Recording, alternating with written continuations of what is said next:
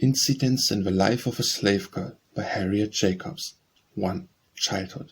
I was born a slave, but I never knew it till 6 years old. Of happy childhood had passed away. My father was a carpenter, and considered so intelligent and skillful in his trade that when buildings out of a common line were to be erected, he was sent forth from long distances to be head workman. On condition of paying his mistress $200 a year and supporting himself, he was allowed to work at his trade and manage his own affairs. His strongest wish was to purchase his children, but though he several times offered his hard earnings for that purpose, he never succeeded. In complexion, my parents were a light shade of brownish yellow. They lived together in a comfortable home, and though we were all slaves, I was so fondly shielded that I never dreamed I was a piece of merchandise, trusted to them for safekeeping and liable to be demanded on them at any moment. I had one brother, William, who was 2 years younger than myself, a bright, affectionate child. I had also a great treasure in my maternal grandmother, who was a remarkable woman in many respects. She was the daughter of a planter in South Carolina, who at his death left the mother and his 3 children free, with money to go to St. Augustine, where they had relatives.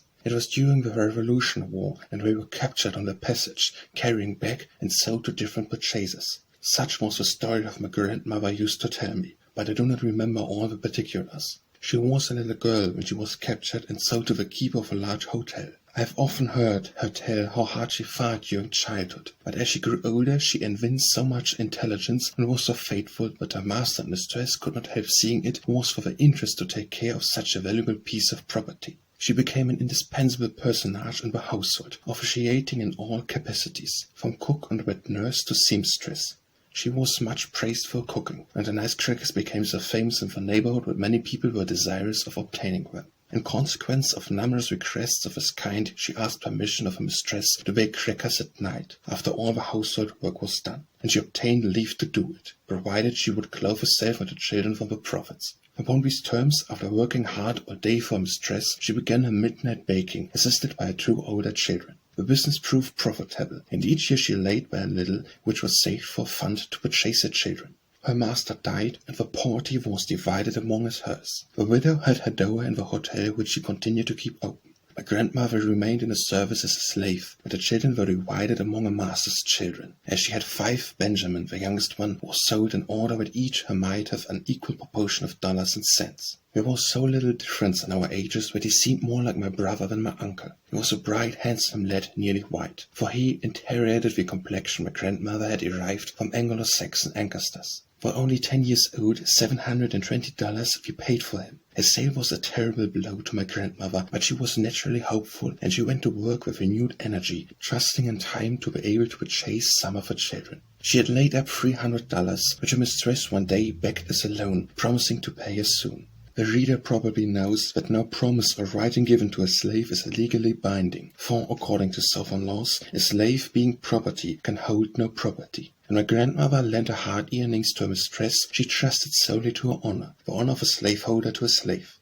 To this good grandmother I was indebted for many comforts. My brother Willie and I often received portions of the crackers, cakes, and preserves she made to sell, and after we ceased to be children, we were indebted to her for many more important services. Such were the unusual fortunate circumstances of my early childhood. When I was 6 years old, my mother died, and then for the first time I learned by the talk around me that I was a slave. My mother's mistress was the daughter of my grandmother's mistress. She was a foster sister of my mother. We were both nourished at my grandmother's breast. In fact, my mother had been weaned at 3 months old, that the babe of her mistress might obtain sufficient food.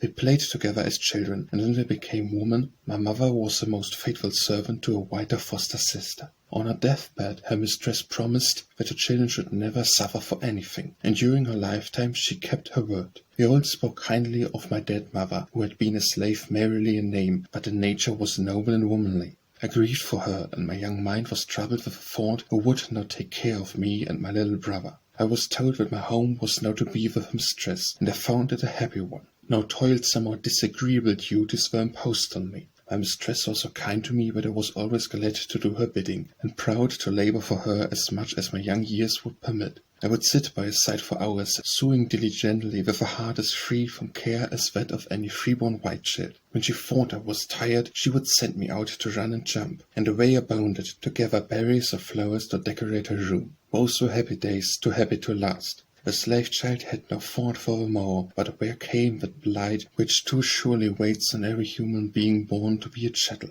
When I was nearly 12 years old, my kind mistress sickened and died. As I saw the cheek grow paler and the eye more glassy, how earnestly I prayed in my heart that she might live, I loved her, for she had been almost like a mother to me. My prayers were not answered. She died, and they buried her in the little churchyard, where, day after day, my tears fell upon her grave.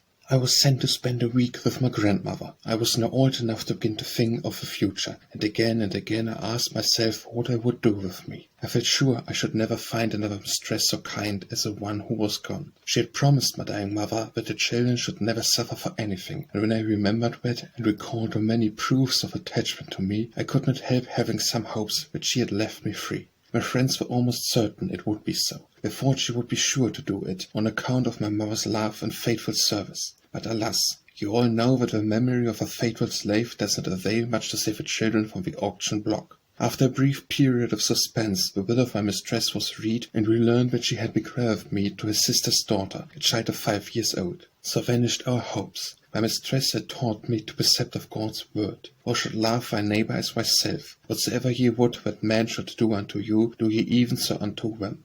But I was a slave, and I suppose she did not recognize me as her neighbour. I would give much to blot out from my memory that one great wrong. As a child I loved my mistress, and looking back on the happy days I spent with her, I tried to think with less bitterness of this act of injustice. While I was with her, she taught me to read and spell, and for this privilege, which so rarely falls to the lot of a slave, I bless her memory. She possessed but few slaves, and at her death those were all distributed among her relatives. 5 of them were my grandmother's children, and had shared the same milk that nourished her mother's children. Notwithstanding my grandmother's long faithful service to her owners, not one of her children escaped the auction block. These gold-breathing machines are no more in the sight of the masters, and the cotton they plant or the horses they tend.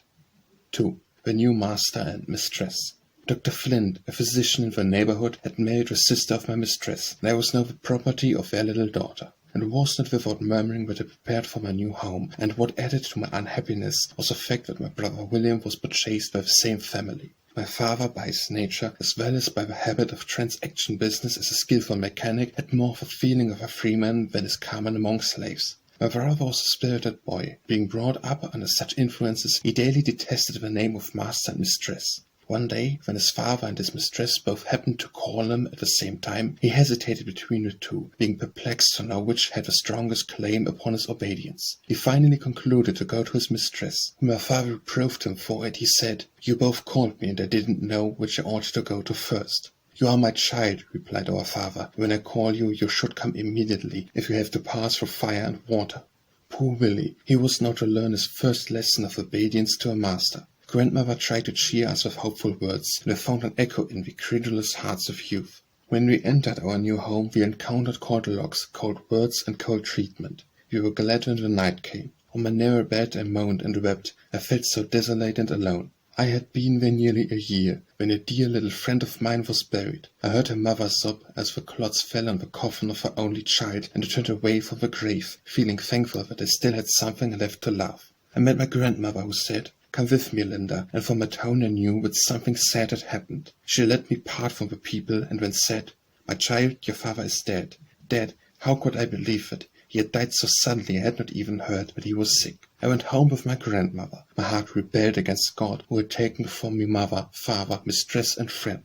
The good grandmother tried to comfort me. "Who knows the ways of God?" said she. "Perhaps they have been kindly taken from the evil days to come." Years afterwards I often thought of this. She promised to be a mother to her grandchildren, so far as she might be permitted to do so, and strengthened by her love I returned to my masters. I thought I should be allowed to go to my father's house the next morning, but I was ordered to go for flowers, that my mistress' house might be decorated for an evening party.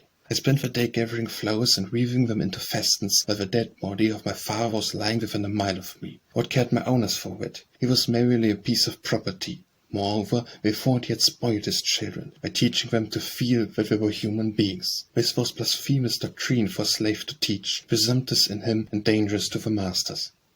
The next day I followed his remains to a humble grave beside that of my dear mother. There were those who knew my father's worth and respected his memory. My home new seemed more dreary than ever. The laugh of the little slave children sounded harsh and cruel. It was selfish to feel so about the joy of others. My brother moved about with a very grave face. I tried to comfort him by saying, "Take courage, Willie. Brighter days will come by and by."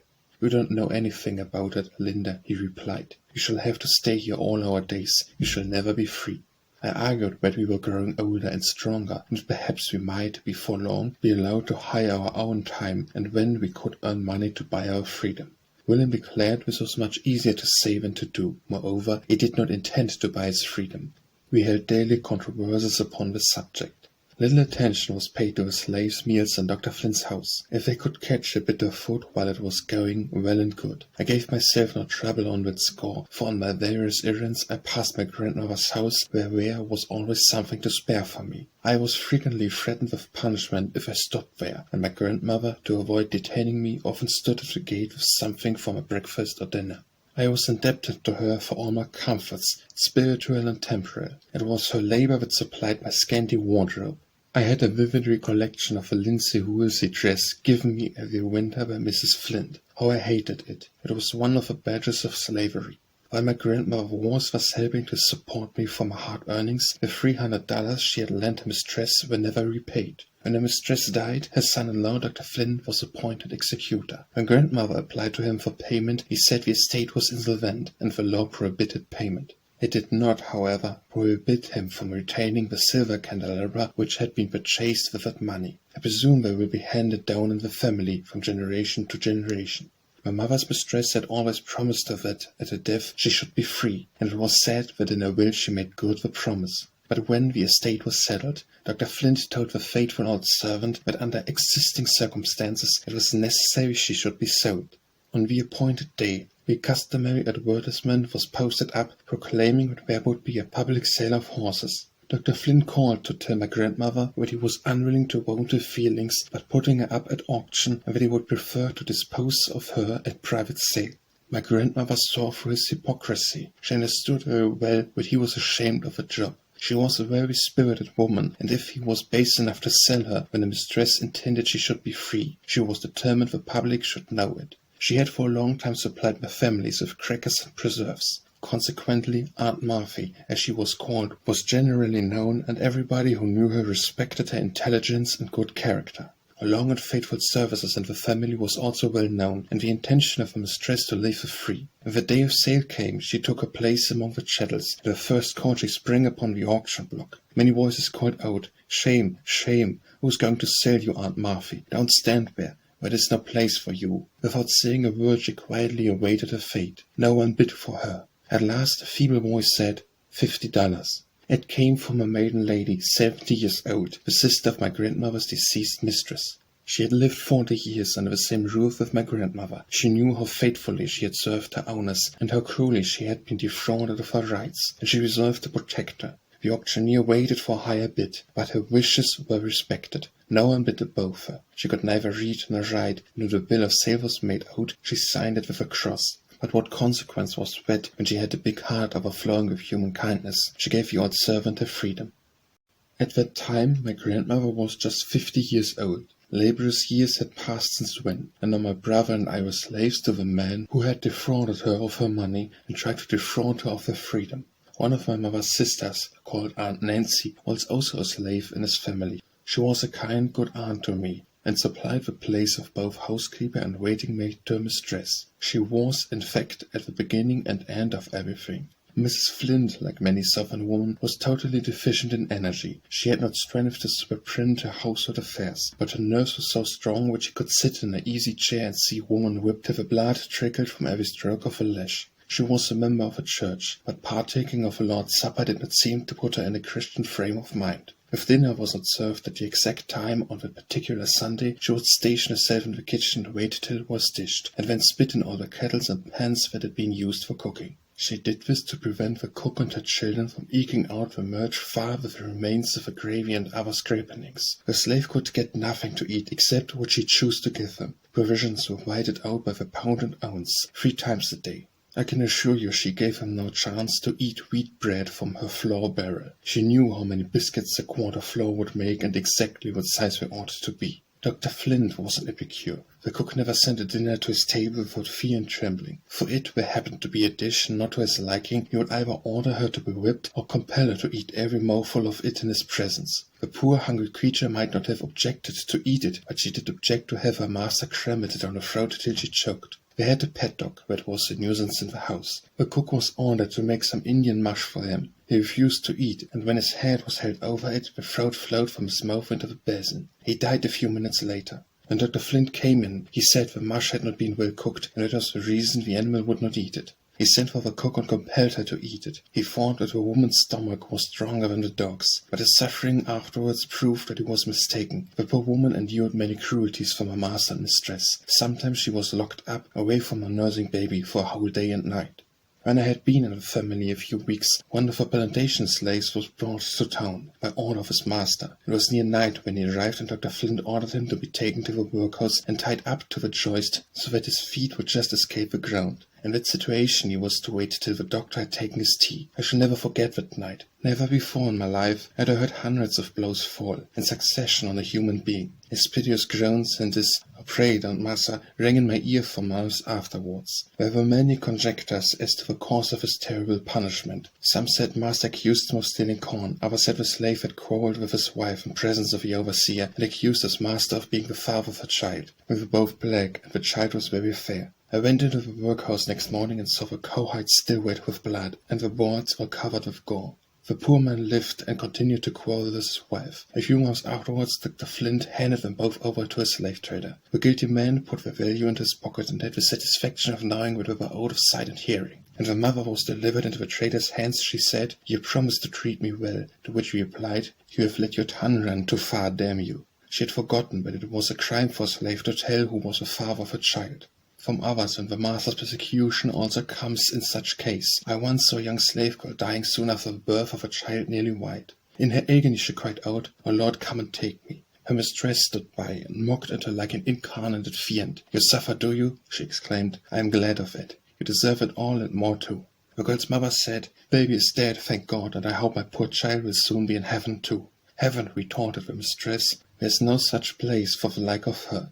The poor mother turned away, sobbing. Her dying daughter called her feeble, and as she bent over her, I heard her say, "Don't grieve so, mother. God knows all about it, and He will have mercy upon me." Her sufferings afterwards became so intense that her mistress felt unable to stay. But when she left the room, the scornful smile was still on her lips. 7 children called her mother. The poor black woman had but the one child, whose eyes she saw closing in death, while she thanked God for taking her away from the greater bitterness of life. 3. The Slave's New Year's Day. Dr. Flint owned a fine residence in town, several farms and about 50 slaves, besides hiring a number by the year. Hiring day at the South takes place on the 1st of January. On the 2nd the slaves are expected to go to their new masters. On a farm they work until the corn and cotton are laid. When we have 2 holidays, some masters give them a good dinner under the trees. This over they work until Christmas Eve. If no heavy charges are meantime brought against them, they are given 4 or 5 holidays, whichever the master or overseer may think proper. Then comes New Year's Eve, and they gather together their little ales, or more properly speaking, their little nothings, and await anxiously for the dawning of day. At the appointed hour the grounds are thronged with men, women, and children, waiting like criminals to hear their doom pronounced. The slave is sure to know who is the most human or cruel master within 40 miles of him. It is easy to find out on that day who clothes and feeds the slaves well, for he is surrounded by a crowd begging, "Please, massa, hire me this year. I will work very hard, massa."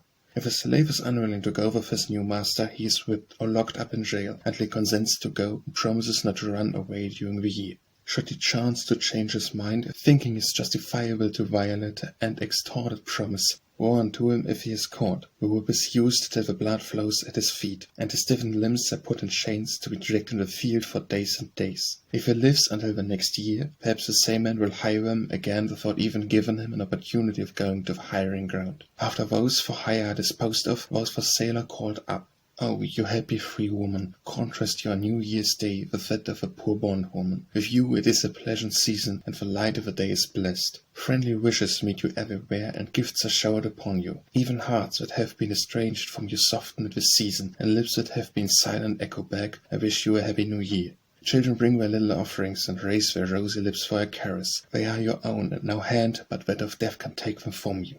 But to the slave mother, New Year's Day comes laden with peculiar sorrows. She sits on a cold cabin floor, watching the children who may all be torn from her the next morning. And often does she wish that she and they might die before the day dawns. She may be an ignorant creature, degraded by the system that has brutalized her from childhood, but she has a mother's instincts and is capable of feeling a mother's agonies. On one of these sale days, I saw a mother lead 7 children to the auction block. She knew that some of them would be taken from her, but they took all. The children were sold to a slave trader, and their mother was bought by a man in her own town. Before night the children were all far away. She begged the trader to tell her where he intended to take them. This he refused to do. How could he when he knew he would sell them one by one, wherever he could command the highest price? I meet that mother in the street, and her wild, haggard face lives today in my mind. She wrung her hands in anguish and exclaimed, "Gone, all gone, why don't God kill me?" I had no words wherewith to comfort her. Instances of this kind are of daily, yea, of hourly occurrence.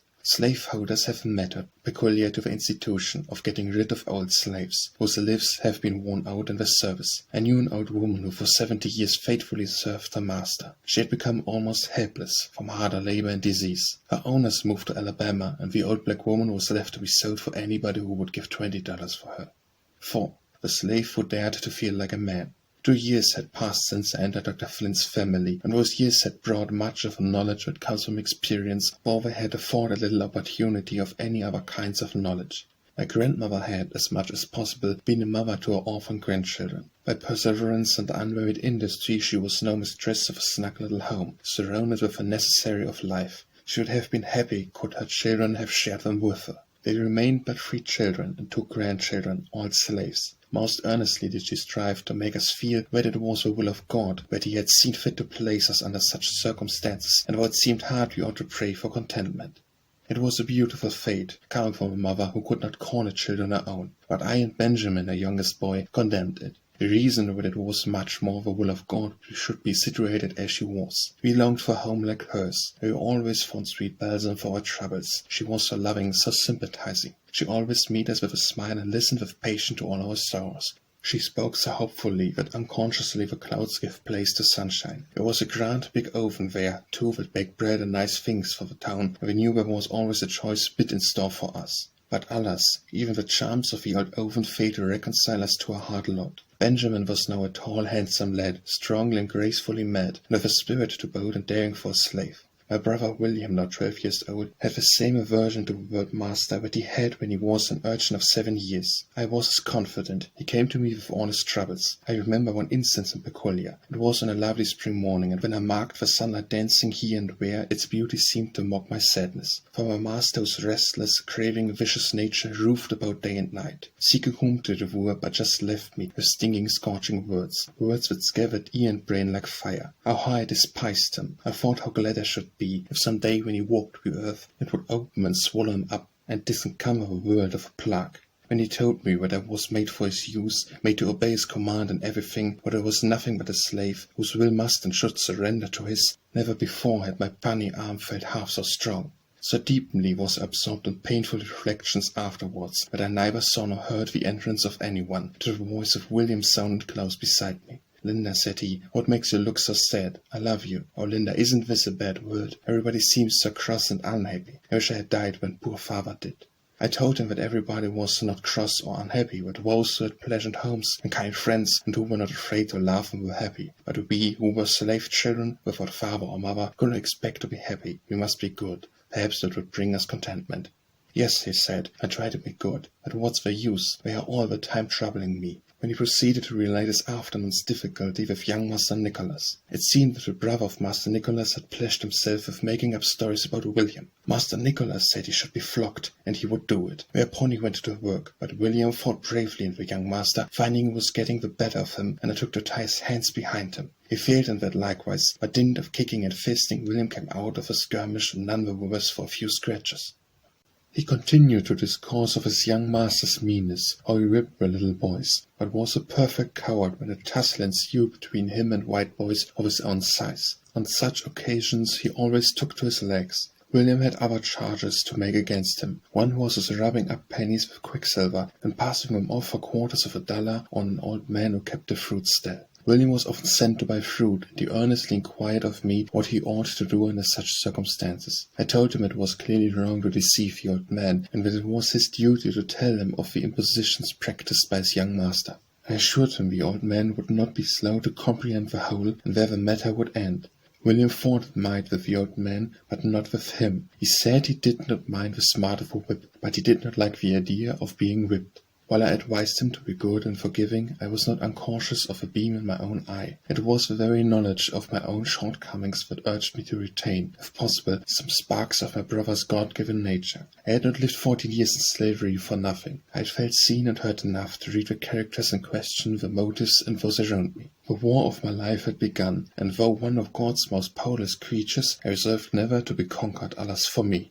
If there was one pure, sunny spot for me, I believed it to be in Benjamin's heart, and in another's whom I loved with all the ardour of a girl's first love. My owner knew of it, and sought in every way to render me miserable. He did not resort to corporal punishment, but to all the petty tyrannical ways that human ingenuity could devise. I remember the first time I was punished. It was in the month of February. My grandmother had taken my old shoes and replaced them with a new pair. I needed them, for several inches of snow had fallen, and it still continued to fall. When I walked through Mrs. Flint's room, the creaking grated harshly on her refined nerves. She called me to her and asked me what I had about me that made such a horrid noise. I told her it was my new shoes. "Take them off," she said, "and if you put them on again, I'll throw them into the fire." I took them off, and my stockings also. She then sent me a long distance on an errand. As I went through the snow, my bare feet tingled. That night I was very hurrious, and I went to bed thinking the next day would find me sick, perhaps dead. What was my grief on waking to find myself quite well. I had imagined if I died or was laid up for some time that my mistress would feel a twinge of remorse which she had so hated, the little imp, as she styled me. It was my ignorance of that mistress that gave rise to such extravagant imaginings. Dr. Flint occasionally had high prices offered for me, but he always said, "She don't belong to me. She's my daughter's property, and I have no right to sell her." Good, honest man. My young mistress was still a child, and I could look for no protection from her. I loved her, and she returned my affection. I once heard her father allude to attachment to me, and his wife promptly replied that it proceeded from fear. This put unpleasant doubts into my mind. Did the child feign what she did not feel, or was the mother jealous of the might of love she bestowed on me? I concluded it must be the latter. I said to myself, surely little children are true. One afternoon I sat at my sewing, feeling unusual depression of spirits. My mistress had been accusing me of an offence, of which I assured her I was perfectly innocent, but I saw, by the contemptuous curl of her lip, that she believed I was telling a lie. I wondered for what wise purpose God was leading me through such thorny paths, and whether still darker days were in store for me. As I sat musing thus, the door opened softly, and William came in. "Well, brother," said I, "what is the matter this time?" "Oh, Linda, Ben and his master have had a dreadful time," said he. My first thought was that Benjamin was killed. "Don't be frightened, Linda," said William. "I will tell you all about it." It appeared that Benjamin's master had sent for him, and he did not immediately obey the summons. When he did, the master was angry and began to whip him. He resisted. Master and slave fought. Finally the master was thrown. Benjamin had cause to tremble, for he had thrown to the ground his master, one of the richest men in town. I anxiously awaited the result. That night I stole to my grandmother's house. Benjamin also stole thither from his master's. My grandmother had gone to spend a day or two with an old friend living in the country. "I have come," said Benjamin, "to tell you good-bye. I am going away." I inquired where. "To the north," he replied. I looked at him to see whether he was in earnest. I saw it all in his firm, set mouth. I implored him not to go, but he paid no heed for my words. He said he was no longer a boy, and every day made his yoke more galling. He had raised his hand against his master, and was to be publicly whipped for the offence. I reminded him of the poverty and hardships he must encounter among strangers. I told him he might be caught and brought back, and it was terrible to think of. He grew vexed, and asked if poverty and hardship with freedom were not preferable to our treatment in slavery. "Linda," he continued, "we are dogs here, footballs, cattle, everything that's mean. No, we'll not stay. Let them bring me back. We don't die but once." He was right, but it was hard to give him up. "Go," said I, "and break your mother's heart." I repented of my words ere they were out. "Linda," said he, speaking as I had not heard him speak that evening, "how could you say that? Poor mother, be kind to her, Linda, and you too, Cousin Fanny." Cousin Fanny was a friend who had lived some years with us. Farewells were exchanged, and the bright, kind boy, endeared to us by so many acts of love, vanished from our sight. It is not necessary to state how he made his escape. Sufficient is to say he was on his way to New York when a violent storm overtook the vessel. The captain said he must put into the earnest port. This alarmed Benjamin, who was aware that he would be advertised in every port near his own town. His embarrassment was noticed by the captain. To port they went, where the advertisement met the captain's eye. Benjamin so exactly answered its description that the captain laid hold on him and bound him in chains. The storm passed and they proceeded to New York. Before reaching that port, Benjamin managed to get off his chains and throw them overboard. He escaped from the vessel, but was pursued, captured and carried back to his master. When my grandmother returned home and found her youngest child had fled, great was her sorrow. But with characteristic pity she said, "God's will be done." Each morning she inquired if any news had been heard from her boy. Yes, news was heard. The master was rejoicing over a letter announcing the capture of his human chattel. The day seems but as yesterday, so well do I remember it. I saw him led through the streets in chains, to jail. His face was ghastly pale, yet full of determination. He had begged one of the sailors to go to his mother's house and ask her not to meet him. He said the sight of her distress would take from him all self-control. She yearned to see him, and she went, but she screened herself in the crowd, that it might be as her child had said. We were not allowed to visit him, but we had known the jailer for years, and he was a kind-hearted man. At midnight he opened the jail door for my grandmother and myself to enter in disguise. When we entered the cell, not a sound broke the silence. "Benjamin, Benjamin," whispered my grandmother. No answer. "Benjamin," she said, faltered. There was a jingle of chains. The moon had just risen and cast an uncertain light through the bars of the window. We knelt down and took Benjamin's cold hands in ours. He did not speak. Sobs were hard, and Benjamin's lips were unsealed, for his mother was weeping on his neck. How vividly does memory bring back that sad night. Mother and son talked together. He asked her pardon for the suffering he had caused her. She said she had nothing to forgive. She could not blame his desire for freedom. He told her that when he was captured he broke away and was also casting himself into the river when thoughts of her came over him and he desisted. She asked if he did not also think of God. I fancied I saw his face grow fierce in the moonlight. He answered, "No, I did not think of him. When a man is hunted like a wild beast, he forgets there is a God, a heaven. He forgets everything in his struggle to get beyond the reach of the bloodhounds." "Don't talk so, Benjamin," said she. "Put your trust in God. Be humble, my child, and your master will forgive you." "Forgive me for what, mother? For not letting him treat me like a dog?" "No, I will never humble myself to him. I have worked for him for nothing all my life, and I am repaid with stripes and imprisonment. Here I will stay till I die, or till he sells me." The poor mother shuddered at his words. I think he felt it, for when he next spoke his voice was calmer. "Don't fret about me, mother. I ain't worth it," said he. "I wish I had some of your goodness. You bear everything patiently, just as though you thought it was all right. I wish I could." She told him she had not always been so. Once she was like him, but when sore troubles came upon her, and she had no arm to lean upon, she learned to call on God, and he lighted her burdens. She besought him to do likewise. We overstayed our time, and were obligated to hurry from the jail. Benjamin had been imprisoned 3 weeks, and my grandmother went to intercede for him with his master. He was immovable. He said Benjamin should serve as an example to the rest of his slaves. He should be kept in jail till he was subdued, or be sold if he got but $1 from him. However, he afterwards relented in some degree. The chains were taken off, and we were allowed to visit him.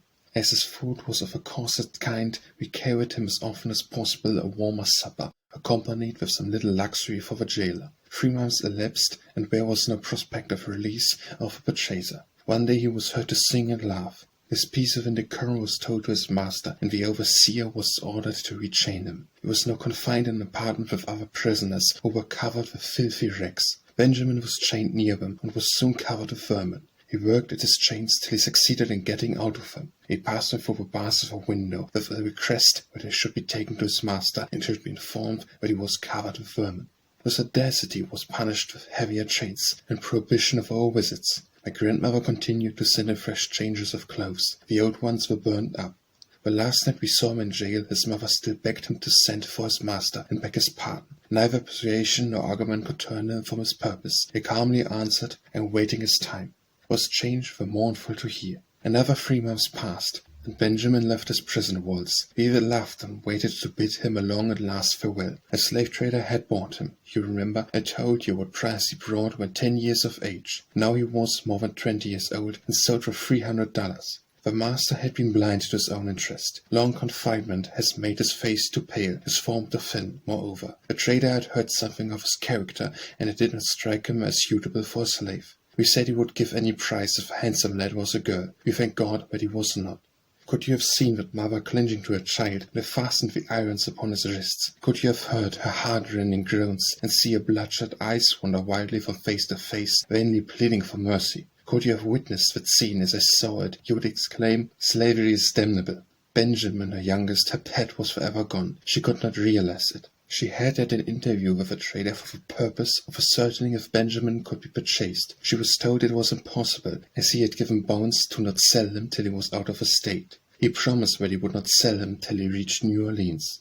With a strong arm and unwearied trust, my grandmother began a work of love. Benjamin must be free. If she succeeded, she knew they would still be separated, but the sacrifice was not too great. Day and night she labored. The trader's price would not treble what he gave, but she was not discouraged. She employed a lawyer to write to a gentleman whom she knew in New Orleans. She begged him to interest himself for Benjamin, and he willingly favored her request. When he saw Benjamin, he stated his business. He thanked him, but said he preferred to wait a while before making the trader an offer. He knew he had tried to obtain a high price for him, and had invariably failed. This encouraged him to make another effort for freedom. So one morning, long before day, Benjamin was missing. He was riding over the blue billows bound for Baltimore. For once his white face did him a kindly service. They had no suspicion that it belonged to a slave. Otherwise the law would have been followed out to the letter, and the thing rendered back to slavery. The brightest skies are often overshadowed by the darkest clouds. Benjamin was taken sick, and compelled to remain in Baltimore 3 weeks. His strength was slow in returning, and his desire to continue his journey seemed to retard his recovery. How could he get strength without air and exercise? He resolved to venture on a short walk. A by-street was selected, where he thought himself secure of not being met by anyone that knew him, but a voice called out, "Halloo, Ben, my boy, what are you doing here?" His first impulse was to run, but his legs trembled so that he could not stir. He turned to confront his antagonist, and behold, there stood his older master's next-door neighbor. He thought it was all over with him now, but it proved otherwise. The man was a miracle. He possessed a goodly number of slaves, and yet was not quite deaf to that mystic clock that was ticking as rarely heard in the slaveholder's breast. "Ben, you are sick," said he. "Why, you look like a ghost. I guess I have something of a start. Never mind, Ben, I'm not going to touch you. You had a pretty tough time of it, and you may go on your way rejoicing for all me. But I would advise you to get out of this place plague quick, for there are several gentlemen here from our town." He described the nearest and safest road to New York, and added, "I shall be glad to tell your mother I have seen you. Goodbye, Ben." Benjamin turned away, filled with gratitude and surprised that the town he hated contained such a gem worthy of a pure setting. This gentleman was a Northerner by birth, and had married a Southern lady. On his return he told my grandmother that he had seen his son, and of the service he had rendered him. Benjamin reached New York safely, and concluded to stop there until he had gained strength enough to proceed further. It happened that my grandmother's only remaining son had sailed for the same city on business for her mistress. Through God's providence the brothers met. You may be sure it was a happy meeting. "Oh, Phil," exclaimed Benjamin, "I am here at last." When he told him how near he came to dying, almost in sight of free land, and how he prayed that he might live to get one breath of free air, he said life was worth something now, and would be hard to die. In the old jail he had not valued it. Once he was tempted to destroy it, but something he did not know what had prevented him. Perhaps it was fear. He had heard those who professed to be religious declare there was no heaven for self-murderers, and as his life had been pretty hot here, he did not desire a continuation of the same in another world. "If I die now," he exclaimed, "thank God I shall die a free man." He begged my Uncle Philip not to return south, but stay and work with him till they earned enough to buy Rose at home. His brother told him it would kill their mother if he deserted her in her trouble. She had pledged her house, and with difficulty had raised money to buy him. Would he be bought? "No, never," he replied. "Do you suppose, Phil, when I have got so far out of her clutches, I will give him 1 red cent? No, and do you suppose I would turn mother out of her home in her old age, but I would let her pay all those hard-earned dollars for me, and never to see me? For you know she will stay south as long as the other children are slaves. What a good mother! Tell her to buy you, Phil. You have been a comfort to her, and I have been a trouble. And Linda, poor Linda, what'll come of her? Phil, you don't know what a life will lead her. She has told me something about it, and I wish old Flint was dead, or a better man. When I was in jail he asked her if she didn't want him to ask my master to forgive me and take me home again. She told him no, but I didn't want to go back. He got mad and said we were all alike. I never despised my own master half as much as I do that man. Whereas many a worse slaveholder than my master, but for all that I would not be a slave. While Benjamin was sick, he had parted with nearly all his clothes to pay necessary expenses, but he did not part with a little penknife fastened in his bosom when we parted. It was the most valuable thing I owned, and I thought none more worthy to wear it. He had it still. His brother furnished him with clothes, and gave him what money he had. We parted with moistened eyes, and as Benjamin turned away, he said, "Phil, I part with all my kindred." And so it proved. We never heard from him again. Uncle Philip came home, and the first words he uttered when he entered the house were, "Mother, Ben is free. I've seen him in New York." She stood looking at him with a bewildered air. "Mother, don't you believe it?" he said, laying his hand softly upon her shoulder. She raised her hands and exclaimed, "God be praised. Let us thank him." She dropped on her knees and poured forth her heart in prayer.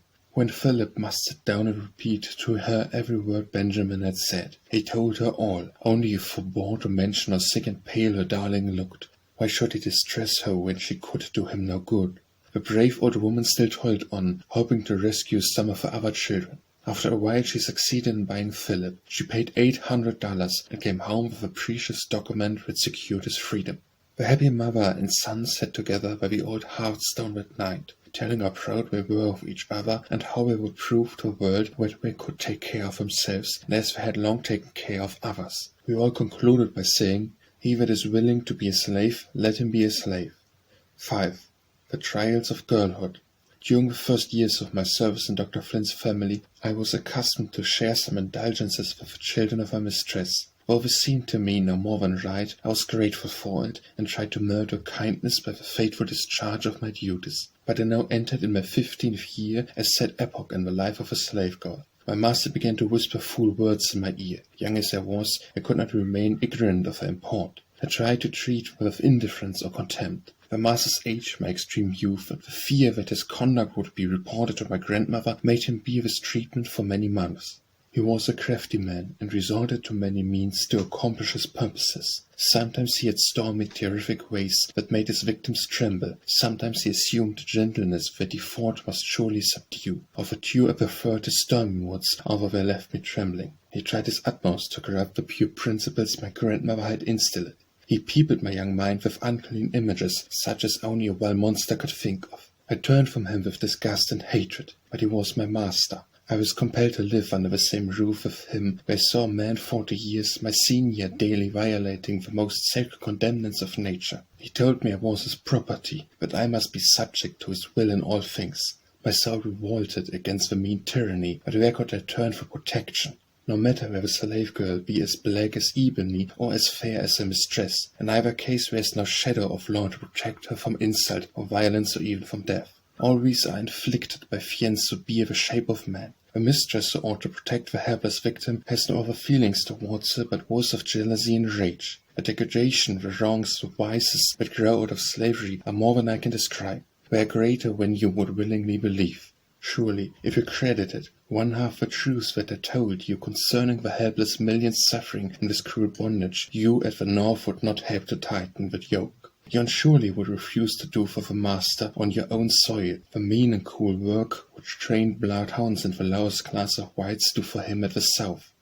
Everywhere the years bring to all enough of sin and sorrow, but in slavery the very dawn of life is darkened by these shadows. Even the little child who is accustomed to wait on a mistress and the children will learn before she is 12 years old why it is that a mistress hates such and such a one among the slaves. Perhaps the child's own mother is among those hated ones. She listens to violent outbreaks of jealous passion, and cannot help understanding what is the cause. She will become prematurely knowing in evil things. Soon she will learn to tremble when she hears her master's footfall. She will be compelled to realize that she is no longer a child. If God has bestowed beauty upon her, it will prove her greatest curse. That which commands admiration of a white woman only hastens the degradation of a female slave. I know that some are too much brutalized by slavery to feel the humiliation of a position, but many slaves feel it most actually, and shrink from the memory of it. I cannot tell how much I suffered in the presence of these wrongs, nor how I am still pained by the retrospect. My master met me at every turn, reminding me that I belonged to him, and swearing by heaven and earth that he would compel me to submit to him. If I went out through a breath of fresh air after a day of unwearied toil, his footsteps dogged me. If I knelt my mother's grave, his dark shadow fell on me even there. The light heart which nature has given me became heavy with sad forebodings. The other slaves in my master's house noticed the change. Many of them bid hide me, but none dared to ask the cause. They had no need to inquire. They knew too well the guilty practices under the roof, and they were aware that to speak of them was an offence that never went unpunished. I longed for someone to confide me. I would have given the world to have laid my head on my grandmother's faithful bosom, and told her all my troubles, but Dr. Flint swore he would kill me if I was not as silent as the grave. When although my grandmother was all in all to me, I feared her as well as loved her. I had been accustomed to look up to her with a respect bordering upon me.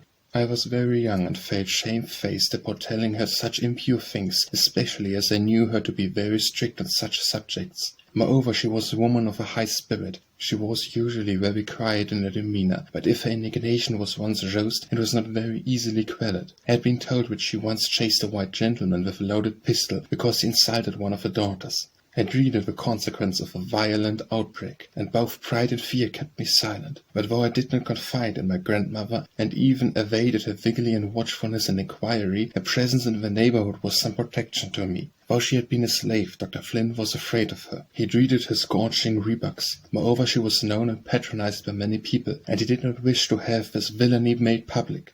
It was lucky for me that I did not live on a distant plantation, but in a town not so large that the inhabitants were ignorant of each other's affairs. But as are the laws and customs in a slaveholding community, the doctor, as a professional man, deemed it prudent to keep up some outward show of decency. Oh, what days and nights of fear and sorrow that man caused me! Reader, it is not taking sympathy for myself that I am telling you truthfully what I suffered in slavery. I do it to kindle a flame of compassion in your hearts for my sisters who are still in bondage, suffering as I once suffered. I once saw two beautiful children playing together. One was a fair white child, the other was a slave and also his sister. When I saw them embracing each other and heard their joyous laughter, I turned sadly away from the lovely sight. I foresaw the inevitable blight that would fall on the little slave's heart. I knew how soon her love would be changed to sighs. The fair child grew up to be a still fairer woman. From childhood to womanhood her pathway was blooming with flowers and overarched by a sunny sky. Scarcely one day of her life had been clouded when the sun rose on a happy bridal morning. How had those years dealt with the slave sister, the little playmate of her childhood? She also was very beautiful, but the flowers and sunshine of love were not for her. She drank the cup of sin and shame and misery whereof her persecuted race are compelled to drink. In view of these things, why are ye silent, ye free men and women of the North? Why are your tongues faulted in maintenance of the right? Would that I had more ability, but my heart is so full and my pen is so weak. There are noble men and women who plead for us, striving to help those who cannot help themselves. God bless them. God give them strength and courage to go on. God bless those everywhere who are laboring to advance the cause of humanity. 6. The Jealous Mistress. I would 10,000 times rather that my children should be the half-starved paupers of Ireland than to be the most pampered among slaves of America. I would rather drudge out my life on a cotton plantation till the grave opened to give me rest than to live with an unprincipled master and a jealous mistress. The felon's home in a penitentiary is preferable. He may repent and turn from the error of his ways and so find peace, but it is not so with a favorite slave. She is not allowed to have any pride of character. It is deemed a crime in her to wish to be virtuous. Mrs. Flint possessed the key to her husband's character before he was born. She might have used this knowledge to counsel the screen the young and the innocent among her slaves. But for them she had no sympathy. They were the objects of her constant suspicion and malevolence. She watched her husband with unceasing vigilance, but he was well practised in means to evade it. What he could not find opportunity to say in words, he manifested in signs. He invented more than were ever thought of in a deaf and dumb asylum. I let them pass, and if I did not understand what he meant, and many were the curses and threats bestowed on me for my stupidity. One day he caught me teaching myself to write. He frowned, as if he was not well pleased, but I suppose he came to the conclusion that such an accomplishment might help to advance his favourite theme. Before long notes were often slipped into my hand, I would return them, saying, "I can't read them, sir, can't you?" He replied, "Then I must read them to you." You always finish a reading by asking, "Do you understand?" Sometimes he would complain of the heat of a tea-room and ordered his supper to be placed on a small table in the piazza. He would seat himself there with a well-satisfied smile and tell me to stand by and brush away the flies. He would eat very slowly, pausing between the mouthfuls. These intervals were employed in describing the happiness I was so foolishly throwing away, and in threatening me with a penalty that finally awaited my stubborn disobedience. He boasted much of the forbearance he had exercised towards me, and reminded me that there was a limit to his patience. When I succeeded in avoiding opportunities for him to talk to me at home, I was ordered to come to his office to do some errand. When there, I was obliged to stand and listen to such language as he saw fit to address to me. Sometimes I so openly expressed my contempt for him that he would become violently enraged, and the wonder that way did not strike me. Circumstanced as he was, he probably thought it was better polite to be forbearing. But the state of things grew worse and worse daily. In desperation I told him that I must and would apply to my grandmother for protection. He threatened me with death, and worse than death, if I made any complaint to her. Strange to say, I did not despair. I was naturally of a buoyant disposition, and always I had a hope of somehow getting out of his clutches. Like many a poor simple slave before me, I trusted that some sheets of joy would yet be woven into my dark destiny. I had entered my 16th year, and every day it became more apparent that my presence was intolerable to Mrs. Flint. Angry words frequently passed between her and her husband. He had never punished me himself, and he would not allow anybody else to punish me. In that respect she was never satisfied. But in her angry moods, no terms were too vile for her to bestow upon me. Yet I, whom she detested so bitterly, had far more pity for her than he had, whose duty it was to make her life happy. I never wronged her, or wished to wrong her, and one word of kindness from her would have brought me to her feet.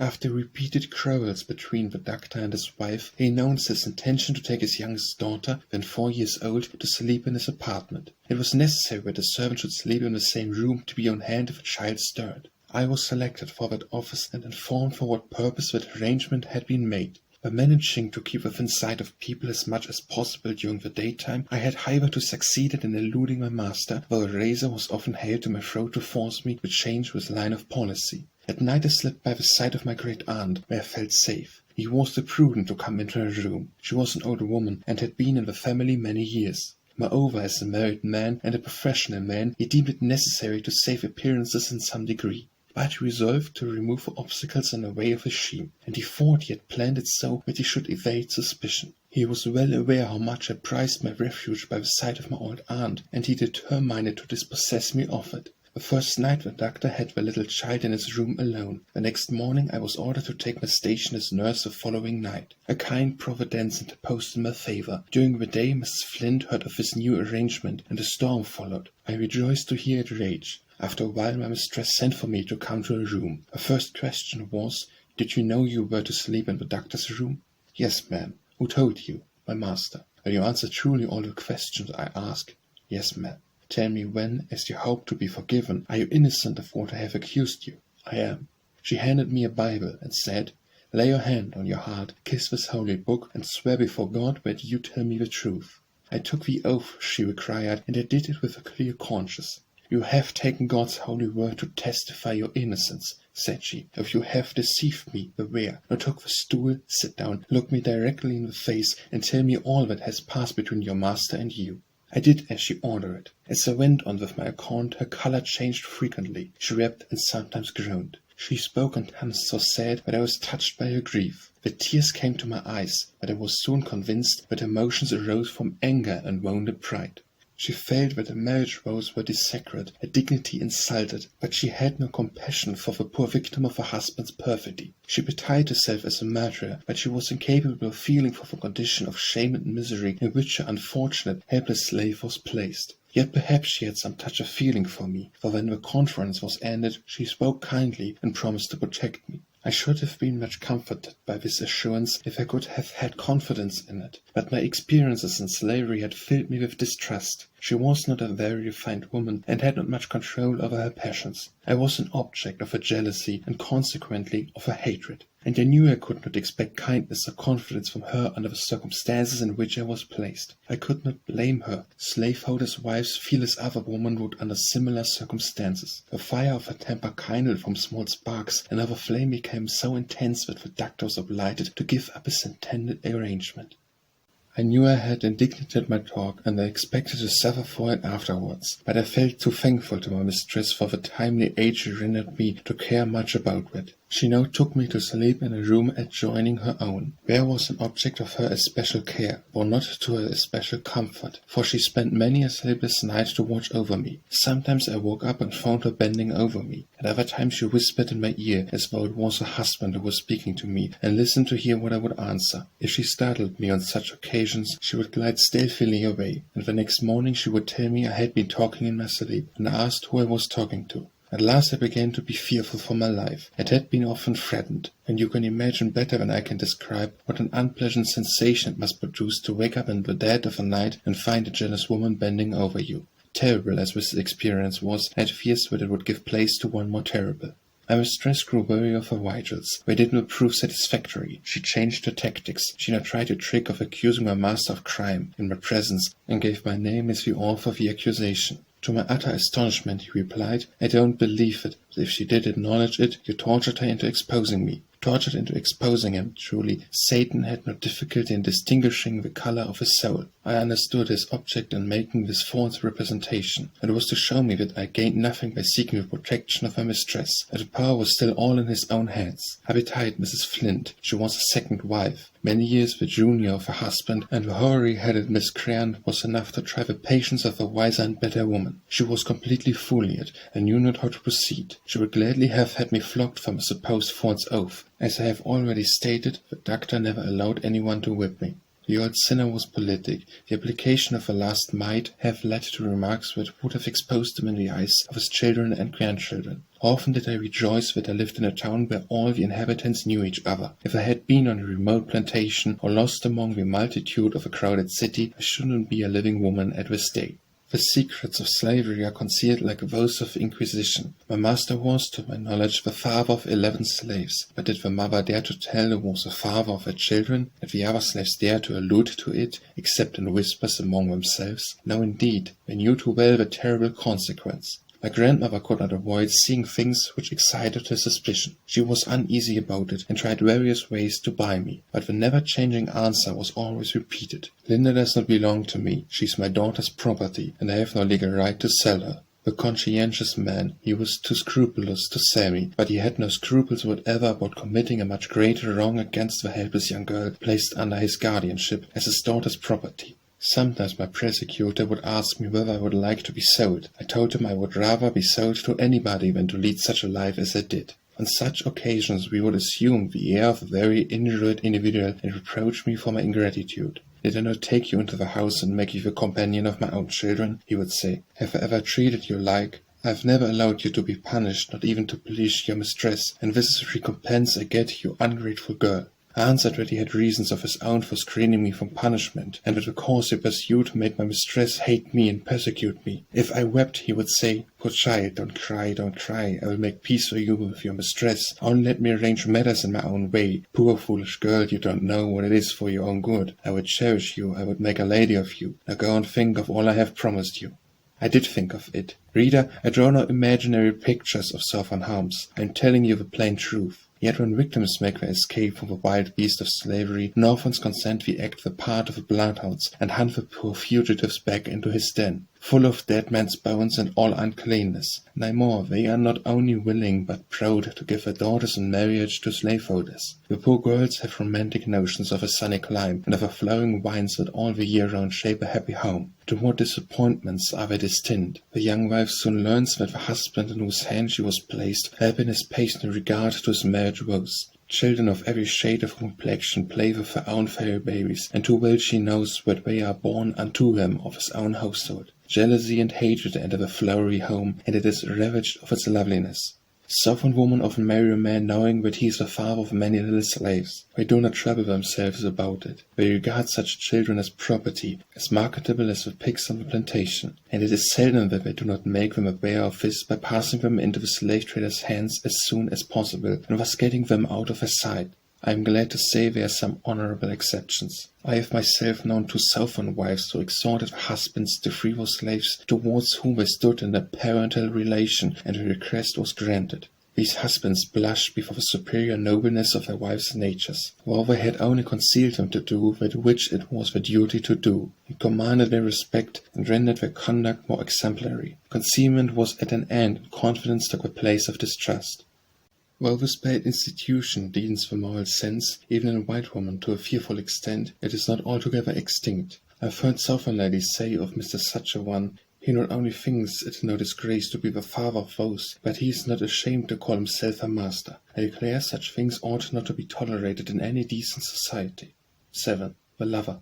Why does the slave ever love? Why allow the tendrils of the heart to twine around objects which may of any moment be wrenched away by the hand of violence? When separations come by the hand of death, a pious soul can bow in resignation and say, Not my will but thine be done, O Lord. But when the ruthless hand of man strikes the blow, regardless of the misery he causes, it is hard to be submissive. I did not reason thus when I was a young girl. Youth will be youth. I laughed and I indulged the hope that the dark clouds around me would turn out a bright lining. I forgot that in the land of my birth the shadows are too dense for light to penetrate. A land where laughter is not mirth, nor thought the mind, nor words a language, nor e'en mankind, where Christ replied to curses, shrieks to blows, and each is tortured in a separate hell.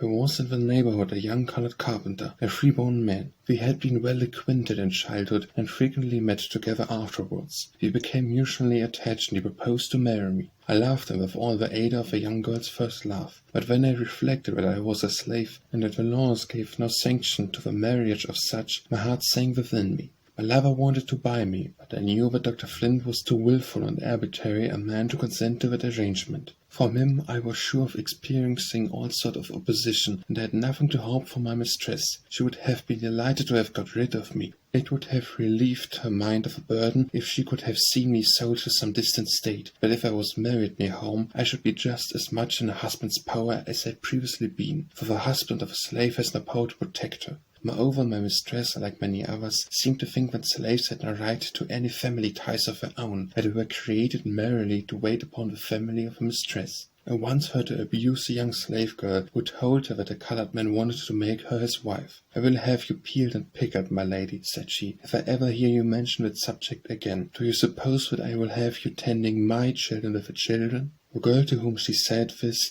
had a child, of course not acknowledged by its father. The poor black man who loved her would have been proud to acknowledge his hapless offspring.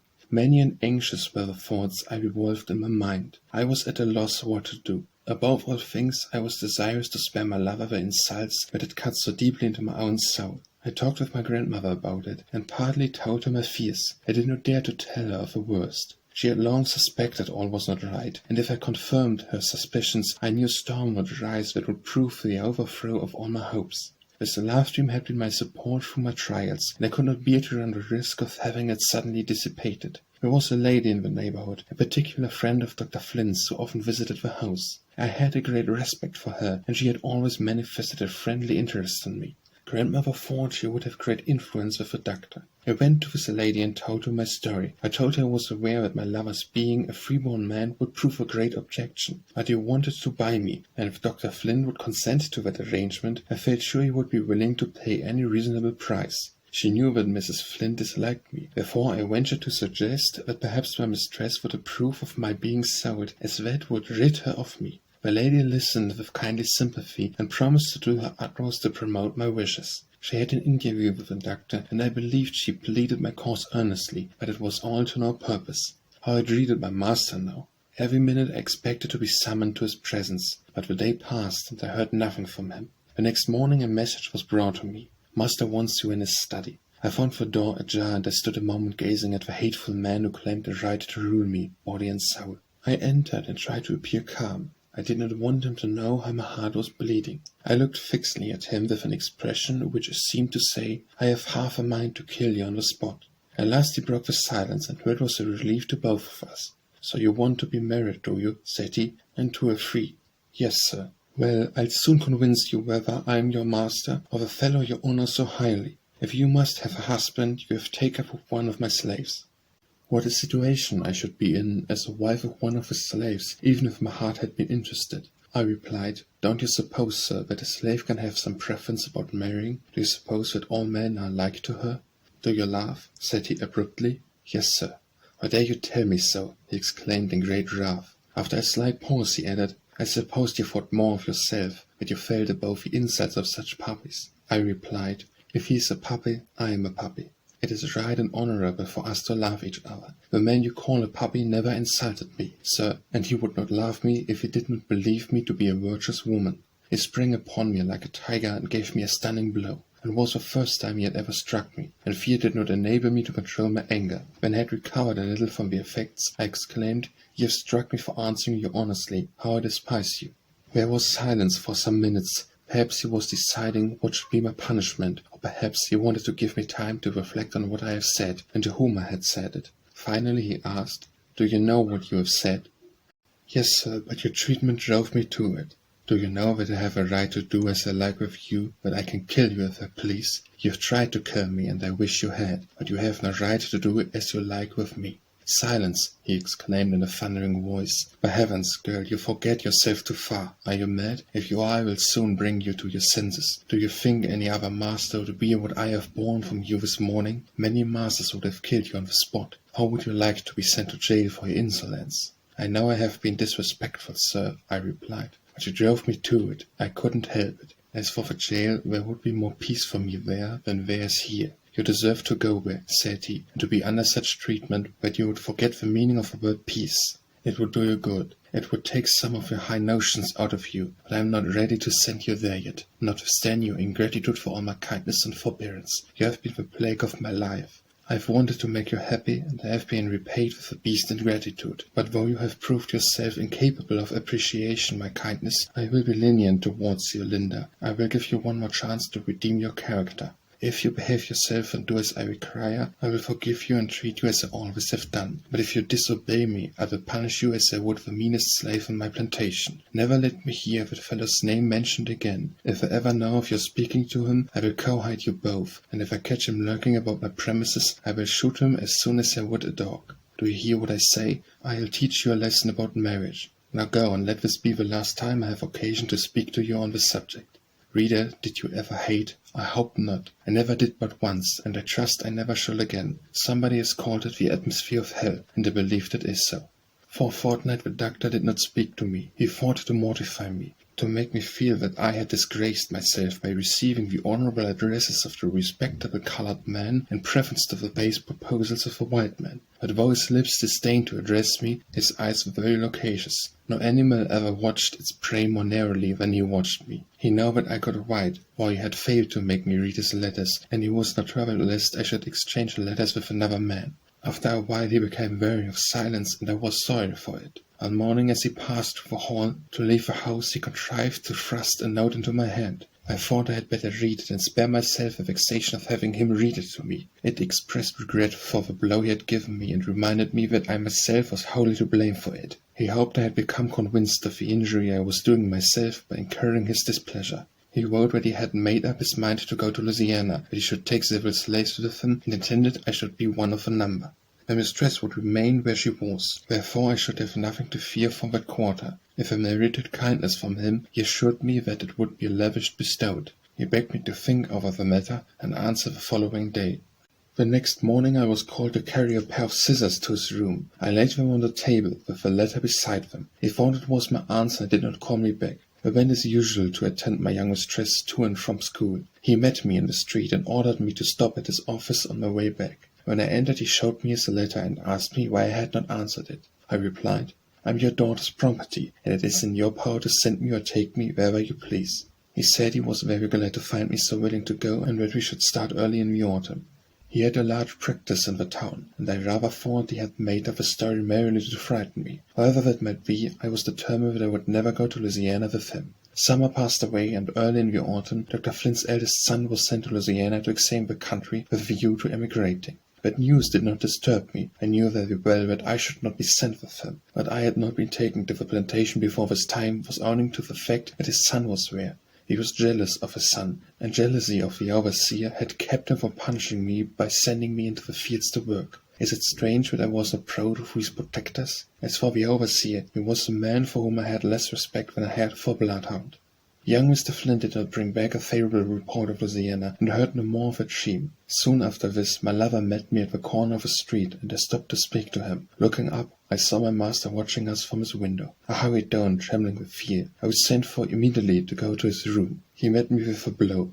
"When is Mistress to be married?" said he in his sneering tongue. A shower of oaths and imprecations followed. How thankful I was that my lover was a free man, that my turn had the power to flog him for speaking to me in the street. Again and again I revolved in my mind how all this would end. There was no hope that the doctor would consent to sell me on any terms. He had an iron will and was determined to keep me and to conquer me. My lover was an intelligent and religious man. Even if he could have obtained permission to marry me while I was a slave, the marriage would give him no power to protect me from my master. It would have made him miserable to witness the insults I should have been subjected to me. And then, if he had children, I knew they must follow the condition of a mother. What a terrible blight that would be on the heart of a free, intelligent father. For his sake, I felt that I ought not to link his fate with my own unhappy destiny. He was going to Savannah to see about a little property left him by an uncle, and hard as it was to bring my feelings to it, I earnestly entreated him not to come back. I advised him to go to the Free States, where his tongue would not be tied, and where his intelligence would be of more avail to him. He left me, still hoping the day would come when I could be bought. With me the lamp of hope had gone out. The dream of my girlhood was over. I felt lonely and desolate. Still I was not stripped of all. I still had my good grandmother and my affectionate brother. When he put his arms around my neck and looked into my eyes as if to read there were troubles I dare not tell, I felt that I still had something to laugh. But even that pleasant emotion was chilled by the reflection that he might be torn from me at any moment by some sudden freak of my master. If he had known how we loved each other, I think he would have exulted in separating us. We often planned together how we could get to the north, but as William remarked, such things are easier said than done. My movements were very closely watched, and we had no means of getting any money to defray our expenses. As for grandmother, she was strongly opposed to her children's undertaking any such project. She had not forgotten poor Benjamin's sufferings, and she was afraid that if another child tried to escape, he would have a similar or a worse fate. To me, nothing seemed more dreadful than my present life. I said to myself, William must be free. He shall go to the north, and I will follow him. Many a slave sister has formed the same plans. 8. What slaves are taught to think of the North. Slaveholders pride themselves upon being honorable men, but if you were to hear the enormous lies they tell their slaves, you would have small respect for their veracity. I have spoken plain English, pardon me, I cannot use the milder term. When I visit the North and return home, they tell their slaves of the one race we have seen, and ascribe them to be in the most deplorable condition. A slaveholder once told me that he had seen a runaway friend of mine in New York, and she besought him to take her back to her master, for she was literally dying of starvation. But many days she had only one cold potato to eat, and at other times could get nothing at all. He said he refused to take her, because he knew her master would not thank him for bringing such a miserable wretch to his house. He ended by saying to me, this is the punishment she brought on herself for running away from a kind master. His whole story was false. I afterwards stayed with a friend in New York and found her in comfortable circumstances. She had never thought of such a thing as wishing to go back to slavery. Many of the slaves believe such stories, and think it is not worthwhile to exchange slavery for such a hard kind of freedom. It is difficult to persuade such that freedom could make them useful men, and enable them to protect their wives and children. If our heathen in our Christian land had as much teaching as some Hindus, we would think otherwise. We would know that liberty is more valuable than life. They would begin to understand their own capabilities and exert themselves to become man and woman. But while the free states sustain a law which holds fugitives back into slavery, how can the slaves resolve to become men? There are some who strive to protect wives and daughters from the insults of their masters, but those who have such sentiments have had advantages above the general mass of slaves. They have been partially civilized and Christianized by favorable circumstances. Some are bold enough to utter such sentiments to their masters. Oh, but there were more of them. Some poor creatures have been so brutalized by the lash that they will sneak out of a way to give their masters free access to their wives and daughters. Do you think this proves the black man to belong to an inferior order of beings? How would you be if you had been born and brought up a slave with generations of slaves for ancestors? I admit that the black man is inferior, but what is it that makes him so? It is the ignorance in which white men compel him to live. It is the torturing whip that lashes manhood out of him. It is the fierce bloodhounds of the South and the scarcely less cruel human bloodhounds of the North who enforce the Fugitive Slave Law. They do the work. Southern gentlemen indulge in the most contemptuous expressions about the Yankees, while they on their part consent to do the vilest work for them, such as the ferocious bloodhounds and the despised hunters are employed to do at home. When Southerns go to the North, they are proud to do them honor, but the Northern man is not welcome south of Mason and Dixon's line, unless he suppresses every thought and feeling at variance with their peculiar institution. Nor is it enough to be silent. The masters are not pleased, unless they obtain a greater degree of subservience than that, and they are generally accommoded. Do we respect the Northern of a whiz? I trow not. Even the slaves despise a Northern man with Southern principles, and that is the class they generally see. When Northerners go to the South to reside, they prove very apt scholars. They soon imbibe the sentiment and disposition of their neighbors, and generally go beyond their teachers. Of the two, they are proverbially the hardest masters. They seem to satisfy their conscience with the doctrine that God created the Africans to be slaves, but a libel upon the Heavenly Father who made of one blood all nations of men. And when who are Africans, who can measure the amount of Anglo-Saxon blood coursing in the veins of American slaves? I have spoken of the pains slaveholders take to give their slaves a bad opinion of the North, but notwithstanding this, intelligent slaves are aware that they have many friends in the free states. Even the most ignorant have some confused notions about it. They knew that I could read, and I was often asked if I had seen anything in the newspapers about the white folks over in the big North, who were trying to get their freedom for them. Some believe that the abolitionists have already made them free, and that it is established by law, but that their masters prevent the law from going into effect. One woman begged me to get a newspaper and read it over. She said her husband told her that the black people had sent word to the Queen of America that they were all slaves, but she didn't believe it and went to Washington City to see the president about it. They quarreled. She drew a sword upon him and saw that he should help her to make them all free. That poor ignorant woman thought that America was governed by a queen to whom the president was subordinate. I wish the president was subordinate to Queen Justice. 9. Sketches of neighboring slaveholders. There was a planter in the country not far from us, whom I will call Mr. Litch. He was an ill-bred, uneducated man, but very wealthy. He had 600 slaves, many of whom he did not know by sight. His excessive plantation was managed by well-paid overseers. There was a jail and a whipping post on his grounds. Whatever cruelties were perpetrated there, they passed without comment. He was so effectually screened by his great wealth that he was called to no account for his crimes, not even for murder.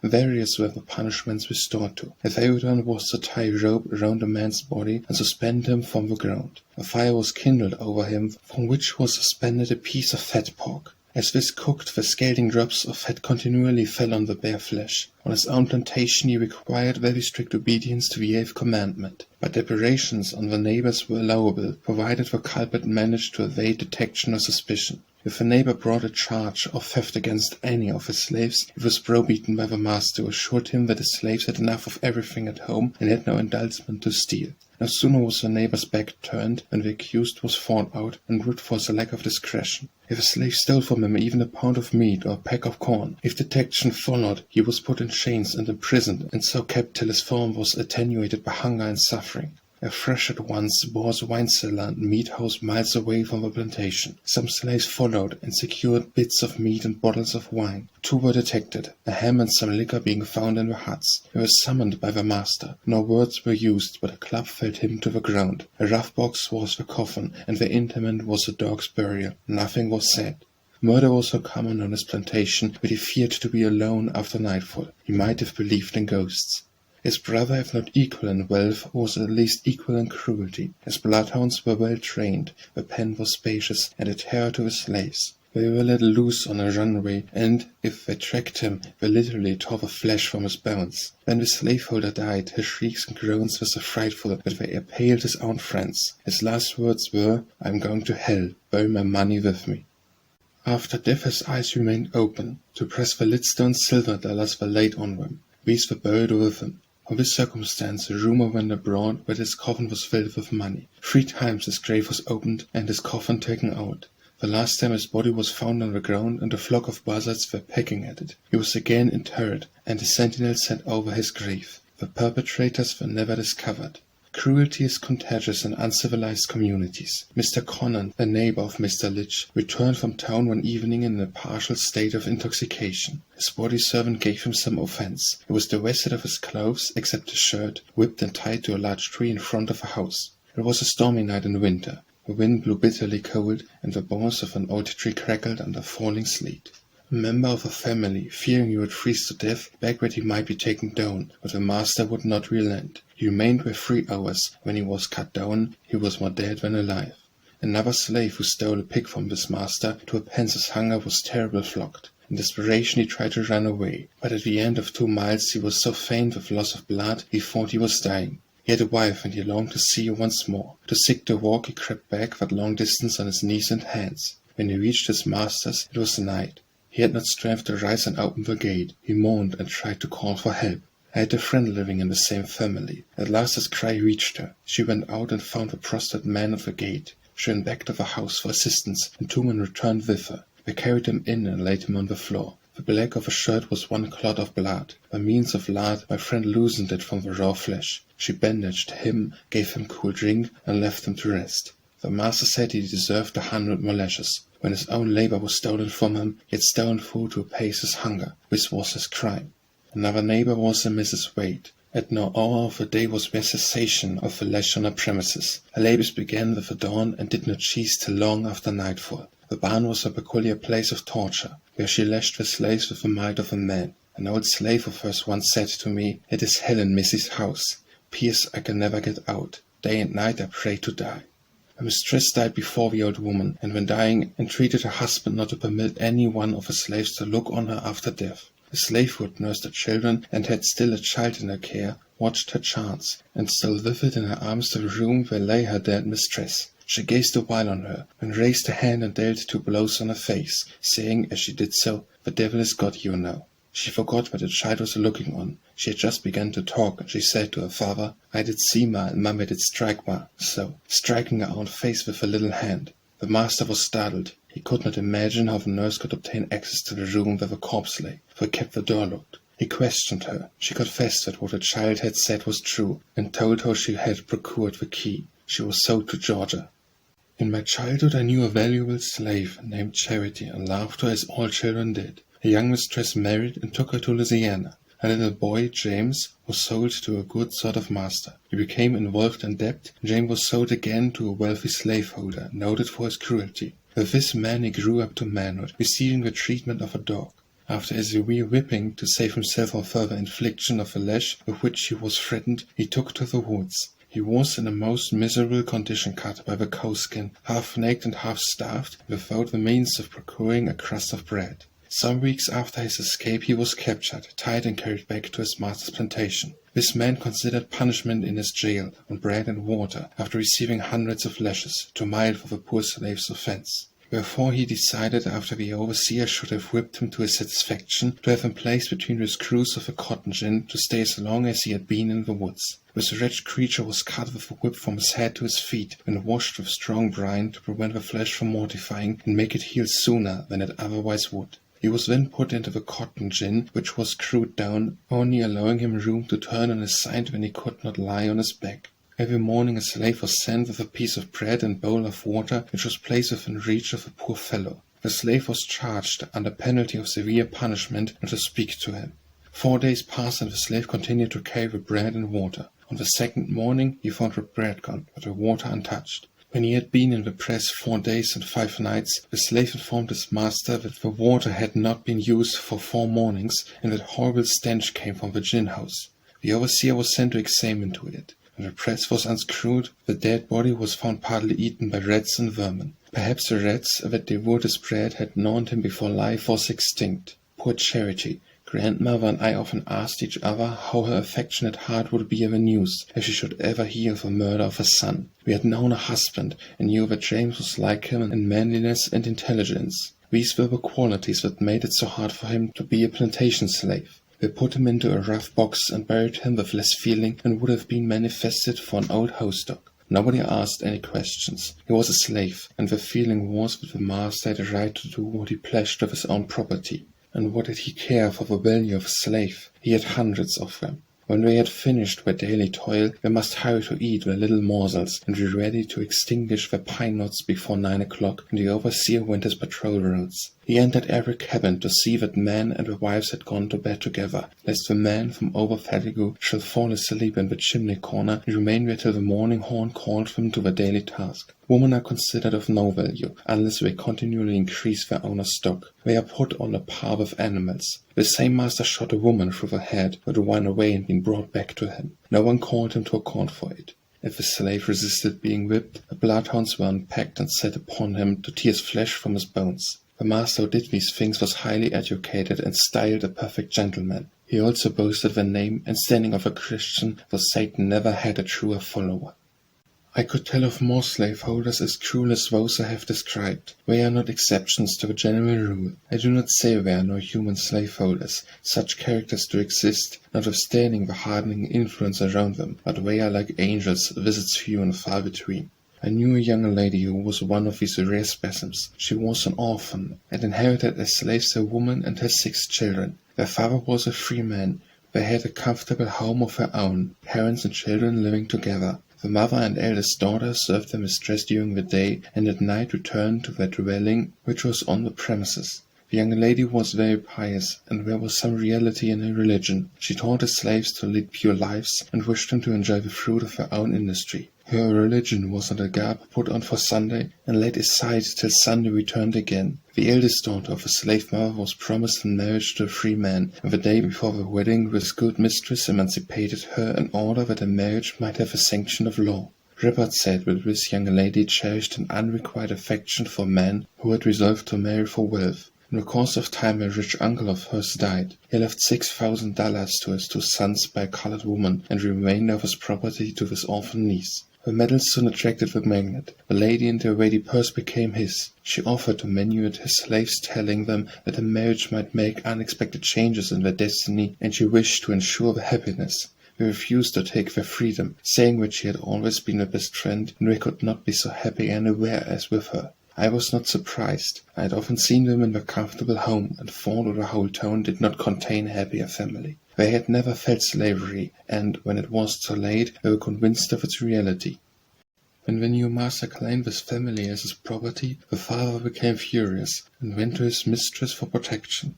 "I can do nothing for you now, Harry," said she. "I no longer have the power I had a week ago. I have succeeded in obtaining the freedom of your wife, but I cannot obtain it for your children." The unhappy father saw that nobody should take his children from him. He concealed them in the woods for some days, but they were discovered and taken. The father was put in jail, and the 2 oldest boys sold to Georgia. One little girl, too young to be of service to the master, was left with a wretched mother. The other 3 were carried to their master's plantation. The eldest soon became a mother, and when the slaveholder's wife looked at the babe, she wept bitterly. She knew that her own husband had violated the purity she had so carefully inculcated. She had a 2nd child by her master, and when he sold her and his offspring to his brother. She bore 2 children to the brother and was sold again. The next sister went crazy. The life she was compelled to lead drove her mad. The 3rd one became the mother of 5 daughters. Before the birth of the 4th, the Jealous Mistress died. To the last she rendered every kindness to the slaves that her unfortunate circumstances permitted. She passed away peacefully, glad to close her eyes on a life which had been made so wretched by the man she loved. This man squandered the fortune he had received, and sought to retrieve his affairs by 2nd marriage. But having retired after a night of drunken debauch, he was found dead in the morning. He was called a good master, for he fed and clothed his slaves better than most masters, and the lash was not heard on his plantation so frequently as on many others. Had it not been for slavery, he would have been a better man, and his wife a happier woman. No pen can give an adequate description of the all-pervading corruption produced by slavery. The slave girl is reared in an atmosphere of licentiousness and fear. The lash and the fool talk of her master, and his sons are her teachers. When she is 14 or 15, her owner or her sons or the overseer, or perhaps all of them, begin to bribe her with presents. If these fail to accomplish their purpose, she is whipped or starved into submission to her will. She may have had religious principles inculcated by some pious mother or grandmother, or some good mistress. She may have a lover whose good opinion and peace of mind are dear to her heart, or the profligate man who hath power over her may be exceedingly odious to her. But resistance is hopeless. The poor worm shall prove the contest vain. Life's little day shall pass, and she is gone. The slaveholder's sons are, of course, vitiated, even while boys, by the unclean influences everywhere around them. Nor do the master's daughters always escape. Severe retributions sometimes came upon him for the wrongs he does to the daughters of the slaves. The white daughters early hear their parents quarrelling about some female slave. Their curiosity is excited, and they soon learn the cause. They are attended by the young slave girls whom their father has corrupted, and they hear such talk as should never meet youthful ears or any other ears. We know that the women slaves are subject to the father's authority in all things, and in some cases they exercise the same authority over the man slaves. I have myself seen the master of such a household whose head was bowed down in shame. What was known in the neighborhood that his daughter had selected one of the meanest slaves on his plantation to be the father of his first grandchild. She did not make advances to her equal, nor even to her father's more intelligent servants. She selected the most brutalized, over whom authority could be exercised with less fear of exposure. Her father, half frantic with rage, sought to revenge himself on the offending black man, but his daughter, foreseeing the storm that would arise, had given him free papers and sent him out of the state. In such cases the infant is smothered or sent where it is never seen by any who know its history. But if a white parent is the father instead of the mother, the offspring are unblushingly reared for the market. If they are girls, I have indicated plainly enough what will be their inevitable destiny.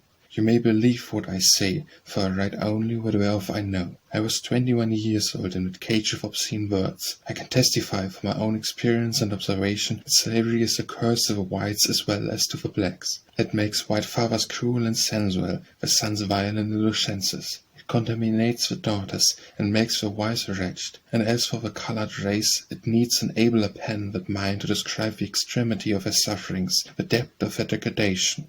Yet few slaveholders seem to be aware of the widespread moral ruin occasioned by this wicked system. Their talk is of blighted cotton crops, not of a blight on their children's soul.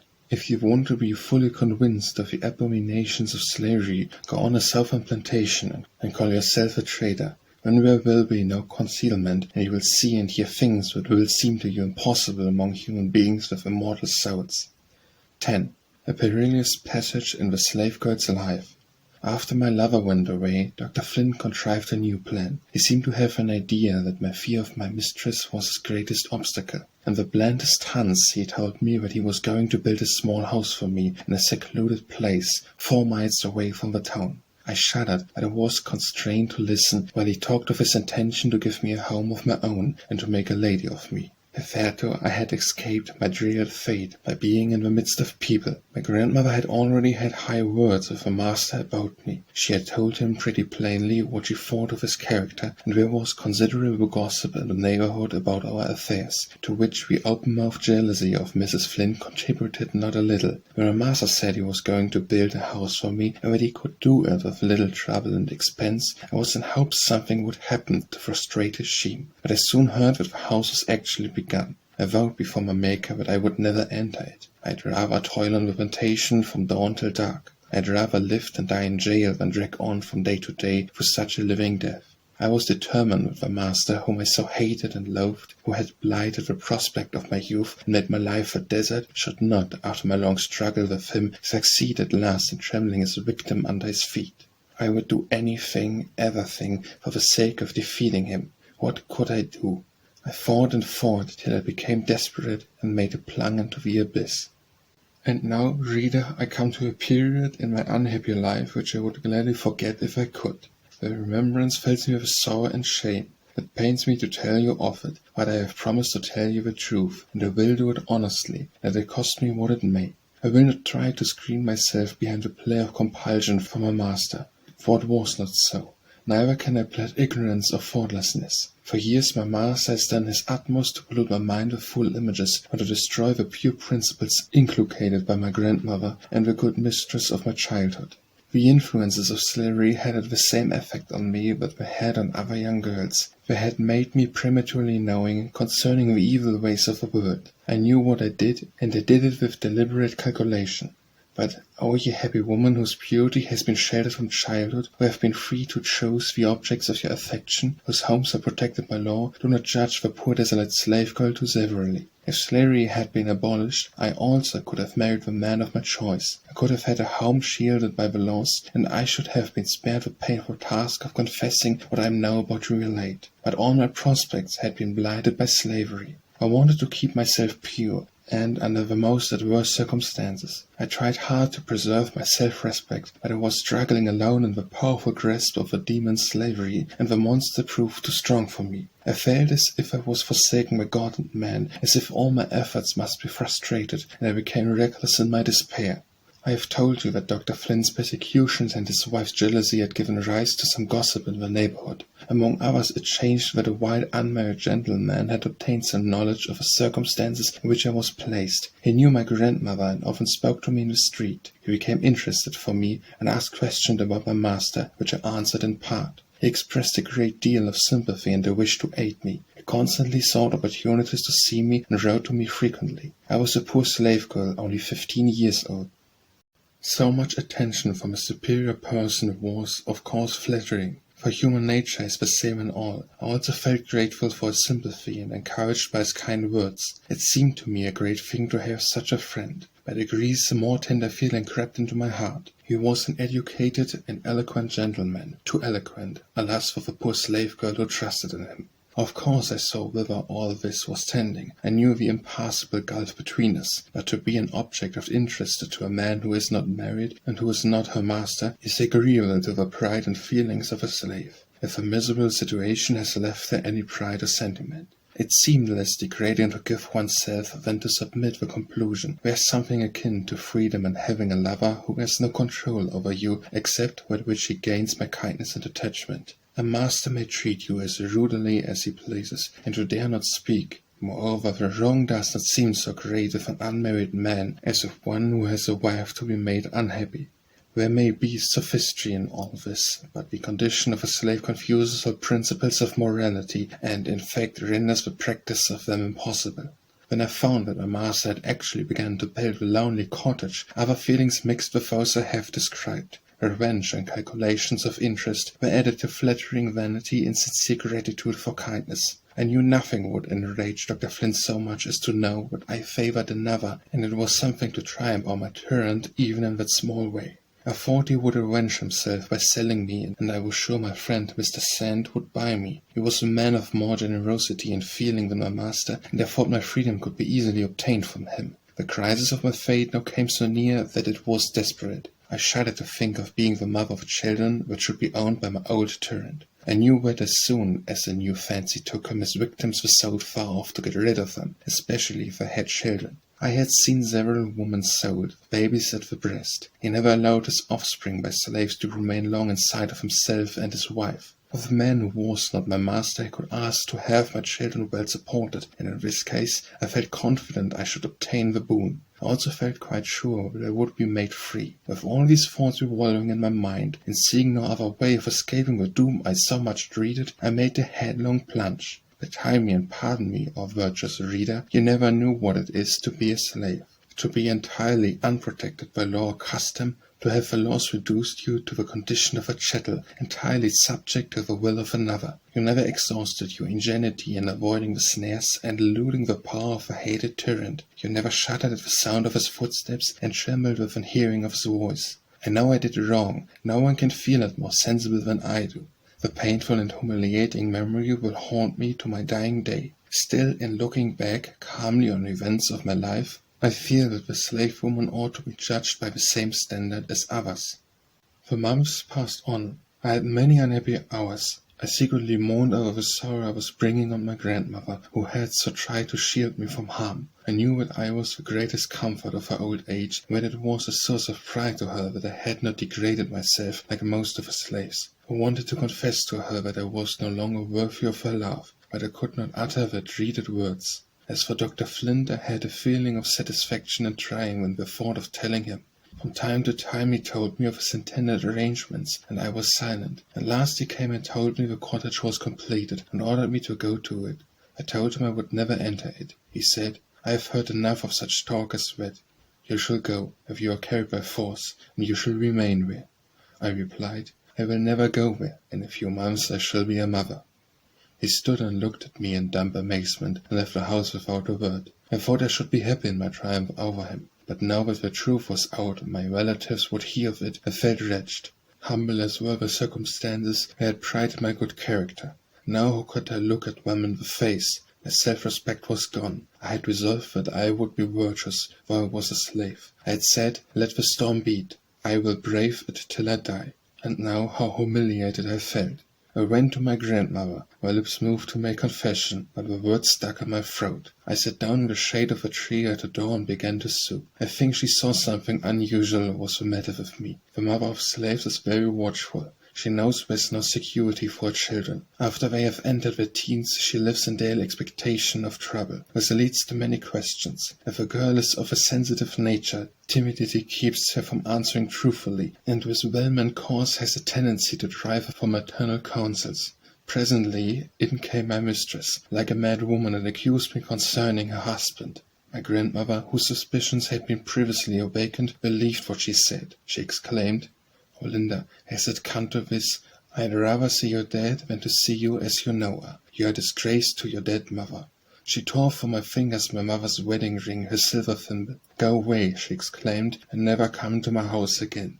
Her reproaches felt so hot and heavy that they left me no chance to answer. Bitter tears such as the eyes never shed but once were my only answer. I rose from my seat, but fell back again, sobbing. She did not speak to me, but the tears were running down her furrowed cheeks, and they scorched me like fire. She had always been so kind to me, so kind, how I longed to throw myself at her feet and tell her all the truth. But she had ordered me to go, and never to come there again. After a few minutes I mustered strength and started to obey her. With what feelings did I now close the little gate, which I used to open with such an eager hand in my childhood. It closed upon me with a sound I never heard before. Where could I go? I was afraid to return to my masters. I walked on recklessly, not caring where I went or what would become of me. When I had gone 4 or 5 miles, fatigue compelled me to stop. I sat down on the stump of an old tree. The stars were shining through the boughs above me, or they mocked me with a bright, calm light. The hours passed by, and I sat there alone. A chilliness and a deadly sickness came over me. I sank on the ground. My mind was full of horrid thoughts. I prayed to die, but the prayer was not answered. At last, with great effort, I roused myself and walked some distance further, to the house of a woman who had been a friend of my mother. When I told her why I was there, she spoke soothingly to me, but I could not be comforted. I thought I could bear my shame if I could only be reconciled to my grandmother. I longed to open my heart to her. I thought if she could know the real state of the case, and all I had been bearing for years, she would perhaps judge me less harshly. My friend advised me to send for her. I did so, but days of agonizing suspense passed before she came. Had she utterly forsaken me? No, she came at last. I knelt before her, and told her the things that had poisoned my life, how long I had been persecuted, that I saw no way of escape, and in an hour of extremity I had become desperate. She listened in silence. I told her I would be anything and do anything, if in time I had hopes of obtaining her forgiveness. I begged of her to betray me, for my dead mother's sake, and she did betray me. She did not say, "I forgive you," but she looked at me lovingly, with her eyes full of tears. She laid her old hand gently on my head and murmured, "Poor child, poor child." 11. The new tie to life. I returned to my good grandmother's house. She had an interview with Mr. Sands. When she asked him why he could not have left her one ewe lamb, that there were not plenty of slaves who did not care about character, he made no answer. But he spoke kind and encouraging words. He promised to care for my child and to buy me, be the conditions what they might.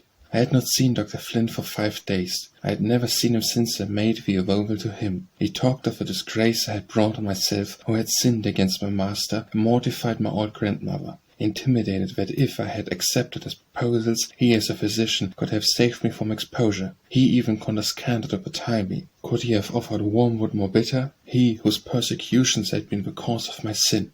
"Linda," said he, "though you have been criminal towards me, I feel for you, and I can pardon you if you obey my wishes. Tell me whether the fellow you wanted to marry is the father of your child. If you deceive me, you shall feel the fires of hell." I did not feel as proud as I had been. My strongest weapon with him was gone. I was lowered in my own estimation, and had resolved to bear his abuse in silence. But when he spoke contemptuously of the lover who had always treated me honorably, when I remembered that but for him I might have been a virtuous, free and happy wife, I lost my patience. "I sinned against God and myself," I replied, "but not against you." He clenched his teeth and muttered, "Curse you!" He came towards me with ill-suppressed rage, and exclaimed, "You obstinate girl, I could grind your bones to powder. You have thrown yourself away on some worthless rascal. You are weak-minded and have been easily persuaded by those who don't care a straw for you. The future will settle accounts between us. You are blinded now, but hereafter you will be convinced that your master was your best friend. My lenity towards you is a proof of it. I might have punished you in many ways. I might have whipped till you feel dead under the lash, but I wanted you to live. I would have bettered your condition. Others cannot do this. You are my slave. Your mistress, disgusted by your conduct, forbids you to return to the house. Therefore I leave you here for the present, but I shall see you often. I will call tomorrow." He came with frowning brows, but showed a satisfied state of mind. After asking about my health, he inquired whether my board was paid and who visited me. He then went on to say that he had neglected his duty, that as a physician there were certain things that he ought to have explained to me. Then followed talk such as would have made the most shameless blush. He ordered me to stand up before me. I obeyed. "I command you," said he, "to tell me whether the father of your child is white or black." I hesitated. "Answer me this instant," he exclaimed. I did answer. He sprang upon me like a wolf, and gripped my arm as if he would have broken it. "Do you love him?" said he in a hissing tone. "I am thankful that I do not despise him," I replied. He raised his hand to strike me, but it fell again. I don't know what arrested the blow. He sat down with lips tightly compressed. At last he spoke. "I came here," said he, "to make you a friendly proposition. But your ingratitude shows me beyond endurance. You turn aside all my good intentions towards you. I don't know what it is that keeps me from killing you." Again he rose, as if he had the mind to strike me. But he resumed. "On one condition I will forgive your insolence and crime. You must henceforth have no communication of any kind with the father of your child. You must not ask anything from him or receive anything from him. I will take care of you and your child. You had better promise this at once and not wait till you are deserted by him. This is the last act of mercy I shall show towards you." I said something about being unwilling to have my child supported by a man who had cursed it and me also. He rejoined that a woman who had sunk to my level had no right to expect anything else. He asked for the last time would I accept his kindness. I answered that I would not. "Very well," said he, "and take the consequence of your wayward course. Never look to me for help. You are my slave, and shall always be my slave. I will never sell you, which you may depend upon." Hope died away in my heart as he closed the door after him. I had calculated that in his rage he would sell me to a slave trader, and I knew the father of my child was on the watch to buy me. About this time my Uncle Philip was expected to return from a voyage. The day before his departure I had officiated as bridesmaid to a young friend. My heart was then ill at ease, but my smiling countenance did not betray it. Only a year had passed, but what fearful changes it had wrought. My heart had grown grey in misery. Lives with flesh and sunshine, and lives that are born in tears, receive a hue from circumstances, and none of us know what a year may bring forth. I felt no joy when they told me my uncle had come. He wanted to see me, though he knew what had happened. I shrank from him at first, but at last consented that he should come to my room. He received me as he always had done. How my heart smote as when I felt his tears on my burning cheeks. The words of my grandmother came to my mind. "Perhaps your mother and father are taken from the evil days to come." My disappointed heart could now praise God that it was so. But why, thought I, did my relatives ever cherish hopes for me? What was there to save me from the usual fate of slave girls? Many more beautiful and more intelligent than I had experienced a similar fate, or a far worse one. How could we hope that I should escape? My uncle's stay was short, and I was not sorry for it. I was too ill in mind and body to enjoy my friends as I had done. For some weeks I was unable to leave my bed. I could not have any doctor but my master, and I would not have him sent for. At last, alarmed by my increasing illness, they sent for him. I was very weak and nervous, and as soon as he entered the room, I began to scream. They told him my state was very critical. He had no wish to hasten me out of the world, and he withdrew. When my babe was born, they said it was premature. It weighed only 4 pounds, but God let it live. I heard the doctor say I could not survive till morning. I had often prayed for death, but now I did not want to die, unless my child could die too. Many weeks passed before I was able to leave my bed. I was a mere wreck of my former self. For a year there was scarcely a day when I was free from chills and fever. My babe also was sickly. His little limbs were often racked with pain. Dr. Flint continued his visits to look after my health, and he did not fail to remind me that my child was an addition to his stock of slaves. I felt feeble to dispute with him, and listened to his remarks in silence. His visits were less frequent, but his busy spirit could not remain quiet. He employed my brother in his office, and he was made the medium of frequent notes and messages to me. William was a bright lad, and of much use to the doctor. He had learned to put on medicines, to leech cup and bleed. He had taught himself to read and spell. I was proud of my brother, and the old doctor suspected as much. One day, when I had not seen him for several weeks, I heard his steps approaching the door. I dreaded the encounter and hid myself. He inquired for me, of course, but I was nowhere to be found. He went to his office and dispatched William with a note. The color mounted to my brother's face when he gave it to me, and he said, "Don't you hate me, Linda, for bringing you these things?" I told him I could not blame him. He was a slave and obliged to obey his master's will. The note ordered me to come to his office. I went. He demanded to know where I was when he called. I told him I was at home. He flew into a passion and said he knew better. When he launched out upon his usual themes, my crimes against him and my ingratitude for his forbearance, the laws were laid down to me anew, and I was dismissed. I felt humiliated that my brother should stand by and listen to such language as would be addressed only to a slave. Poor boy, he was powerless to defend me, but I saw the tears which he vainly strove to keep back. The manifestation of feeling irritated the doctor. William could do nothing to please him. One morning he did not arrive at the office so early as usual, and that circumstance afforded his master an opportunity to vent his spleen. He was put in jail. The next day my brother sent a trader to the doctor with a crest to be sold. His master was greatly incensed at what he called his insolence. He said he had put him there to reflect upon his bad conduct, and he certainly was not giving any advice of repentance. For 2 days he harassed himself to find somebody to do his office work, but everything went wrong without William. He was released and ordered to take his old stand with many threats if he was not careful about his future behavior. As the months passed on, my boy improved in health. When he was a year old I called him beautiful. But then the wine was taking deep root in my existence, for its clinging fondness excited a mixture of love and pain. When I was most sorely oppressed, I found a solace in his smiles. I loved to watch his infant slumbers, but always there was a dark cloud over my enjoyment. I could never forget that he was a slave. Sometimes I wished that he might die in infancy. God tired me. My darling became very ill. The bright eyes grew dull, and the little feet and hands were so icy cold that I thought death had already touched them. I had prayed for his death, but never so earnestly as I now prayed for his life. My prayer was heard. Alas, what mockery it is for a slave mother to try to pray back her dying child to life. Death is better than slavery. It was a sad thought that I had no name to give my child. His father caressed him and treated him kindly whenever he had a chance to see him. He was not unwilling that he should bear his name, but he had no legal claim to do it. If I had bestowed it upon him, my master would have regarded it as a new crime, a new piece of insolence, and would perhaps avenge it on the boy. Our serpent of slavery has many and poisonous fangs. 12. Fear of Insurrection. Not far from this time that Turner's insurrection broke out, and the news threw our town into great commotion. Strange that we should be alarmed when the slaves were so contented and happy, but so it was. I was always accustomed to have a muster every year. On that occasion every white man shouldered his musket. The citizens and the so-called country gentlemen wore military uniforms. The poor whites took their places in the ranks in everyday dress, some without shoes, some without hats. This grand occasion had already passed, and when the slaves were told there was to be another muster, they were surprised and rejoiced. Poor creatures, they thought it was going to be a holiday. I was informed of the true state of affairs, and imparted it to the few I could trust. Most gladly would I have proclaimed it to every slave, but I dared not. All could not be relied on. Mighty is the power of a torturing lash.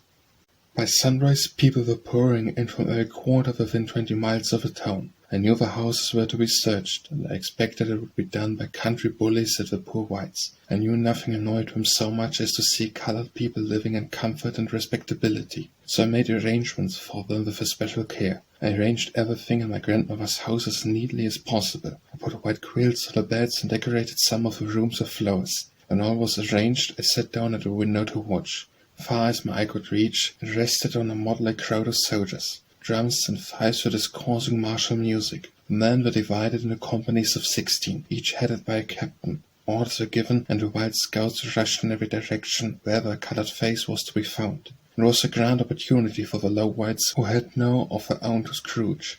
Excited in such a chance to exercise a little brief authority and show their subserviency to the slaveholders, not reflecting the power which trampled on the colored people, also kept themselves in poverty, ignorance, and moral degradation. Those who never witnessed such scenes can hardly believe what they know was inflicted at this time on innocent men, women, and children, against whom there was not the slightest ground for suspicion. Colored people and slaves who lived in remote parts of the town suffered in an especial manner. In some cases the searchers scattered powder and shot among the clothes, and then sent other parties to find them and bring them forward as proof that they were plotting insurrection. Everywhere men, women, and children were whipped till the blood stood in puddles at their feet. Some received 500 lashes, others were tied hands and feet, and tortured with a buckling paddle, which blisters the skin terrible. The dwellings of the colored people, unless they happened to be protected by some influential white person who was nigh at hand, were robbed of clothing and everything else of orders for the very carrying away. All day long these unfeeling wretches went round like a troop of demons, terrifying and tormenting the helpless. At night they formed themselves into patrol bands, and went wherever they chose among the colored people, acting out their brutal will. Many women hid themselves in woods and swamps to keep out of their way. If any of the husbands or fathers told of these outrages, they were tied up to the public whipping post, and cruelly scourged for telling lies about white men. The consternation was universal. No two people that had the slightest tinge of color in their faces dared to be seen talking together. I entertained no positive fears about our household, because we were in the midst of white families who would protect us. We were ready to receive the soldiers whenever they came. It was not long before we heard the tramp of feet and the sound of voices. The door was hurriedly pushed open, and in they fumbled, like a pack of hungry wolves. They snatched at everything within their reach. Every box, trunk, closet, and corner underwent thorough examination. A box in one of the drawers containing some silver change was eagerly pounced upon. When I stepped forward to take it from them, one of the soldiers turned and said angrily, "What do you fool us for? Do you suppose white folks has come to steal?" I replied, "You have come to search, but you have searched that box, and I will take it, if you please." At that moment I saw a white gentleman who was friendly to us, and I called to him and asked him to have the goodness to come in and stay till the search was over. He readily complied. His entrance into the house brought in the captain of a company, whose business it was to guard the outside of the house and see that none of the inmates left it. This officer was Mr. Litch, the wealthy slaveholder whom I mentioned in the account of neighboring planters as being notorious for his cruelty. He failed above soiling his hands with a search. He merely gave orders, and if a bit of writing was discovered, it was carried to him by his ignorant followers, who were unable to read. My grandmother had a large trunk of bedding and tablecloths, and when it was opened there was a great shout of surprise, and one exclaimed, "Let the damned get all the sheet and tablecloth." My grandmother, emboldened by the presence of her white protector, said, "You may be sure we didn't pilfer him from your houses." "Look here, mammy," said a grim-looking fellow without any coat. "You seem to feel mighty grand, 'cause you got all them affixins. White folks ought to have 'em all." His remarks were interrupted by a chorus of voices shouting, "We's got 'em, we's got 'em, this yeller gal's got letters." There was a general rush for the supposed letter, which, upon examination, proved to be some verse written to me by a friend. In packing away my things, I had overlooked them. When the captain informed them of our contents, they seemed much disappointed. He inquired of me who wrote them. I told him it was one of my friends. "Can you read them?" he asked. When I told him I could, he swore and raved and tore the paper into pieces. "Bring me all your letters," said he in commanding tone. I told him I had none. "Don't be afraid," he continued in an insinuating way. "Bring them all to me. Nobody shall do you any harm." Seeing I did not move to obey him, his pleasant tone changed to oaths and threats. "Who writes to you?" inquired he. I replied, "Oh no, most of my letters are from white people. Some request me to burn them after they I read, and some I destroy without reading." An exclamation of surprise from some of the company put a stop to our conversation. Some silver spoons, which ornamented an old-fashioned buffet, had just been discovered. My grandmother was in the habit of preserving fruit to many ladies in the town and of preparing suppers for parties. Consequently, she had many jars of preserves. The closet that contained these was next invaded, and the contents tasted. One of them, who was helping himself freely, tapped his neighbor on the shoulder and said, "Well done. Don't wonder they want to kill all the white folks when they live on Salves," meaning preserves. I stretched out my hand to take the jar, saying, "You were not sent here to search for sweetmeats." "And what were we sent for?" said the captain, bristling up to me. I evaded the question. The search of the house was completed, and nothing found to condemn us. They next proceeded to the garden, and knocked about every bush and vine with no better success. The captain called his men together, and after a short consultation, the order to march was given. As they passed out of the gate, the captain turned back and pronounced the malediction on the house. He said it ought to be burned to the ground, and each of its inmates received 39 lashes. We came out of this affair very fortunately, not losing anything except some very ill apparel. Towards evening the turbulence increased. The soldiers, stimulated by drink, committed still greater cruelties. Shrieks and shouts continually rent the air. Not daring to go to the door, I peeped under the window curtain. I saw a mob dragging along a number of colored people, each white man with his musket upraised, threatening instant death if they did not stop their shrieks. Among the prisoners was a respectable old-colored minister, who had found a few parcels of shot in his house, which his wife had for years and used to balance the scales. For this we were going to shot him on Courthouse Green. What a spectacle was that for a civilized country! The rebels, staggering under intoxication, assumed to be the administrators of justice. The better class of a community exerted their influence to save the innocent, persecuted people, and in several instances they succeeded by keeping them shut up in jail till the excitement abated. At last the white citizens found that their own property wasn't safe from the lawless rebel they had summoned to protect them. They rallied a drunken swarm, drove them back into the country, and set a guard over the town. The next day the town patrols were commissioned to search colored people that lived out of the city, and the most shocking outrages were committed with perfect impunity. Every day for a fortnight, if I looked out, I saw horsemen with some poor tied to their saddles and compelled by the lash to keep up with their speed till they arrived at the jail yard. Those who had been whipped too unmercifully to walk were washed with brine, tossed into a cart and carried to jail. One black man who had not fortitude to endure scourging promised to give information about the conspiracy, but it turned out that he knew nothing at all. He had not even heard the name of Ned Turner. The poor fellow had, however, made up a story which arguments his own sufferings and those of the colored people. The day patrol continued for some weeks, and at sundown a night guard was substituted. Nothing at all was proved against the colored people, bond or free. The wrath of the slaveholders was somewhat appeased by the capture of Ned Turner. The imprisoned were released. The slaves were sent to their masters, and the free were permitted to return to their ravaged homes. Visiting was strictly forbidden on the plantations. The slaves begged the privileged of again meeting at their little church in the woods, with a burying ground around it. It was built by the colored people, and they had no higher happiness than to meet there and sing hymns together and pour out their hearts in spontaneous prayer. Their request was denied, and the church was demolished. They were permitted to attend the white churches, a certain portion of the galleries being appropriated to their use. There, when everybody else had partaken of communion and the benediction had been pronounced, the minister said, "Come down now, my colored friends." They obeyed the summons, and partook of the bread and wine in commemoration of the meek and lowly Jesus who said, "God is your Father, and all ye are brethren." 13. The Church and Slavery.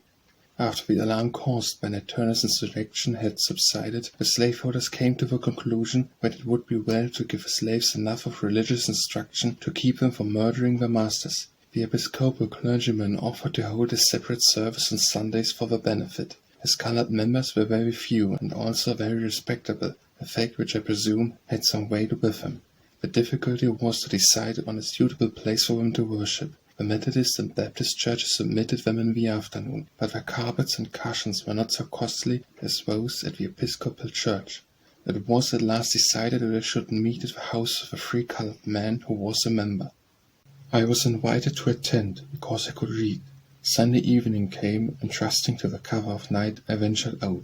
I rarely ventured out by daylight, for always went with fear, expecting at every turn to encounter Dr. Flint, who was sure to turn me back or order me to his office to inquire where I got my bonnet or some other article of dress. When the Reverend Mr. Pike came, there were some 20 persons present. The reverend gentleman knelt in prayer, and seated himself, and requested all present who could read to open their books, while he gave out the portions he wished them to repeat or respond to. His text was, "Servants, be obedient to them that are your masters according to the flesh, with fear and trembling and singleness of your heart as unto Christ." Pious Mr. Pike brushed up his hair till it stood upright, and in deep solemn tones began, "Hearken, ye servants, give strict heed unto my words. You are rebellious sinners, your hearts are filled with all manner of evil. 'Tis the devil who tempts you. God is angry with you, and will surely punish you if you don't forsake your wicked ways. You that live in town are eye-servants behind your master's back, instead of serving your masters faithfully, which is pleasant in the sight of your heavenly master. You are idle and shirk your work. God sees you, you tell lies. God hears you. Instead of being engaged in worshipping him, you are hidden away somewhere, feasting on your master's substance, tossing coffee grounds with some wicked fortune-teller, or cutting cards with another old hag. Your masters may not find you out, but God sees you and will punish you. Of the depravity of your hearts. When your master's work is done, are you quietly together, thinking of the goodness of God to such sinful creatures? No, you are quarreling, and tying up little bags of fruits to bury under the doorsteps to poison each other with. God sees you. You men steal away with every grog shop to sell your master's corn, that you may buy rum to drink. God sees you. You You sneak into the back streets or among the bushes to pitch coppers. Although your masters may not find you out, God sees you, and he will punish you. You must forsake your sinful ways and be faithful servants. Obey your old master and your young master, your old mistress and your young mistress. If you disobey your earthly master, you offend your heavenly master. You must obey God's commandments. When you go from here, don't stop at the corners of the streets to talk, but go directly home and let your master and mistress see that you have come. The benediction was pronounced. We went home, highly amused at Brother Pike's gospel teaching, and we determined to hear him again. I went the next Sabbath evening and heard pretty much a repetition of the last discourse. At the close of the meeting, Mr. Pike informed us that he found it very inconvenient to meet at a friend's house. He should be glad to see us every Sunday evening at his own kitchen. I went home with a feeling that I had heard the Reverend Mr. Pike for the last time. Some of his members repaired to his house and found that the kitchen sported 2 tallow candles. The first time, I am sure, since its present occupant owned it, for the servants never had anything but pine nuts. It was so long before the reverend gentleman descended from his comfortable parlour that the slaves left and went to enjoy a Methodist shout. They never seemed so happy as when shouting and singing at religious meetings. Many of them are sincere, and nearer to the gate of heaven than sanctimonious Mr. Pike and other long-faced Christians who see wounded Samaritans and pass by on the other side. The slaves generally compose their own songs and hymns, and we do not trouble our heads much about the measure. We often sing the following verses. Old Satan is one busy old man, he rolls them blocks all in my way. But Jesus is my bosom friend, he rolls them blocks away. If I had died when I was young, then how my strength Hun would have sung. But I am old, and now I stand and have a chance for to retreat that heavenly land. I well remember one occasion when I attended a Methodist class meeting. I went with a burdened spirit, and happened to sit next the poor bereaved mother, whose heart was still heavier than mine. The class leader was the town constable, a man who bought and sold slaves, who whipped his brethren and sisters of the church at the public whipping post, in jail or out of jail. He was ready to perform that Christian office anywhere for 50 cents. This white-faced, black-hearted brother came near us and said to the stricken woman, "Sister, can't you tell us how the Lord deals with your soul? Do you love him as you did formerly?" She rose to her feet and said in the highest tones, "My Lord and Master, help me. My load is more than I can bear. God has hid himself for me, and I am left in darkness and misery." Then striking her breast, she continued, "I can't tell you what is in here. I've got all my children. Last week we took the last one. God only knows where we sold her. They let me have her 16 years, and then oh, pray for her brothers and sisters. I've got nothing to live for now. God make my time short." She sat down, quivering in every limb. I saw the constable class leader become crimson in the face with suppressed laughter, while he held up his handkerchief that those who were weeping for the poor woman's calamity might not see his merriment. Then with assumed gravity he said to the bereft mother, "Sister, pray to the Lord that every dispensation of his divine will may be sanctified to the good of your poor needy soul." The congregation struck up a hymn and sang as though we were as free as a bird that warbled around us. Old Satan thought he had a mighty aim. He missed my soul and caught my sins. Cry amen, cry amen, cry amen to God. He took my sins upon his back, muttering and grumbling down to hell. Cry amen, cry amen, cry amen to God. Old Satan's church is here below. Up to God's free church I hope to go. Cry amen, cry amen, cry amen to God.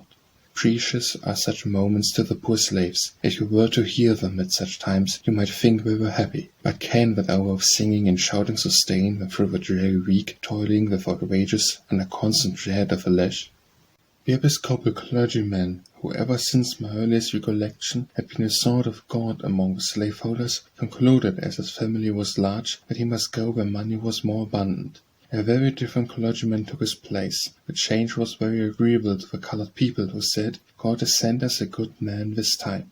They loved him, and their children followed him for a smile or kind word. Even the slaveholders felt his influence. He brought to the rectory 5 slaves. His wife taught them to read and write, and to be useful to her and themselves. As soon as he was settled, he turned his attention to the needy slaves around him. He urged upon his parishioners the duty of having a meeting expressly for them every Sunday, with a sermon adapted to their comprehension. After much argument and importunity, it was finally agreed that they might occupy the gallery of a church on Sunday evenings. Many colored people, who were too unaccustomed to attend church, now gladly went to hear the gospel preached. The The sermons were simple and we understood them. Moreover, it was the first time they had ever been addressed as human beings. It was not long before his white parishioners began to be dissatisfied. He was accused of preaching better sermons when he did to them. He honestly confessed that he bestowed more pains upon what sermons than upon any others. For the slaves were rarer in such ignorance when it was a difficult task to adapt himself to their comprehension. Dissensions arose in the parish. Some wanted he should preach to them in the evening and to the slaves in the afternoon. In the midst of these disputings his wife died after a very short illness. The slaves gathered round her dying bed in great sorrow. She said, "I have tried to do you good and promote your happiness, and if I have failed, it has not been for want of interest in your welfare. Do not grieve for me, but prepare for the new duties that lie before you. I leave you all free. May we meet in a better world." The liberated slaves were sent away, the funds to establish them comfortably. The colored people will long bless the memory of a truly Christian woman. Soon after her death, her husband preached his farewell sermon, and many tears were shed at his departure. Several years after, he passed through our town and preached to his former congregation. In his afternoon sermon, he addressed the colored people.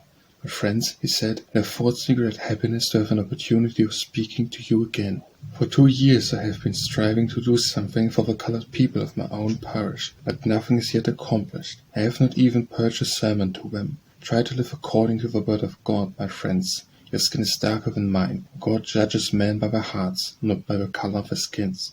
This was strange doctrine from a southern pulpit. It was very offensive to slaveholders. They said he and his wife had made fools of their slaves, and that he preached like a fool.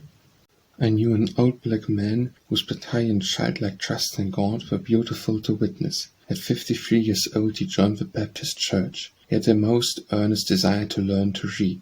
He thought he should know how to serve God better if he could only read the Bible. He came to me and begged me to teach him. He said he could not pay me, for he had no money, but he would bring me nice fruit when the season for it came. I asked him if he didn't know it was contrary to law, and the slaves were whipped and imprisoned for teaching each other to read. This brought the tears into his eyes. "Don't be troubled, Uncle Fred," said I have no thoughts of refusing to teach you. I only told you of the law, that you might know the danger and be on your guard. He thought you could plan to come 3 times a week without its being suspected. I selected a quiet nook, where no intruder was likely to penetrate, and where I taught him his ABC. Considering his age, his progress was astonishing. As soon as he could spell into syllables, he wanted to spell out words in the Bible. The happy smile that illuminates his face put joy into my heart.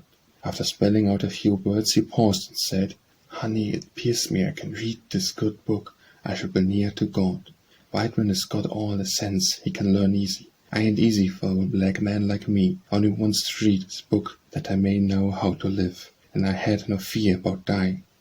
I tried to encourage him by speaking of the rapid progress he had made.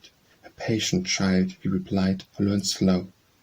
I had no need of patience. His gratitude and the happiness imparted were more than a recompense for all my trouble. At the end of 6 months he had read through the New Testament and could find any text in it. One day when he had recited unusually well, I said, "Uncle Fred, how do you manage to get your lessons so well?" "Lord bless you, child," he replied. "He never gives me a lesson that I don't pray to God to help him to understand what he spells and what he reads. And he does help me, child, bless his holy name." There are thousands who, like good Uncle Fred, are thirsting for the water of life. But the law forbids it, and the churches withhold it. They send the Bible to heathen abroad, neglect the heathen at home. I'm glad that missionaries go out to the dark corners of the earth. I ask them not to overlook the dark corners at home. Talk to American slaveholders as you talk to savages in Africa. Tell them it was wrong to traffic in men. Tell them it is sinful to sell their own children and atrocious to violate their own daughters. Tell them that all men are brethren, and that man has no right to shut out the light of knowledge from his brother. Tell them they are answerable to God for sealing up the fountain of life from souls that are thirsting for it. There are men who would gladly undertake such missionary work as this, but alas, their number is small. They are hated by the South and will be driven from its soil, or dragged to prison to die, as others have been before them. The field is ripe to the harvest, and awaits the reapers. Perhaps the great-grandchildren of Uncle Fred may have freely imparted to them the divine treasures, which he sought by stealth at risk of a prison and a scourge. Are doctors of divinity blind, or are they Hippocrates? I suppose some are one and some the other, but I think if they felt the interest in the poor and the lonely that they ought to feel, they would not be so easily blinded.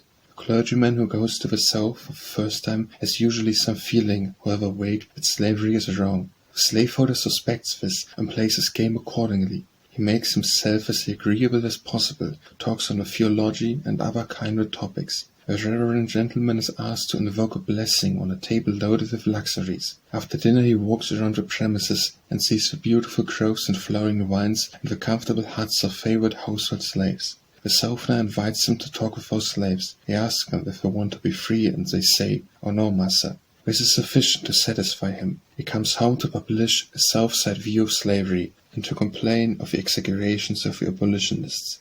He assures people that he has been to the South and seen slavery for himself, that it is a beautiful patriarchal institution, that the slaves don't want their freedom, but they have hallelujah meetings and other religious privileges. What does he know of the half-starved wretches toiling from dawn till dark on the plantations, of mothers shrieking for their children torn from their arms by slave traders, of young girls dragged down into moral filth, of pools of blood around the whipping post, of hounds trained to tear human flesh, of men screwed into cotton gins to die? The slaveholder showed him none of these things, and the slaves dared not tell of them if he had asked them. There is a great difference between Christianity and religion at the South. If a man goes to the communion table and pays money into the treasury of a church, no matter if it be the price of blood, he is called religious. If the pastor has offspring by a woman not his wife, the church dismisses him, if she is a white woman, but if she is colored, it does not hinder his continuing to be their good shepherd.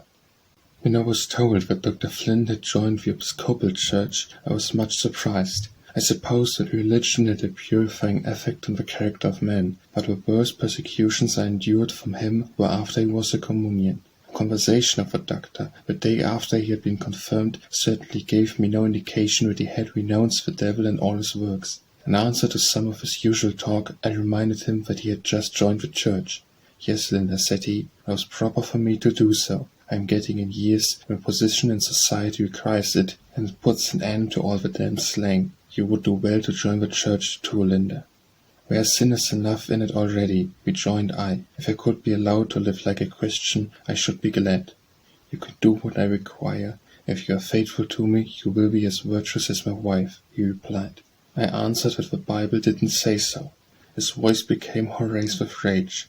"What dare you preach to me about your infernal Bible?" he exclaimed. "What right have you to talk to me about what you would like and what you wouldn't like? I am your master, and you shall obey me." No wonder the slaves sing, "While Satan's church is here below, up to God's free church I hope to go."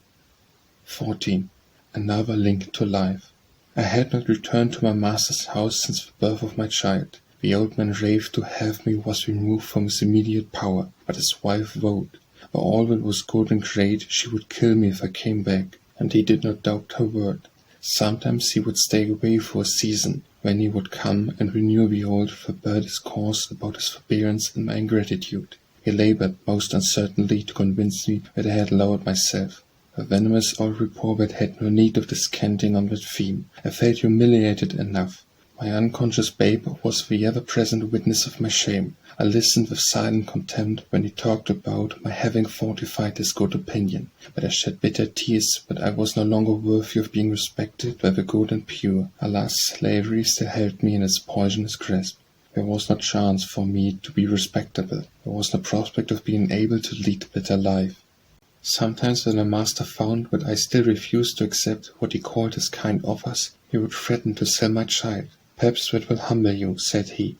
Humble me? Was I not already in the dust? But his threat lacerated my heart. I knew the law gave them power to fulfill it. For slaveholders have been cunning enough to enact that the child shall follow the condition of a mother, not of a father, must taking care that gentleness shall not interfere with avarice. This reflection made me clasp my innocent babe all the more firmly to my heart. How the visions passed through my mind when I thought of his liability to fall into the slave trader's hands. I wept over him and said, "Oh, my child, perhaps we will leave you in some cold cabin to die, and throw you into a hole as if you were a dog." When Dr. Flint learned that I was going to be a mother, he was exasperated beyond measure. He rushed from the house and returned with a pair of shears. I had a fine head of hair. He often railed about my pride of arranging it nicely. He cut every hair close to my head, storming and swearing all the time. I replied to some of his abuse, and he struck me. Some months before, he had pitched me downstairs in a fit of passion, and the injury I received was so serious that I was unable to turn myself in bed for many days. He even said, "Linda, I swear by God I will never raise my hand against you again." But I knew that he would forget his promise. After he discovered my situation, he was like a restless spirit from the pit. He came every day, and I was subjected to such insults as no pen can describe. I wouldn't describe them if I could. They were too low, too revolting. I tried to keep them from my grandmother's knowledge as much as I could. I knew she had enough to sadden her life without having my troubles to hear. When she saw the doctor treat me with violence and heard him utter oaths terrible enough to palsy a man's tongue, she could not always hold her peace. It was natural and motherlike that she should try to defend me, but it only made matters worse. When they told me my newborn babe was a girl, my heart was heavier than it had ever been before. Slavery is terrible for man, but is far more terrible for woman. Superadded to the burden common to all, they have wrongs, sufferings, and mortifications peculiarly their own. Dr. Flint had sworn that he would make me suffer to my last day for this new crime against him, as he called it, and as long as he had me in his power he kept his word. On the 4th day after the birth of my babe, he entered my room suddenly and commanded me to rise and bring my babe to him. The nurse that took care of me had gone out of the room to prepare some nourishment, and I was alone. There was no alternative. I rose, took up my babe, and crossed the room to where he sat. "Now, Strandway," said he, "did I tell you to go back?" The child bore a strong resemblance to her father and to the deceased Mr. Sands, her grandmother. He noticed this, and when I stood before him, trembling with weakness, he heaped upon me and my little one every vile epithet he could think of. Even the grandmother in her grave did not escape his curses. In the midst of his vituperations I fainted at his feet. This recalled him to his senses. He took the babe from my arms, laid it on the bed, dashed cold water on my face, took me up, and shocked me violently to restore my consciousness before anyone entered the room. Just then my grandmother came in, and he hurried out of the house. I suffered in consequence of his treatment, but I begged my friends to let me die rather than send me to the doctor. There was nothing I dreaded so much as his presence. My life was spared, and I was glad for the sake of my little ones. Had it not been for these ties to live, I should have been glad to be released by death, for I had lived only 19 years. Always it gave me a pang that my children had no lawful claim to a name. My father offered his, but if I had wished to accept the offer, I dared not while my master lived. Moreover, I knew it would not be accepted at the baptism. A Christian name they were at least entitled to, and resolved to call my boy forward dear good Benjamin, who had gone far away from us. My grandmother belonged to the church, and she was very desirous of having the children Christian. I knew Dr. Flint would forbid it, and I did not venture to attempt it. But chance favored me. He was called to visit a patient out of town, and was obliged to be absent during Sunday. "Now's the time," said my grandmother. "We will take the children to church and have them Christian." When I entered the church, recollections of my mother came over me, and I felt subdued in spirit. There she had presented me for baptism, without any reason to feel ashamed. She had been married, and had such legal rights as slavery allows to a slave. The vows had at least been sacred to her, and she had never violated them. I was glad she was not alive, to know under what different circumstances her grandchildren were presented for baptism. Why had my lot been so different from my mother's? My master had died when she was a child. She remained with a mistress till she married. She was never in the power of any master, and while she escaped one class of the evils that generally fall upon slaves. When my baby was about to be christened, the former mistress of my father stepped up to me and proposed to give it her Christian name. To this I added the surname of my father, who had himself no legal right to it. For my grandfather on the paternal side was a white gentleman. Otingle's gangs are the genealogies of slavery. I loved my father, but it mortified me to be obliged to bestow his name on my children. When we left the church, my father's old mistress invited me to go home with her. She clasped a gold chain round my baby's neck. I thanked her for this kindness, but I did not like the emblem. I wanted no chain to be fastened on my daughter, not even if its links were of gold. How earnestly I prayed that she might never feel the weight of slavery's chain, whose iron entereth into the soul. 15. Continued persecutions. My children grew finally, and Dr. Flint would often say to me with an exulting smile, "These brats will bring me a handsome sum of money one of these days." I thought to myself that, God being my helper, I should never pass into his hands. It seemed to me I would rather see them killed than have them given up to his power. The money for the freedom of myself and my children could be obtained, but I derived no advantage from that circumstance. Dr. Flint loved money, but he loved power more. After much discussion, my friends resolved on making another trial. There was a slaveholder about to leave for Texas, and he was commissioned to buy me. He was to begin with $900 and go up to 12. My master refused his offers. "Sir," said he, "she don't belong to me. She's my daughter's property, and I have no right to sell her.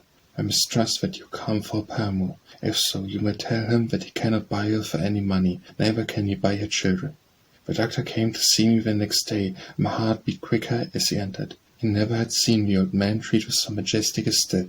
He seated himself and looked at me with withering scorn. My children had learned to be afraid of him. The little one would shut her eyes and hide her face on my shoulder whenever she saw him. And Benny, who was now nearly 5 years old, often inquired, "What makes that bad man come here so many times? Does he want to hurt us?" I would clasp the dear boy in my arms, trusting that he would be free before he was old enough to solve the problem. And now, as the doctor sat there so grim and silent, the child left his play and came and nestled up by me. At last my tormentor spoke. "So you are left in disgust, are you?" said he. "It is no more than I expected. You remember I told you years ago that you would be treated so. So he's tired of you? Ha ha ha. The virtuous madam don't like to hear about it, does she? Ha ha ha." There was a sting in his calling me virtuous madam. I no longer had the power of answering him as I had formerly done. He continued, "So it seems you are trying to get up another intrigue. Your new paramour came to me and offered to buy you, but you may be assured you will not succeed. You are mine, and you should be mine for life. There lives no human being that can take you out of slavery. I would have done it, but you rejected my kind offer." I told him I did not wish to get up any intrigue, that I had never seen the man who offered to buy me. "Do you tell me a lie?" exclaimed he, dragging me from my chair. "Will you say again that you never saw that man?" I answered, "I do say so." He clinched my arm with a volley of oaths, then began to scream, and I told him to go to his grandmother. "Don't you stir a step, you little wretch," said he. The child drew near to me and put his arms around me as if he wanted to protect me. This was too much for my enraged master. He caught him up and hurled him across the room. I thought he was dead, and rushed towards him to take him up. "Not yet," exclaimed the doctor. "Let him lie there till he comes to." Let me go," I screamed, "or I will raise the whole house." I struggled and got away, but he clinched me again. Somebody opened the door and he released me. I picked up my insensible child, and when I turned my tormentor was gone. Anxiously I bent over the little form, so pale and still, and when the brown eyes at last opened, I don't know whether I was very happy. All the doctor's former persecutions were renewed. He came morning, noon, and night. The jealous lover ever watched a rival more closely when he watched me and the unknown slaveholder, with whom he accused me of wishing to get up an intrigue. When my grandmother was out of the way, he searched every room to find him. In one of his visits, he happened to find a young girl, whom he had sold to a trader a few days previous. His statement was that he sold her because she had been too familiar with the overseer. She had had a bitter life with him and was glad to be sold. She had no mother and no near ties. She had been torn from all her family years before.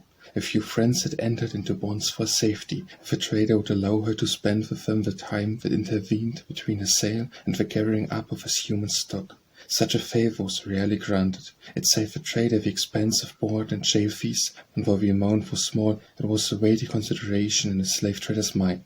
Dr. Flint always had an aversion to meeting slaves after he had sold them. He ordered Rose out of the house, but he was no longer her master, and she took no notice of him. For once the crushed Rose was a conqueror. His grey eyes flashed angrily upon her, but that was the extent of his power. "How came this girl here?" he exclaimed. "But why had you to allow it when you knew I had sold her?" I answered, "This is my grandmother's house, and Rose came to see her. I have no right to turn anybody out of doors that comes here for honest purposes." He gave me the blow that would have fallen upon Rose if she had still been a slave. My grandmother's attention had been attracted by louder voices, and she ended in time to see a second blow dealt. She was not a woman to let such an outrage in her own house go unrebuked. The doctor undertook to explain that I had been insolent. Her indignant feelings rose higher and higher, and finally boiled over in words. "Get out of my house," she exclaimed. "Go home and take care of your wife and children, and you will have enough to do without watching my family." He threw the birth of my children in the face and accused her of sanctioning the life I was leading. She told him I was living with her by compulsion of his wife, but he needn't accuse her, for he was the one to blame. He was the one who had caused all the trouble. She grew more and more excited as she went on. "I tell you what, Dr. Flint," said she, "you ain't got many more years to live, and you'd better be saying your prayers. It will take 'em all and more to wash the dirt of your soul." Do you know whom you are talking to? He exclaimed. She replied, Yes, I know very well who I am talking to. He left the house in a great rage. I looked at my grandmother. Our eyes met. The angry expression had passed away, but she looked sorrowful and very weary of incessant strife. I wondered whether it did not lessen her love for me, but if it did, she never showed it. She was always kind, always ready to sympathize with my troubles. There might have been peace and contentment in that humble home if it had not been for the demon slavery. The winter passed undisturbed by the doctor. A beautiful spring came, and when nature resumed her loveliness, the human soul is apt to revive also. My dropping hopes came to life again with the flowers. I was dreaming of freedom again, more for my children's sake than my own.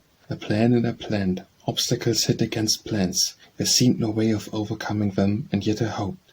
Back came the wily doctor. I was not at home when he called. A friend had invited me to a small party, and to gratify her I went. To my great consternation, a messenger came in haste to say that Dr. Flint was at my grandmother's and insisted on seeing me. They did not tell him where I was, or he would have come and raised a disturbance in my friend's house. They sent me a dark wrapper. I threw it on and hurried home. My speed did not save me. The doctor had gone away in anger. I dreaded the morning, but I could not delay it. It came warm and bright.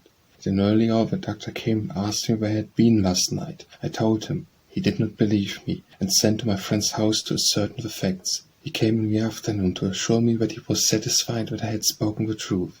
He seemed to be in a facetious mood, and expected some jeers were coming. I suppose you need some recreation, said he, but I am surprised at your being there. It was not the place for you. Are you allowed to visit such people? I understood this covert fling at the white gentleman who was my friend, but I merrily replied, I went to visit my friends, and any company they keep is good enough for me. He went on to say, I have seen very little of you of late, but my interest in you is unchanged.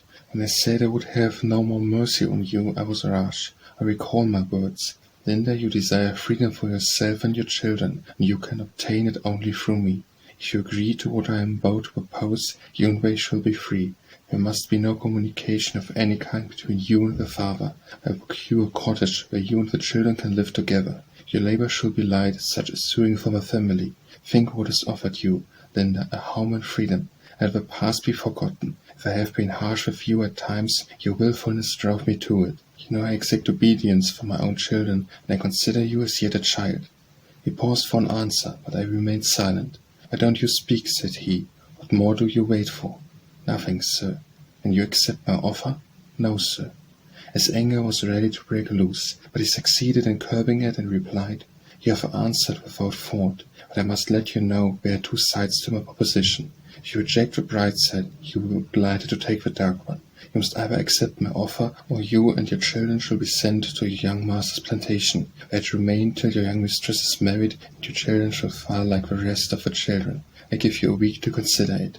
He was shrewd, but I knew he was not to be trusted. I told him I was ready to give my answer no. I will not receive it, no, he replied. You act too much from impulse. Remember that you and your children can be free a week from today if you choose. On what a monstrous chance hung the destiny of my children. I knew that my master's offer was a snare, and if I entered it, escape would be impossible. As for his promise, I knew him so well that I was sure if he gave me free papers, it would be so managed as to have no legal value. The alternative was inevitable. I resolved to go to the plantation, when I thought how completely I should be in his power, and the prospect was appalling. Even if I should kneel before him and implore him to spare me for the sake of my children, I knew he would spurn me with his foot, and my weakness would be his triumph. Before the week expired, I heard that young Mr. Flint was about to be married to a lady of his own stamp. I foresaw the position I should occupy in his establishment. I had once been sent to the plantation for punishment, and fear of a son had induced the father to recall me very soon.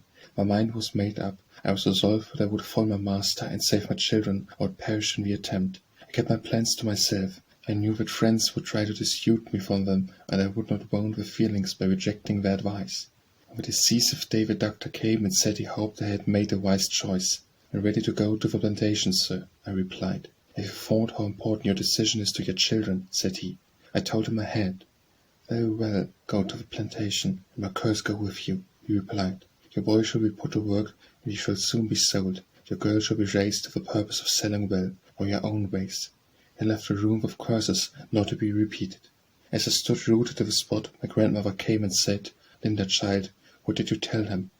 I answered that I was going to the plantation. "Must you go?" said she. "Can't something be done to stop it?"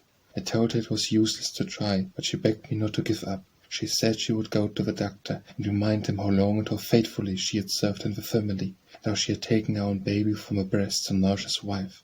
She would tell them I had been out of the family so long they would not miss me, and she would pay them for my time, and the money would procure a woman who had more strength for the situation than I had. I begged her not to go, but she persisted in saying, "You will listen to me, Elinda." She went and was treated as I expected. He coolly listened to what she said, but denied her request. He told her that what he did was for my good, and my feelings were entirely about my situation, and that on the plantation I would receive treatment that was suitable to my behavior.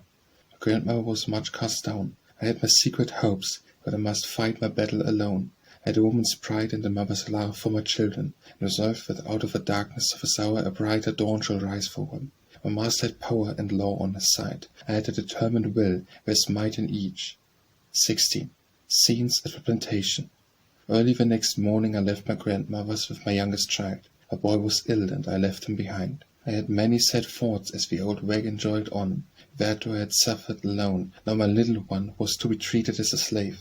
As we drew near the great house, I thought of the time when I was formerly sent there out of revenge. I wondered for what purpose I was now sent. I could not tell. I resolved to obey orders so far as duty required, but within myself I determined to make my stay as short as possible. Mr. Flint was waiting to receive us, and told me to follow him upstairs to receive orders for the day. My little Ellen was left below in the kitchen. It was a change for her, who had always been so carefully tended. My young master said she might amuse herself in the yard. This was kind of him, since the child was hateful to his sight. My task was to fit up the house for the reception of a bride. In the midst of sheets, tablecloths, towels, drapery, and carpeting, my head was as busy planning as with my fingers with a needle. At noon I was allowed to go to Ellen. She had sobbed herself to sleep. I heard Mr. Flint say to a neighbor, "I've got her down here, and I'll soon take the town notions out of her head. Her father is partly to blame for her nonsense. He ought to have broke her in long ago." The remark was made within my hearing, and I would not have been quiet as merely to have made it to my face. He had said things to my face which might or might not have surprised his neighbor if he had known of them. He was a chip of the old block. I resolved to give him no cause to accuse me of being too much of a lady, so far as work was concerned. I walked day and night with wretchedness before me. When I lay down beside my child, I felt how much easier it would be to see her die than to see a master beat her about, as I daily saw him beat other little ones. The spirit of the mothers was so crushed by the lash that I stood by, without courage to remonstrate. How much more must I suffer before I should be broken to that degree? I wished to appear as contented as possible. Sometimes I had an opportunity to see a few lines home, as broader recollections that made it difficult, for a time, to see calm and indifferent to my lot. Notwithstanding my efforts, I saw that Mr. Flint regarded me with a suspicious eye. Ellen broke down under the trials of a new life. Separated from me, with no one to look after her, she wandered about, and in a few days cried herself sick. One day she sat under the window where I was at work, crying the very cry which makes a mother's heart bleed. I was obliged to steel myself to bear it. After a while it ceased. I looked out, and she was gone. As it was near noon, I ventured to go down in search of her. A great house was raised 2 feet above the ground. I looked under it, and saw her about midway, fast asleep. I crept under and drew her out. As I held her in my arms, I thought how well it would be for her if she never waked up, and I uttered my thought aloud. I was startled to hear someone say, "Did you speak to me?" I looked up and saw Mr. Flint standing beside me. He said nothing further, but turned, frowning away. That night he sent Ellen a biscuit and a cup of sweetened milk. His generosity surprised me. I learned afterwards that in the afternoon he had killed a large snake, which crept from under the house. I supposed that incident had prompted his unusual kindness. The next morning the old cart was loaded with shingles for town. I put Ellen into it and sent it to her grandmother. Mr. Flint said I ought to have asked his permission. I told him the child was sick and required attention which I had no time to give. He let it pass, for he was aware that I had accomplished much work in a little time. I had been 3 weeks on the plantation, and I planned to visit home. It must be at night, after everybody was in bed.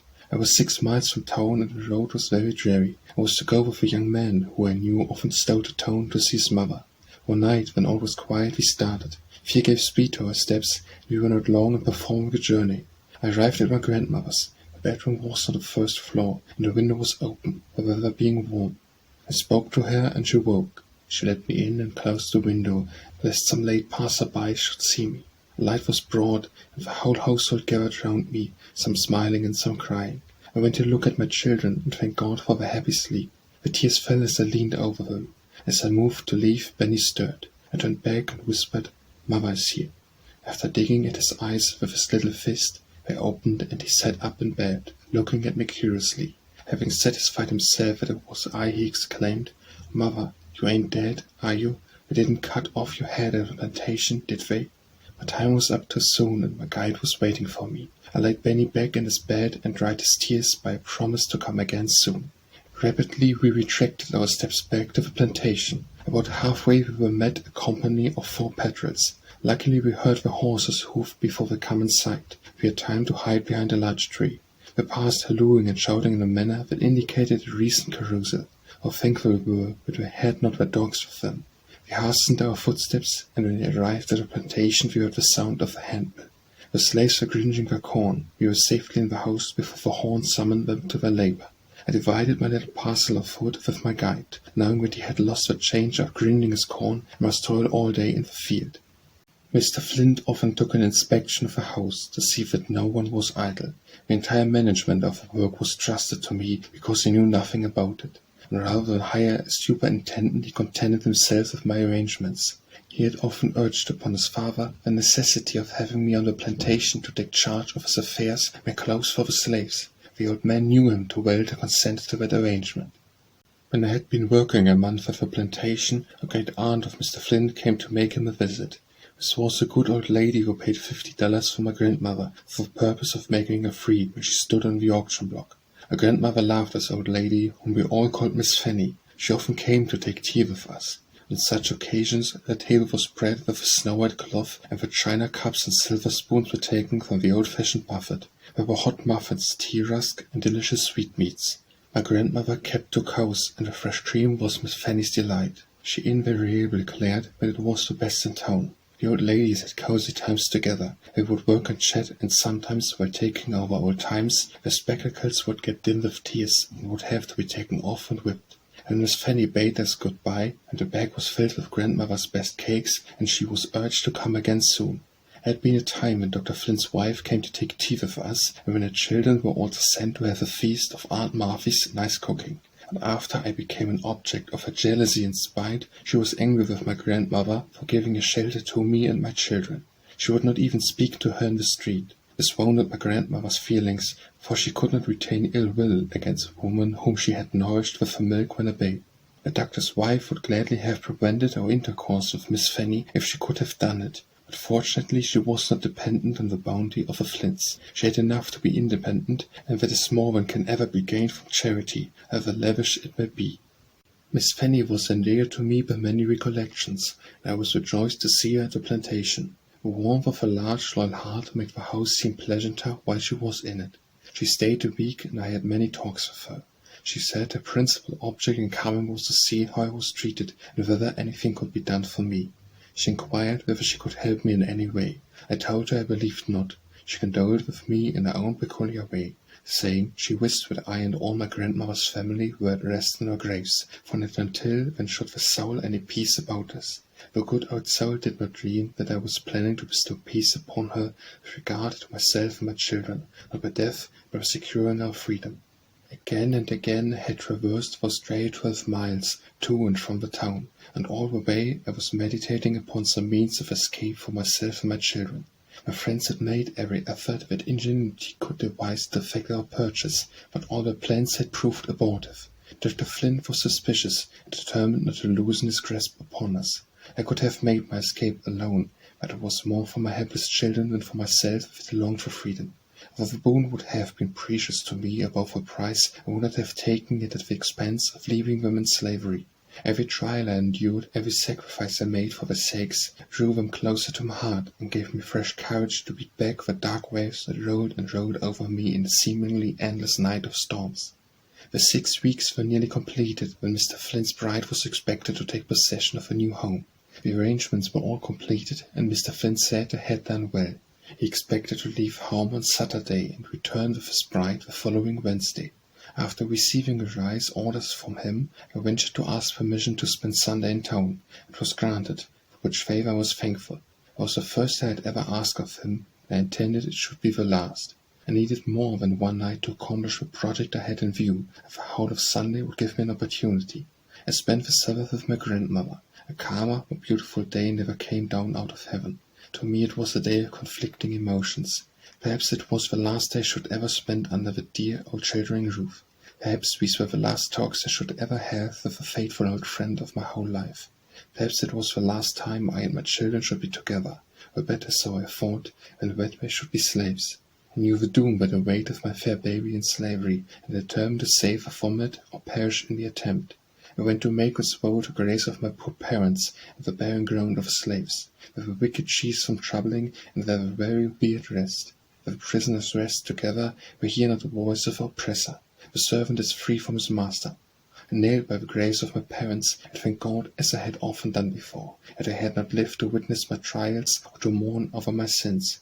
I had received my mother's blessing when she died, and in many an hour of tribulation I had seemed to hear her voice, sometimes chiding me, sometimes whispering loving words into my wounded heart.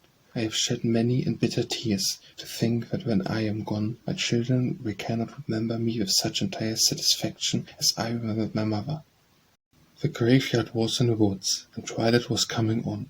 Nothing broke the death-like stillness except the occasional twitter of a bird. My spirit was overawed by the solemnity of the scene. For more than 10 years I had frequented the spot, but never had it seemed to me so sacred as now. A black stump at the head of my mother's grave was all that remained of a tree my father had planted. His grave was marked by a small wooden board, bearing his name, the letters of which were nearly obliterated. I knelt down and kissed them, and put forth a prayer to God for guidance and support in the perilous step I was about to take. As I passed the wreck of the old meeting-house, where before Ned Turner's time the slaves had been allowed to meet for worship, I seemed to hear my father's voice come from it, bidding me not to tarry till I reached freedom or the grave. I rushed on with renovated hopes. My trust in God had been strengthened by that prayer among the graves. My plan was to conceal myself at the house of a friend and remain there a few weeks till the search was over. My hope was that the doctor would get discouraged, and for fear of losing my value, and also of subsequently finding my children among the missing, he would consent to sell us, and knew somebody would buy us. I had done all in my power to make my children comfortable during the time I expected to be separated from them. I was packing my things when grandmother came into the room and asked what I was doing. "I am putting my things in order," I replied. I tried to look and speak cheerfully, but her watchful eye detected something beneath the surface. She drew me towards her and asked me to sit down. She looked earnestly at me and said, "Linda, do you want to kill your old grandmother? Do you mean to leave your little helpless children? I am old now, and cannot do for your babies as I once did for you." I replied, "But if I went away, perhaps my father would be able to secure the freedom." "Ah, my child," said she, "don't trust too much to him. Stand by your own children, and suffer with them till death. Nobody respects a mother who forsakes her children. If you leave them, you will never have a happy moment. If you go, you will make me miserable the short time I have to live. You would be taken and brought back, your sufferings would be dreadful. Remember poor Benjamin.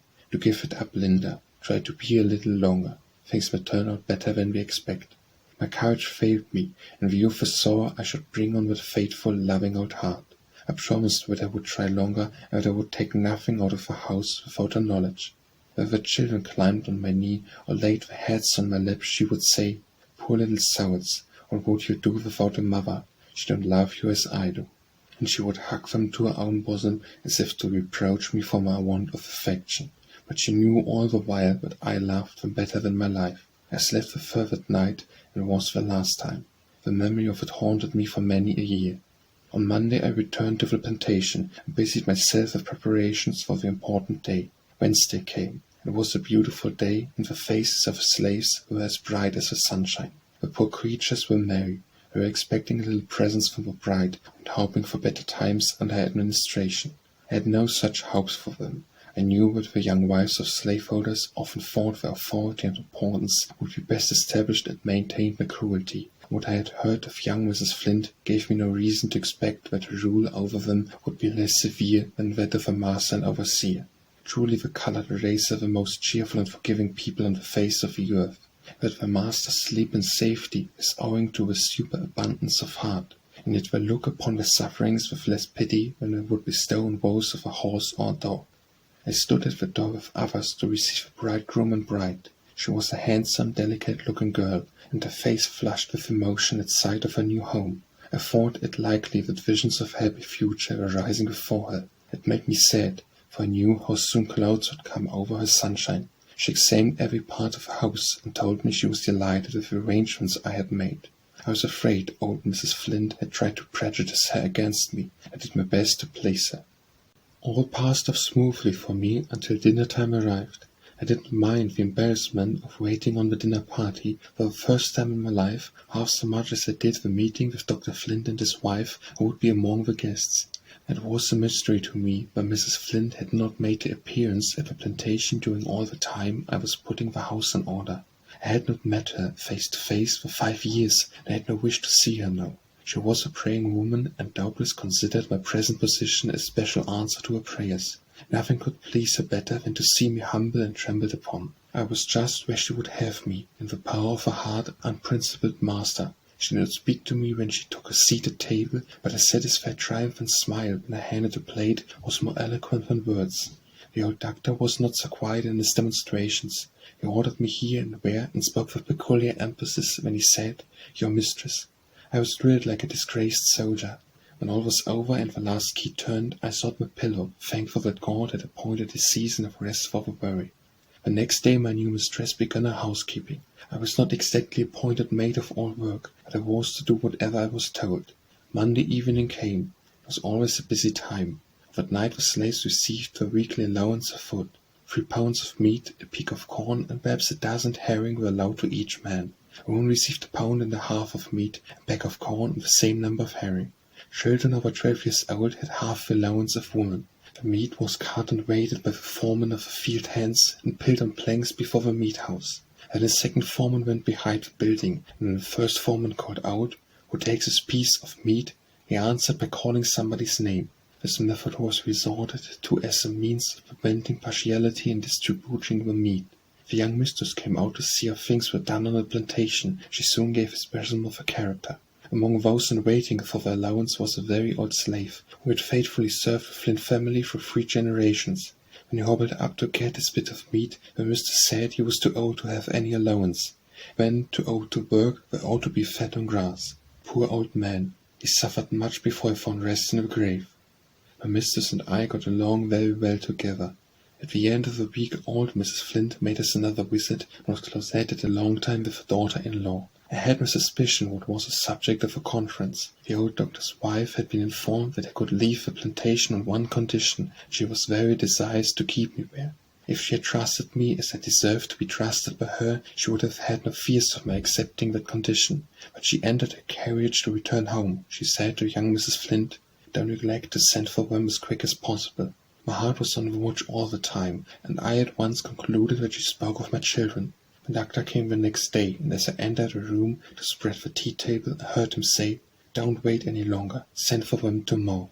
I saw through the plan. I thought my children's being there would fetter me to the spot, and that it was a good place to break us all into abject submission to our lot as slaves. After the doctor left, a gentleman called, who had always manifested friendly feelings towards my grandmother and the family. Mr. Flint carried him over the plantation to show him the results of labor performed by men and women who were unpaid, miserably clothed, and half-famished. The cotton crop was all they thought of. It was duly admired, and the gentleman returned with specimens to show his friends. I was ordered to carry water to wash his hands. As I did so, he said, "Linda, how do you like your new home?" I told him I liked it as well as I expected. He replied, "I don't think you are contented, and tomorrow we are going to bring your children to be with you. I am sorry for you, Linda. I hope we will treat you kindly." I hurried from the room, unable to thank him. My suspicions were correct. My children were to be brought to the plantation to be broke in. To this day I feel grateful to the gentleman who gave me this timely information, and nerved me to immediate action. 17. The Flight. Mr. Flint was hard pushed to house servants, and rather than lose me, he had restrained his malice. I did my work faithfully, though not, of course, with a willing mind. They were evidently afraid I should leave them. Mr. Flint wished that I should sleep in a great house instead of the servants' quarters. His wife agreed to the proposition, but said I mustn't bring my bed into the house, because it would scatter feathers on the carpet. I knew when I went there that I would never think of such a thing as furnishing a bed of any kind for me and my little ones. I therefore carried my own bed, and now I was forbidden to use it. I I did as I was ordered, but now that I was certain my children were to be put in their power, in order to give them a stronger hold on me, I resolved to leave them that night. I remembered the grievous that would bring upon my dear old grandmother, and nothing less than the freedom of my children would have induced me to disregard her advice. I went about my evening work with trembling steps. Mr. Flint twice called from his chamber door to inquire whether the house was not locked up. I replied that I had not done my work. "You have had time enough to do it," said he. "Take care how you answer me." I shut all the windows, locked all the doors, and went up to the third story to wait till midnight. How long those hours seemed, and how fervently I prayed that God would not forsake me in this hour of utmost need. I was about to risk everything on the throw of the die. If I failed, what would become of me and my poor children?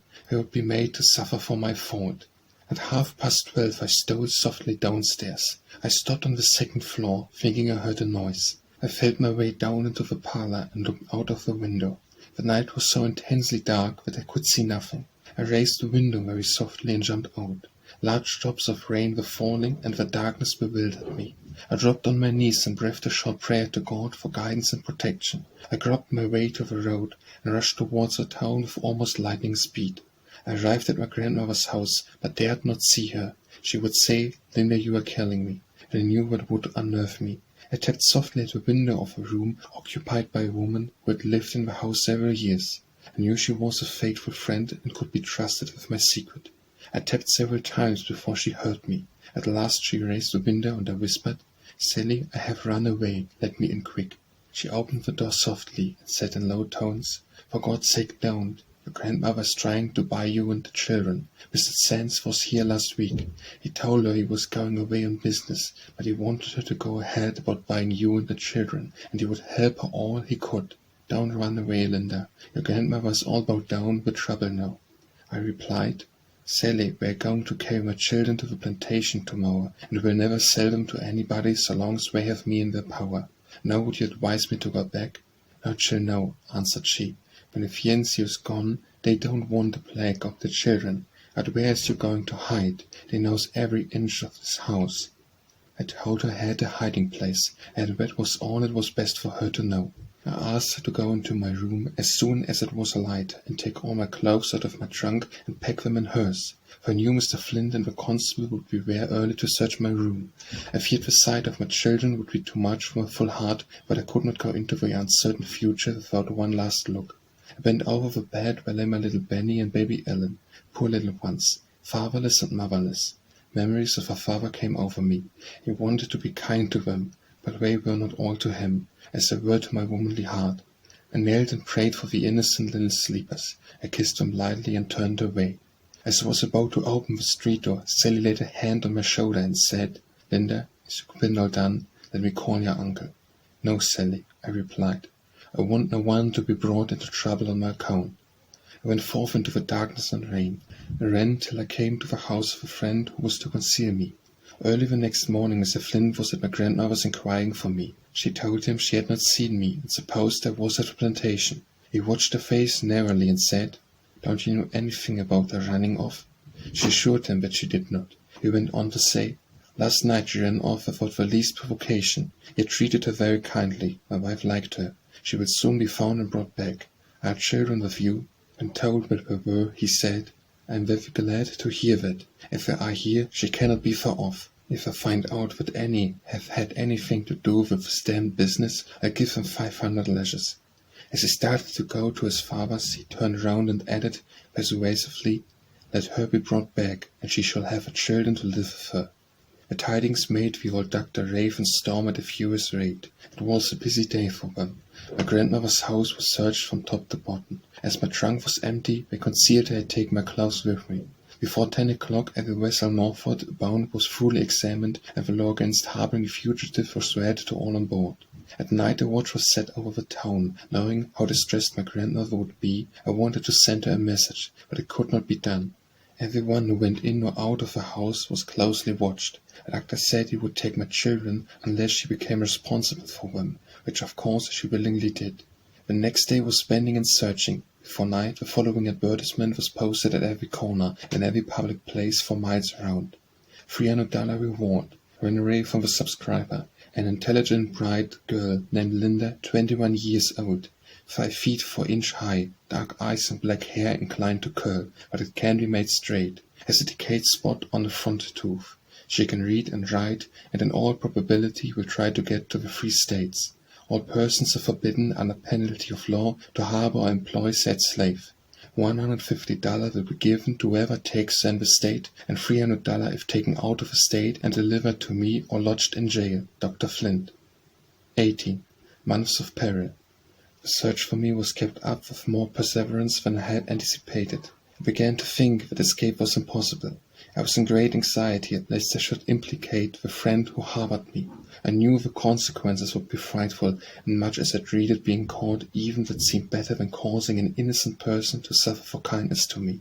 A week had passed in terrible suspense. My persuaders came into such close vicinity that I concluded they had tracked me to my hiding place.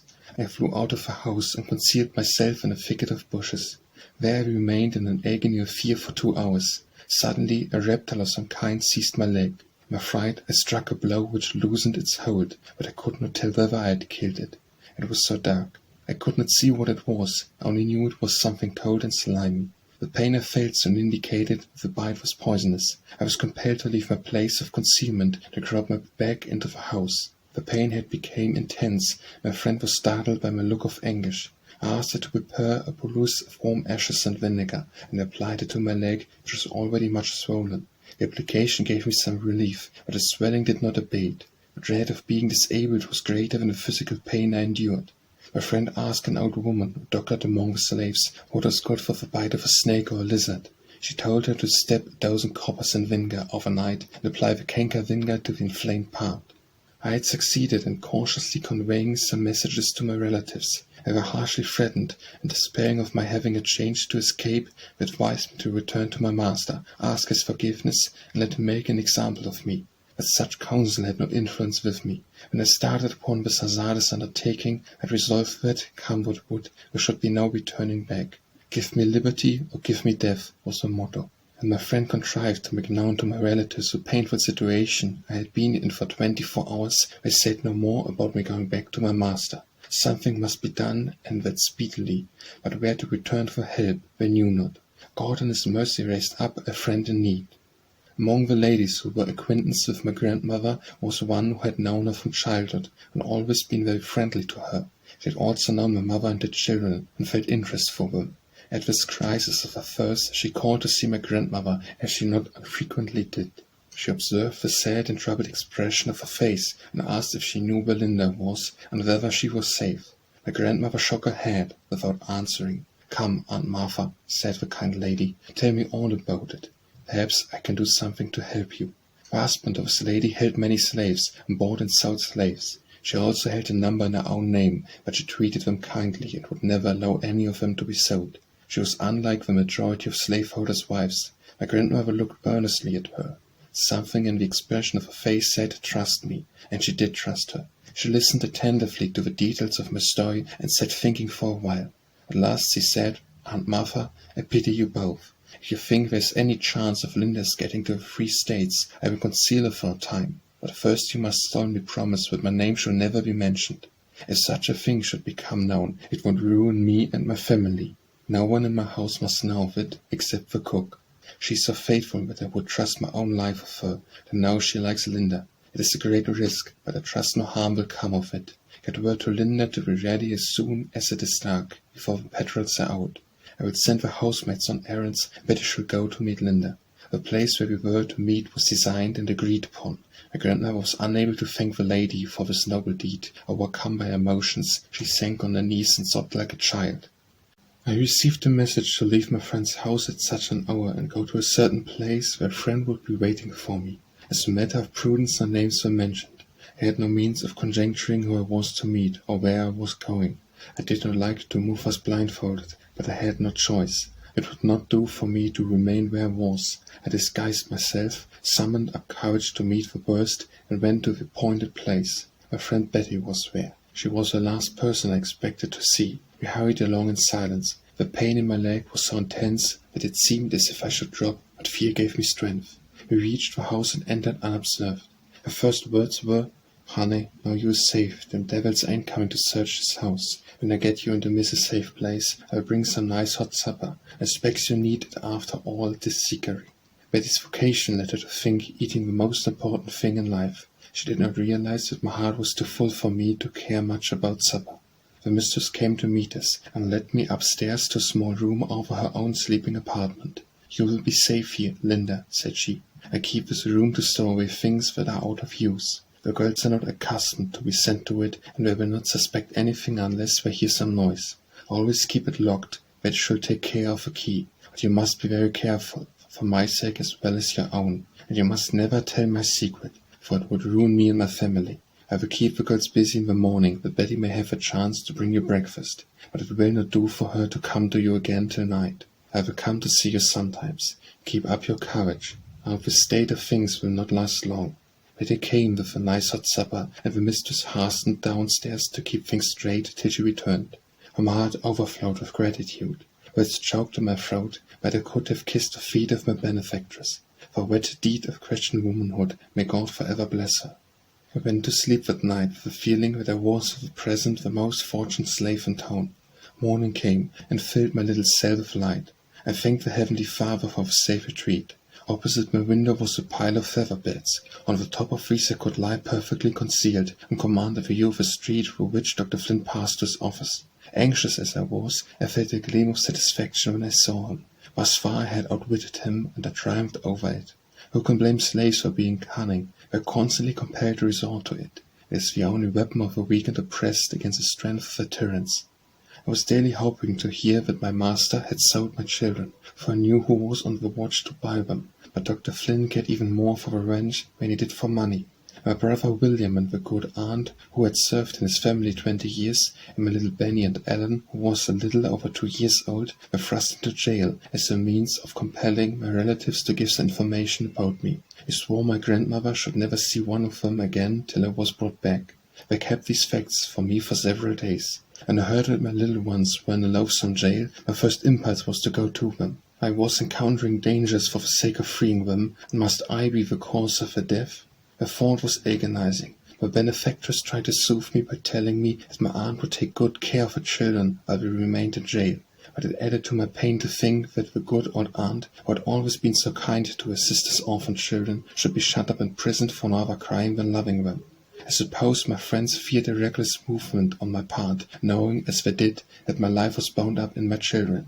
I received a note from my brother William. It was scarcely legible and ran thus: "Wherever you are, dear sister, I beg of you not to come here. We are all much better off than you are. If you come, you will ruin us all. They would force us to tell where you had been, or they would kill you. Take the advice of your friends, if not for the sake of me and your children, at least for the sake of those you would ruin." Poor William! You also must suffer being my brother. I took his advice and kept quietly. My aunt was taken out of jail at the end of the month because Mrs. Flint could not spare her any longer. She was tired of being her own housekeeper. It was quite a fatiguing to order her dinner and eat it too. The children remained in jail. Their brother William did all he could for their comfort. Betty went to see them sometimes and brought me tidings. She was not permitted to enter the jail, but William would hold them up to the grated window while she chatted with them, and she repeated their prattle and told me how they wanted to see their ma. My tears would flow. Old Betty would exclaim, "Lost child, what's you crying about? Them youngers will kill you dead. Don't be so chicken-hearted. If you does, you will never get through this world." Good old soul. She had gone through the world childless. She had never had little ones to clasp their arms around her neck. She had never seen their soft eyes looking into hers. Their sweet little voices had called her mother. She had never pressed her own infants to her heart, with feeling that even in fatness there was something to live in. How could she realize my feelings? Betty's husband loved children dearly, and wondered why God had denied them to him. He expressed great sorrow when he came to Betty with the tidings that Anne had been taken out of jail and carried to Dr. Flint's. She had the measles a short time before they carried her to jail. The disease had left her eyes affected. The doctor had taken her home to attend to them. The children had always been afraid of the doctor and his wife. They had never been inside of their house. Poor little Ellen cried all day to be carried back to prison. The instincts of childhood are true. She knew she was loved in a jail. Her screams and sobs annoyed Mrs. Flint. Before night she called one of the slaves and said, "Here, Bill, carry this bread back to the jail. I can't stand her noise. If she would be quiet, I should like to keep the little minx. She would make a handy waiting maid for my daughter by and by, and if she stayed here with a white face, suppose I should either kill her or spoil her. I hope the doctor will sell them as far as wind and water can carry them. As for their mother, her ladyship will find out yet what she gets by running away. She hasn't so much feeling for children as the cow has for its calf. If she had, she would have come back long ago to get them out of jail and save all this expense and trouble. The good-for-nothing hussy. And she is caught, she shall stay in jail, in irons, for 6 months, and then be sold to a sugar plantation. I shall see her broken yet. Do you stand there for pill? Why don't you go Arthur for bread? Mind now, but you don't let any speak to her in the street. When these remarks were reported to me, I smiled at Mrs. Flint, saying that she would either kill my child or spoil her. I thought to myself there was very little danger of the latter. I have always considered it as one of God's special providences that Ellen screamed till she was carried back to jail. That same night Dr. Flint was called to a patient, and didn't return till near morning. Passing my grandmother's, he saw light in the house and thought to himself, perhaps this was something to do with Linda. He knocked, and the door was opened. "What calls you up so early?" said he. "I saw your light, and I thought I would just stop and tell you that I have found out where Linda is, and know where to put my hands on her, and I shall have her before 12 o'clock. When he had turned away, my grandmother and my uncle looked anxiously at each other. I did not know whether or not it was merely one of the doctor's tricks to frighten them.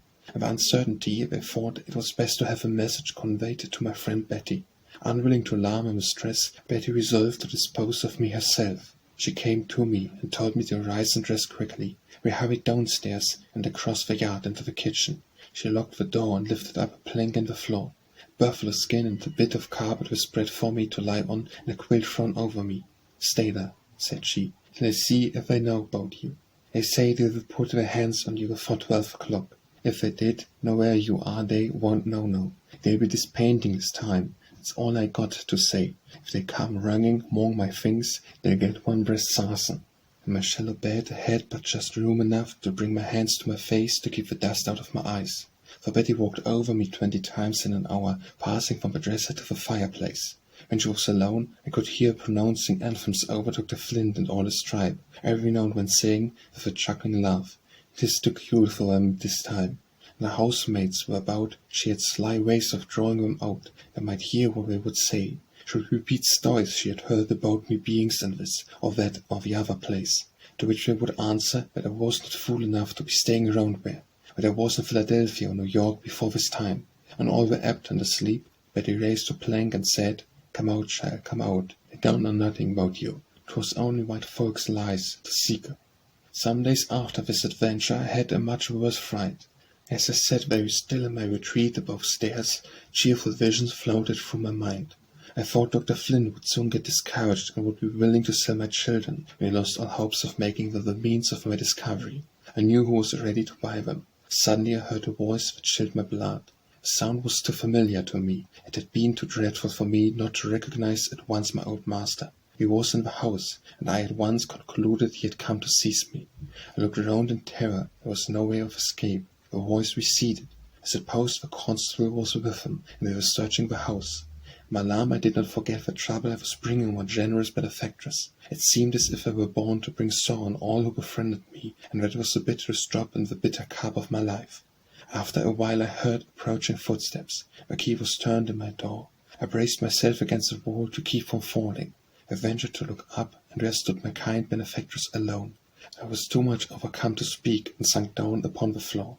"I thought you would hear your master's voice," said she, "knowing you would be terrified. I came to tell you he has nothing to fear. You may even indulge in a laugh at the old gentleman's expense. He is so sure you are in New York that he come to borrow $500 to go in pursuit of you. My sister had some money to loan on interest. He has obtained it and proposes to start for New York tonight. So for the present, you see you are safe. The doctor will merely light in his pocket, hunting after the bird he has left behind." 19. The children sold. The doctor came back from New York, of course without accomplishing his purpose. He expended considerable money and was rather disheartened. My brother and the children had now been in jail 2 months, and it also was some expense. My friends thought it was a favourable time to work on his discouraging feelings. Mr. Sands sent a speculator to offer him $900 for my brother William and $800 for the 2 children. We saw high prices as slaves were been selling, but the offer was rejected. If it had been merely a question of money, the doctor would have sold any boy of Benny's age for $200, but he could not bear to give up the power of revenge. But he was hard-pressed for money, and he revolved the matter in his mind. He knew that if he could keep Ellen till she was 15, he could sell her for a high price. I presume he reflected that she might die or might be stolen away. At all events, he came to the conclusion that he had better accept the slave trader's offer. Meeting him in the street, he inquired when he would leave town. "Today at 10 o'clock, he replied. "Do you go so soon?" said the doctor. "I have been reflecting upon your proposition, and I have concluded to let you have her free if you will say $1,900. After some parley, the trader agreed to his terms. He wanted the bill of sale drawn out and signed immediately, as he had a great deal to attend to during the short time he remained in town. The doctor went to the jail and told William he would take him back into his service if he would promise to behave himself, but he replied that he would rather be sold. "And you shall be sold, you ungrateful rascal," exclaimed the doctor. In less than an hour the money was paid, the papers were signed, sealed, and delivered, and my brother and children were in the hands of the trader. It was a hurried transaction, and after it was over, the doctor's characteristic caution returned. He went back to the speculator and said, "Sir, I have come to lay you under obligations of $1,000 and to sell any in the state." "You come too late," replied the trader. "Our bargain is closed." He had, in fact, already sold them to Mr. Sands, but he did not mention it. The doctor required him to put irons on that rascal Bill, to pass through the back street when he took his gang out of town. The trader was privately instructed to concede to his wishes. My good old aunt went to the jail to bid the children good by supposing them to be the speculator's property, and she should never see them again. She held Benny a lap. He said, "Aunt Nancy, I want to show you something." He led her to the door and showed her a long row of marks, saying, "Uncle Will told me to count. I have made the mark for every day I had been here, and it is 60 days. It is a long time, and the speculator is going to take me and Ellen away. He's a bad man. It's wrong for him to take grandmother's children. I want to go to my mother." My grandmother was told that the children were to be restored to her, but she was requested to act as if they were really to be sent away. Accordingly, she made up a bundle of clothes and went to the jail. When she arrived, she found William handcuffed among the gang, and the children in the trader's cab. The scene seemed too much like reality. She was afraid there might have been some deception or mistake. She fainted and was carried home.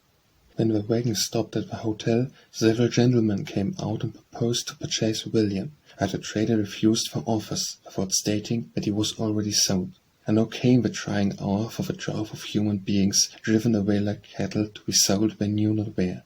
Husbands were torn from wives, parents from children, never to look upon each other again beside the grave. There was a wringing of hands and cries of despair. Dr. Flint had the supreme satisfaction of seeing the wagon leave town, and Mrs. Flint had the gratification of supposing that my children were going as far as wind and water would carry them.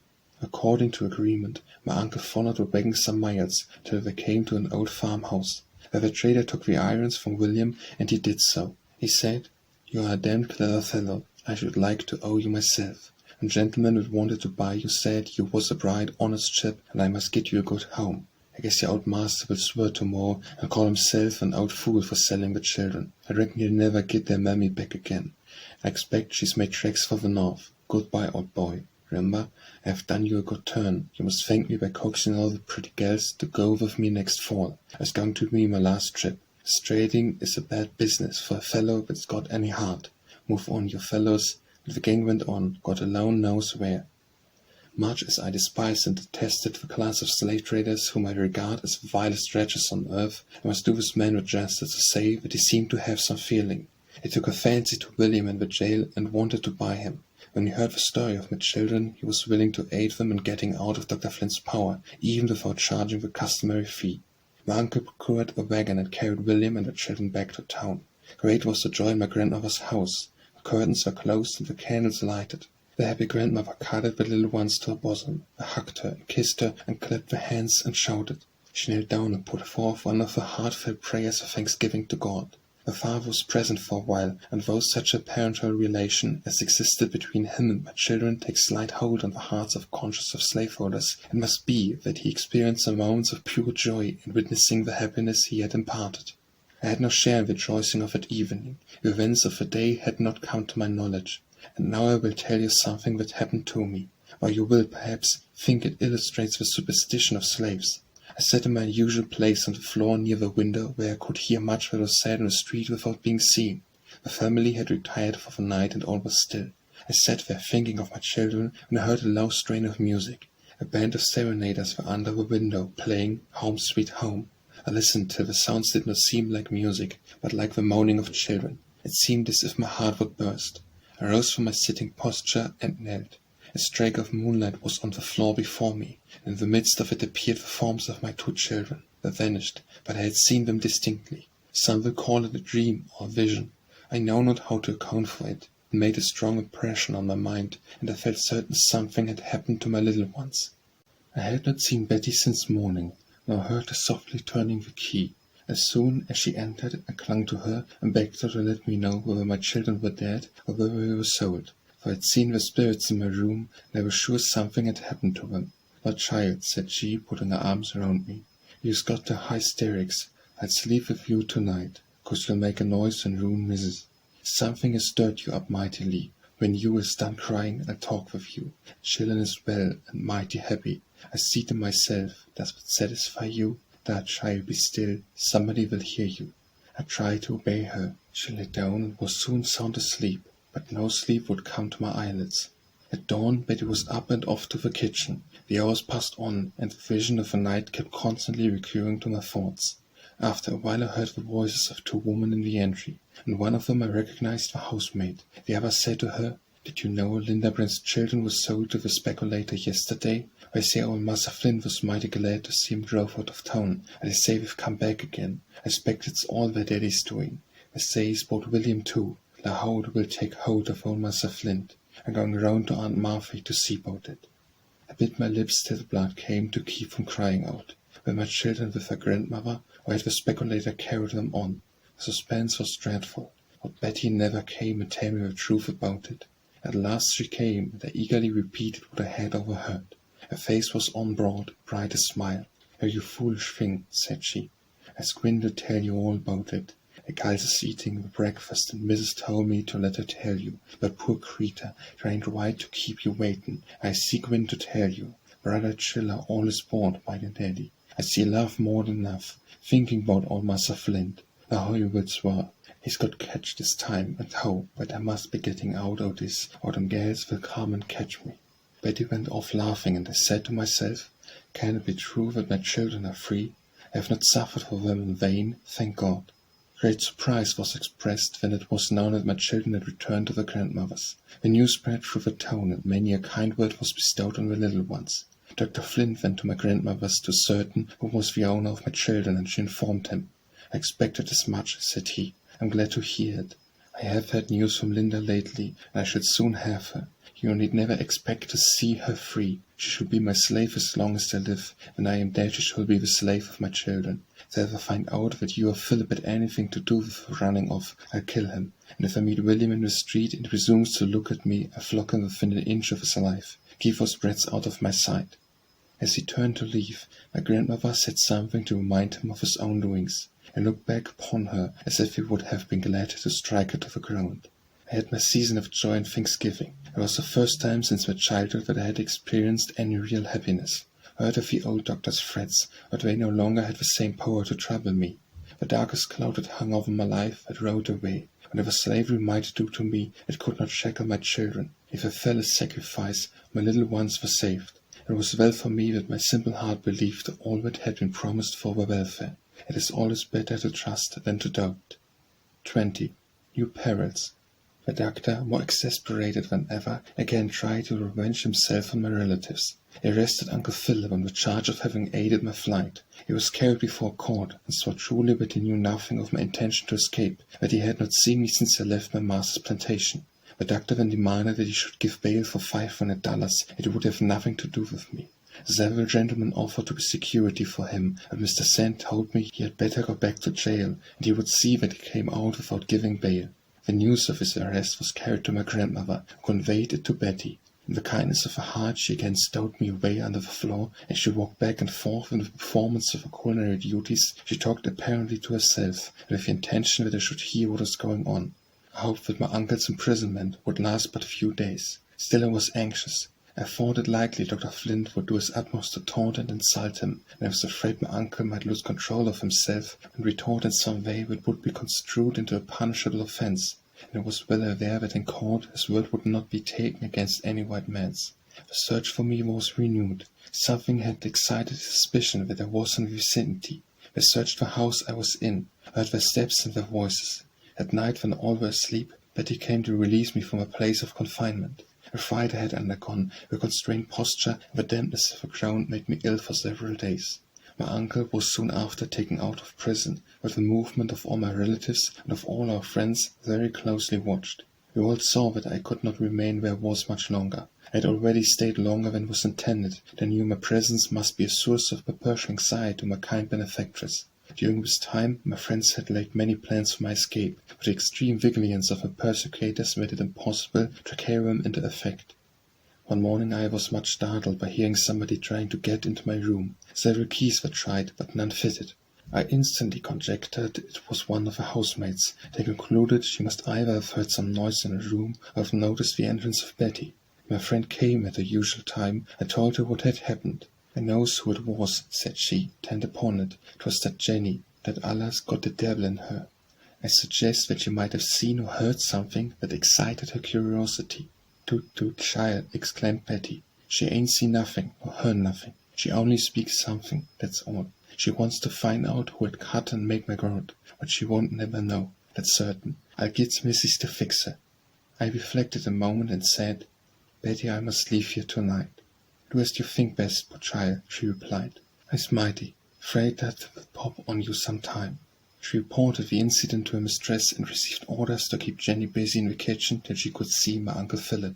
He told her he would send a friend for me that very evening. She told him she hoped he was going to the north, for it was very dangerous for me to remain anywhere in the vicinity. Alas, it was not an easy thing for one in my situation to go to the north. In order to leave the coast quite clear for me, she went into the country to spend the day with her brother, and took Jenny with her. She was afraid to come and bid me good-bye, but she left a kind message with Betty. I heard her carriage roll from the door, and never again saw her who had so generously befriended the poor, trembling fugitive. Though she was a slaveholder, to this day my heart blessed her. I had not the slightest idea where I was going. Betty brought me a suit of sailor's clothes, a jacket, trousers, and tarpaulin hat. She gave me a small bundle, saying I might need it where I was going. In cheery tones she exclaimed, "I see so glad you was quit the 3 parts. Don't forget, old Betty. Perhaps I'll come long by and by." I tried to tell her how grateful I felt for all her kindness, but she interrupted me. "I don't want no thanks, honey. I's glad I could help you, and I hope the good Lord will open the path for you. I's going with you to the lower gate. Put your hands in your pockets and walk rickety, like the sailors." I performed to his satisfaction. At the gate I found Peter, a young colored man, waiting for me. I had known him for years. He had been an apprentice to my father, and had always borne a good character. I was not afraid to trust to him. But he bade me 100 good-bye, and we walked off. "Take courage, Linda," said my friend Peter. "I've got a dagger, and no one shall take you from me, unless he passes over my dead body." It was a long time since I had taken a walk out of doors, and the fresh air revived me. It was also pleasant to hear a human voice speaking to me above a whisper.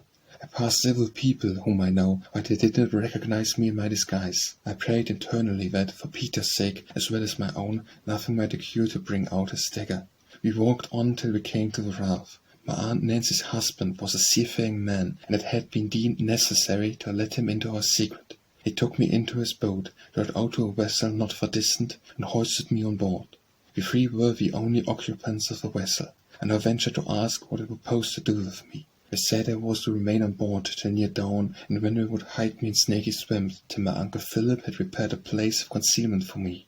If the vessel had been bound north, it would have been of no avail to me, for it would certainly have been searched. About 4 o'clock we were again seated in the boat, and rowed 3 miles to the swamp. My fear of snakes had been increased by the venomous bite I had received, and I readied to enter his hiding place.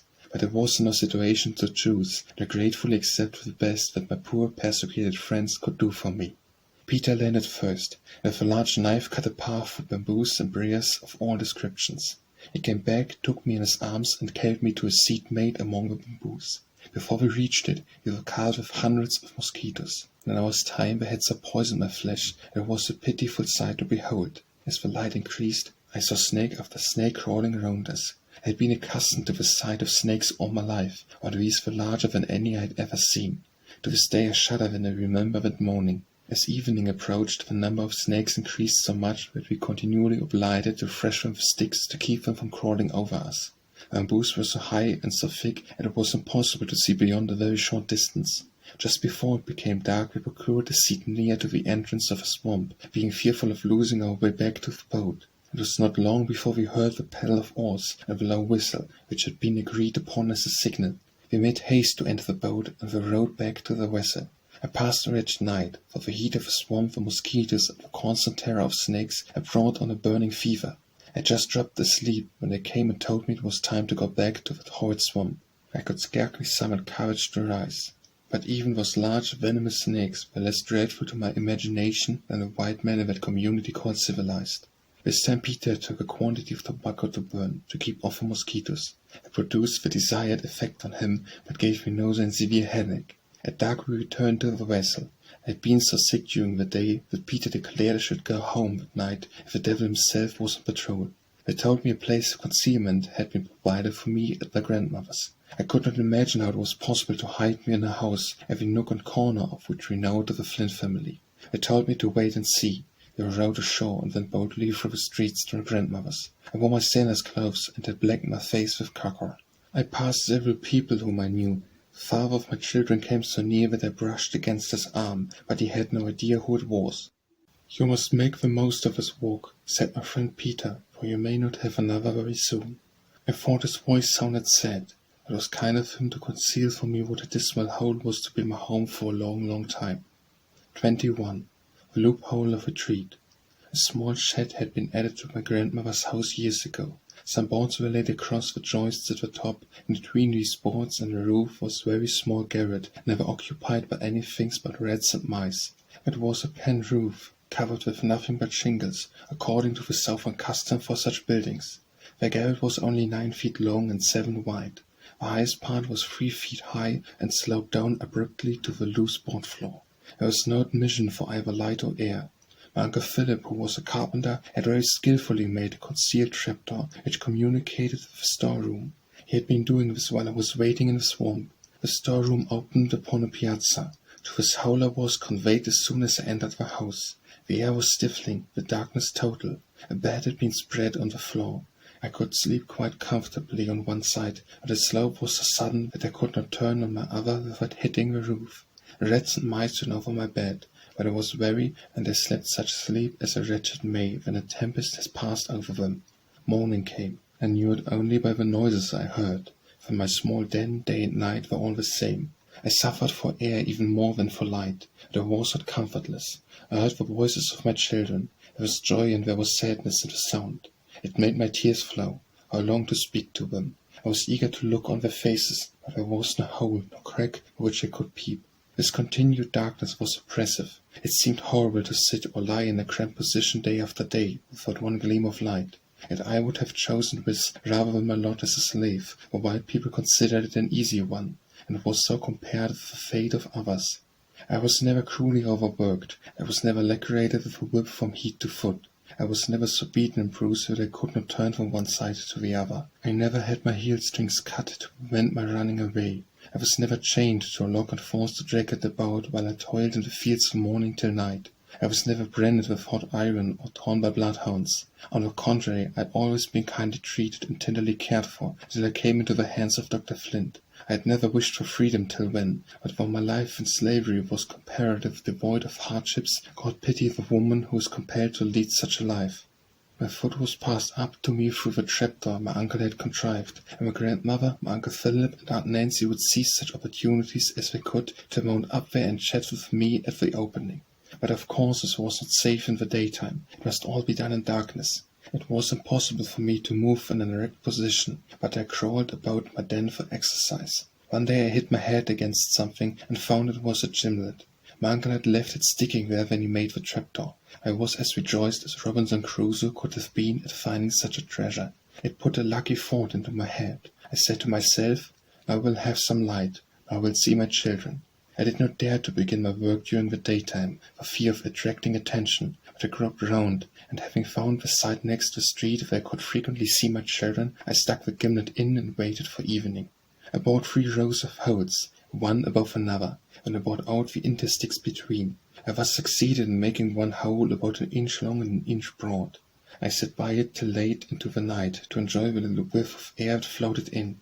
In the morning I watched for my children. The first person I saw in the street was Dr. Flint. I had a shuddering superstition feeling that it was a bad omen. Several familiar faces passed by. At last I heard the merry laugh of children, and presently 2 sweet little faces were looking up at me as though they knew I was there and were conscious of the joy they imparted. I longed to tell them I was there. My condition was now little improved, but for weeks I was tormented by hundreds of little red insects, fine as a needle's point, that pierced through my skin and produced an intolerable burning. The good grandmother gave me herb and teas and cooling medicines, and finally got rid of them. The heat of my den was intense, for nothing but thin shingles protected me from the scorching summer sun. But I had my consolations. From a peeping hole I could watch the children, and when they were near enough I could hear their talk. Aunt Nancy brought me all the news she could hear at Dr. Flint's. From her I learned that the doctor had written to New York to a colored woman who had been born and raised in our neighborhood, and had breathed his contaminating atmosphere. He offered her a reward if she could find out anything about me. I know not what was the nature of her reply, but he soon after started for New York in haste, saying to his family that he had business of importance to transact. I peeped at him as he passed on his way to the steamboat. It was a satisfaction to have miles of land and water between us, even for a little while, and it was a still greater satisfaction to know that he believed me to be in the Free States. My little den seemed less stray than it had done. He returned, as he did from his former journey to New York, without obtaining any satisfactory information. When he passed the house next morning, Benny was standing at the gate. He had heard them say that he had gone to find me, and he called out, "Dr. Flint, did you bring my mother home? I want to see her." The doctor stamped his foot at him in a rage and exclaimed, "Get out of the way, you little damn rascal. If you don't, I'll cut off your head." Benny ran terrified into the house, saying, "You can't put me in jail again. I don't belong to you now." It was well that the wind carried the words away from the doctor's ear. I told my grandmother of it when we had our next conference at the trapdoor, and begged of her not to allow the children to be impertinent to the irascible old man. Autumn came, with a pleasant abandonment of heat. My eyes had become accustomed to the dim light, and by holding my book or work in a certain position near the aperture, I contrived to read and sew. It was a great relief to the tedious monotony of my life. But when winter came, the cold penetrated through the thin shingle roof, and I was dreadfully chilled. The winters were not so long or so severe as in the northern latitudes, but the houses are not built to shelter from cold, and my little den was peculiarly comfortless. The kind grandmother brought me bedclothes and warm drinks. Often I was obliged to lie in bed all day to keep comfortable, but with all my precautions, my shoulders and feet were frostbitten. I was long gloomy days, with an object for my eye to rest upon, and no thoughts to occupy my mind, except the dreary past and the uncertain future. I was thankful when there came a day sufficiently mild for me to wrap myself up and sit at the loophole to watch the passers-by. Southerners have a habit of stopping and talking in the streets, and I hear many conversations not intended to meet my ears. I heard slave hunters planning how to catch some poor fugitives. Several times I heard allusions to Dr. Flint, myself, and the history of my children, who perhaps were playing near the gate. One would say, I wouldn't move my little finger to catch her as old Flint's property. Another would say, I'll catch any for the reward. A man ought to have what belongs to him, if he is a damned brute. The opinion was often expressed that I was in the Free States. Very rarely did anyone suggest that I might be in the vicinity. Had the least suspicion rested on my grandmother's house, I would have been burned to the ground. But it was the last place they thought of. Yet there was no place where slavery exceeded, which could have afforded me so good a place of concealment. Dr. Flint and his family repeatedly tried to coax and bribe my children to tell something they had heard said about me. One day the doctor took them into a shop and offered them some bright little silver pieces and gay handkerchiefs if they would tell where their mother was. I then shrank away from him and would not speak, but Benny spoke up and said, "Dr. Flint, I don't know where my mother is. I guess she's in New York. When you go there again, we should ask her to come home. I want to see her. And if you put her in jail or tell her you'll cut her head off, I tell her to go right back." 22. Christmas Festivities. Christmas was approaching. Grandmother brought me materials, and I busied myself making some new garments and little playthings for my children.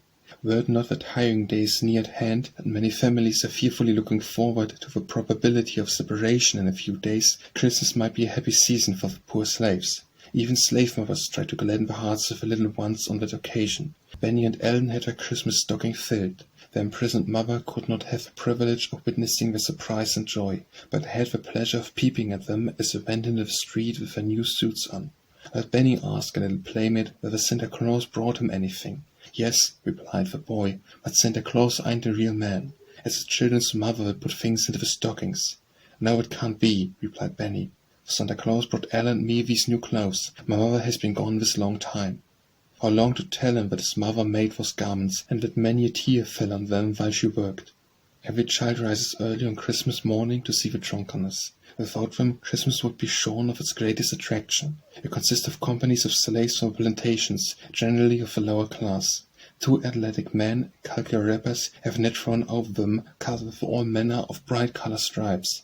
Cows' tails are fastened to their backs, and their heads are decorated with horns. A box covered with sheepskin is called the gumbo box. A dozen beat on this, the lovers strike triangles and jawbones, to which bands of dancers keep time. For a month previous we are composing songs which are sung on this occasion. These companies of 100 each turn out early in the morning and are allowed to go round at 12 o'clock, begging for contributions. Not a door is left unvisited where there is the least chance of obtaining a penny or a glass of rum. I do not drink while we are out, but carry rum home in jugs to have a carousel. These Christmas donations frequently amount to $20 or $30. It is seldom that any white man or child refuses to give them a trifle. If he does, we regale his ears with the following song: "Poor massa, so they say, down in the heel, so they say. Got no money, so they say, not a shilling, so they say. God Almighty bless you, so they say." Christmas is a day of feasting, both of white and colored people. Slaves who are lucky enough to have a few shillings are sure to spend them for good eating, and many a turkey and pig is captured without saying, "By your leave, sir." Those who cannot obtain these cook a possum or a raccoon, in which savor dishes can be made. My grandmother raised poultry and pigs for sale, and was the established custom to have both a turkey and a pig roasted for Christmas dinner. On this occasion I was warned to keep extremely quiet, because 2 guests had been invited. One was the town constable, and the other was a free-colored man who tried to pass himself off for white, and was always ready to do any mean work for the sake of currying favor with white people. My grandmother had a motive for inviting them. She managed to take them all over the house. All the rooms on the lower floor were thrown open for them to pass in and out, and after dinner they were invited upstairs to look at a fine mockingbird my uncle had just brought home. We had 2 of the rooms were all thrown open that we might look in. When I heard them talking on the piazza, my heart almost stood still. I knew this colored man had spent many nights hunting for me. Everybody knew he had the blood of a slave father in his veins, but for the sake of passing himself off for white, he was ready to kiss the slaveholder's feet. I despised him. As for the constable, he wore no false colors. The duties of his office were despicable, but he was superior to his companion, insomuch as he did not pretend to be what he was not. Any white man who could raise money enough to buy a slave would have considered himself degrading by being a constable, but the office enabled its possessors to exercise authority. If he found any slave out after 9 o'clock, he could whip him as much as he liked, and it was a privilege to be conveyed. And the guests were ready to depart. My grandmother gave each of them some of a nice pudding as a present for the wives. Through my peephole I saw them go out of a gate, and I was glad when it closed after them. So passed the first Christmas in my den. 23. Still in prison. When spring returned, and I took in the little patch of green the departure commanded, I asked myself how many more summers and winters I must be condemned to spend thus. I longed to draw in a plentiful draught of fresh air, to stretch my cramped limbs, to have room to stand erect, to feel the earth under my feet again. My relatives were constantly on the lookout for a chance of escape, but none offered that seemed practical and even tolerable slave. The hot summer came again, and made the turpentine drop from the thin roof over my head. During the long nights I was restless for want of air, and had no room to toss and turn. There was but one compensation: the atmosphere was so stifled that even mosquitoes would not condense to piss in it. And for all my detestation of Dr. Flint, I could hardly wish him a worse punishment, either in this world or that which is to come, than to suffer what I suffered in one single summer. Yet the laws allowed him to be out in the free air, while I, guiltless of crime, was pent up here as the only means of avoiding the cruelties the laws allowed him to inflict upon me. I don't know what keeps life within me. Again and again I thought I should die before long, but I saw the leaves of another autumn whirl through the air, and felt the touch of another winter. And some of the most terrible thunderstorms were acceptable. The rain came through the roof, and I rolled up my bed that it might cool the hot boards under it. Later in the season storms sometimes with my clothes through and through, and that was not comfortable when the air grew chilly. Moderate storms I could keep out by filling the chinks of ochre. But uncomfortable as my situation was, I had glimpsed of things out of doors, which made me thankful for my wretched hiding place. One day I saw a slave pass our gate, muttering, "It's his own, and he can kill it if he will." My grandmother told me about woman's history. Mistress had that day seen a baby for the first time, and in the lineaments of its fair face she saw a likeness to her husband. She turned the bondwoman and the child out of doors, forbade her ever to return. The slave went to her master and told him what had happened. He promised to talk with her mistress and make it all right. The next day she and the babe were sold to a Georgia trader. Another time I saw a woman rush wildly by, persuaded by two men. She was a slave, the wet nurse of her mistress' children. For some trifling offence the mistress ordered her to be stripped and whipped. To escape the degradation of the torture, she rushed to the river, jumped in, and ended her wrongs and death. Senator Brown of Mississippi could not be ignorant of many such facts as these, for they are of frequent occurrence in every southern state. Had he stood up in the Congress of the United States, declared that slavery was a great moral, society, and political blessing, a blessing to the master and a blessing to the slave. I suffered much more during the second winter than I did during the first. My limbs were benumbed by inaction, and the cold filled them with cramp. I had a very painful sensation of coldness in my head, even my face and tongue stiffened, and lost the power of speech. Of course it was impossible, under the circumstance, to summon any physician. My brother William came and did all he could for me. Uncle Philip also watched tenderly over me, and poor grandmother crept up and down to inquire whether there were any signs of returning life. I was restored to consciousness by the dashing of cold water on my face, and found myself leaning against my brother's arm, while he bent over me with streaming eyes. He afterwards told me he thought I was dying, for I had been in an unconscious state 16 hours. I next became delirious, and was in great danger of betraying myself and my friends. To prevent this, they feed me with drugs. I remained in bed 6 weeks, weary in body and sick at heart. How to get medical advice was a question. William finally went to a Tumpensian doctor and described himself as having all my pains and aches. He returned with herbs, roots, and ointment. He was especially charged to rub on the ointment by a fire, but how could a fire be made in my little den? Charcoal and the furnace was tried, but there was no outlet for the gas, and it nearly cost me my life. Afterwards coals, already kindled, were brought up in an iron pan and placed on bricks. I was so weak, and it was so long since I had enjoyed the warmth of a fire, that those few coals actually made me weep. I think the medicines did me some good, but my recovery was very slow. Dark thoughts passed through my mind as I lay there day after day. I tried to be thankful for my little cell, dismal as it was, and even to laugh at as part of the price I had paid for the redemption of my children. Sometimes I thought God was a compassionate father who would forgive my sins for the sake of my sufferings. At another time it seemed to me there was no justice or mercy in the divine government. I asked why the curse of slavery was permitted to exist, and why I had been so persecuted and wronged from my youth upward. These things took the shape of mystery, which is to this day not so clear to my soul as I trust it will be hereafter. In the midst of my illness, grandmother broke down under the weight of anxiety and toil. The idea of losing her, who had always been my best friend and a mother to my children, was the sorest trial I had yet had. Oh, how earnestly I prayed that she might recover! How hard it seemed that I could not tend upon her, who had so long and so tenderly watched over me. One day the screams of a child nerved me with strength to crawl to my peeping hole, and I saw my son covered with blood. A fierce dog, usually kept chained, had seized and bitten him. A doctor was sent for, and I heard the groans and screams of my child, with wounds were being sewed up. Oh, torture to a mother's heart, to listen to this and be unable to go to him. But childhood is like a day in spring, alternate shower and sunshine. Before night Benny was bright and lively, threatening the destruction of the dog, and great was his delight when the doctor told him the next day that the dog had bitten another boy and been shot. Benny recovered from his wounds, but it was long before he could walk. When my grandmother's illness became known, many ladies, who were her customers, called to bring us some little comforts, and to inquire whether she had everything she wanted. Aunt Nancy one night asked permission to watch with her sick mother, and Mrs. Flint replied, "I don't see any need of your going. I can't spare you." But when she found other ladies in the neighborhood who were so attentive, not wishing to be outdone in Christian charity, she also sallied forth, magnificent condescence, and stood by the bedside of her who had loved her in her infancy, but who had been repaid by such grievous wrongs.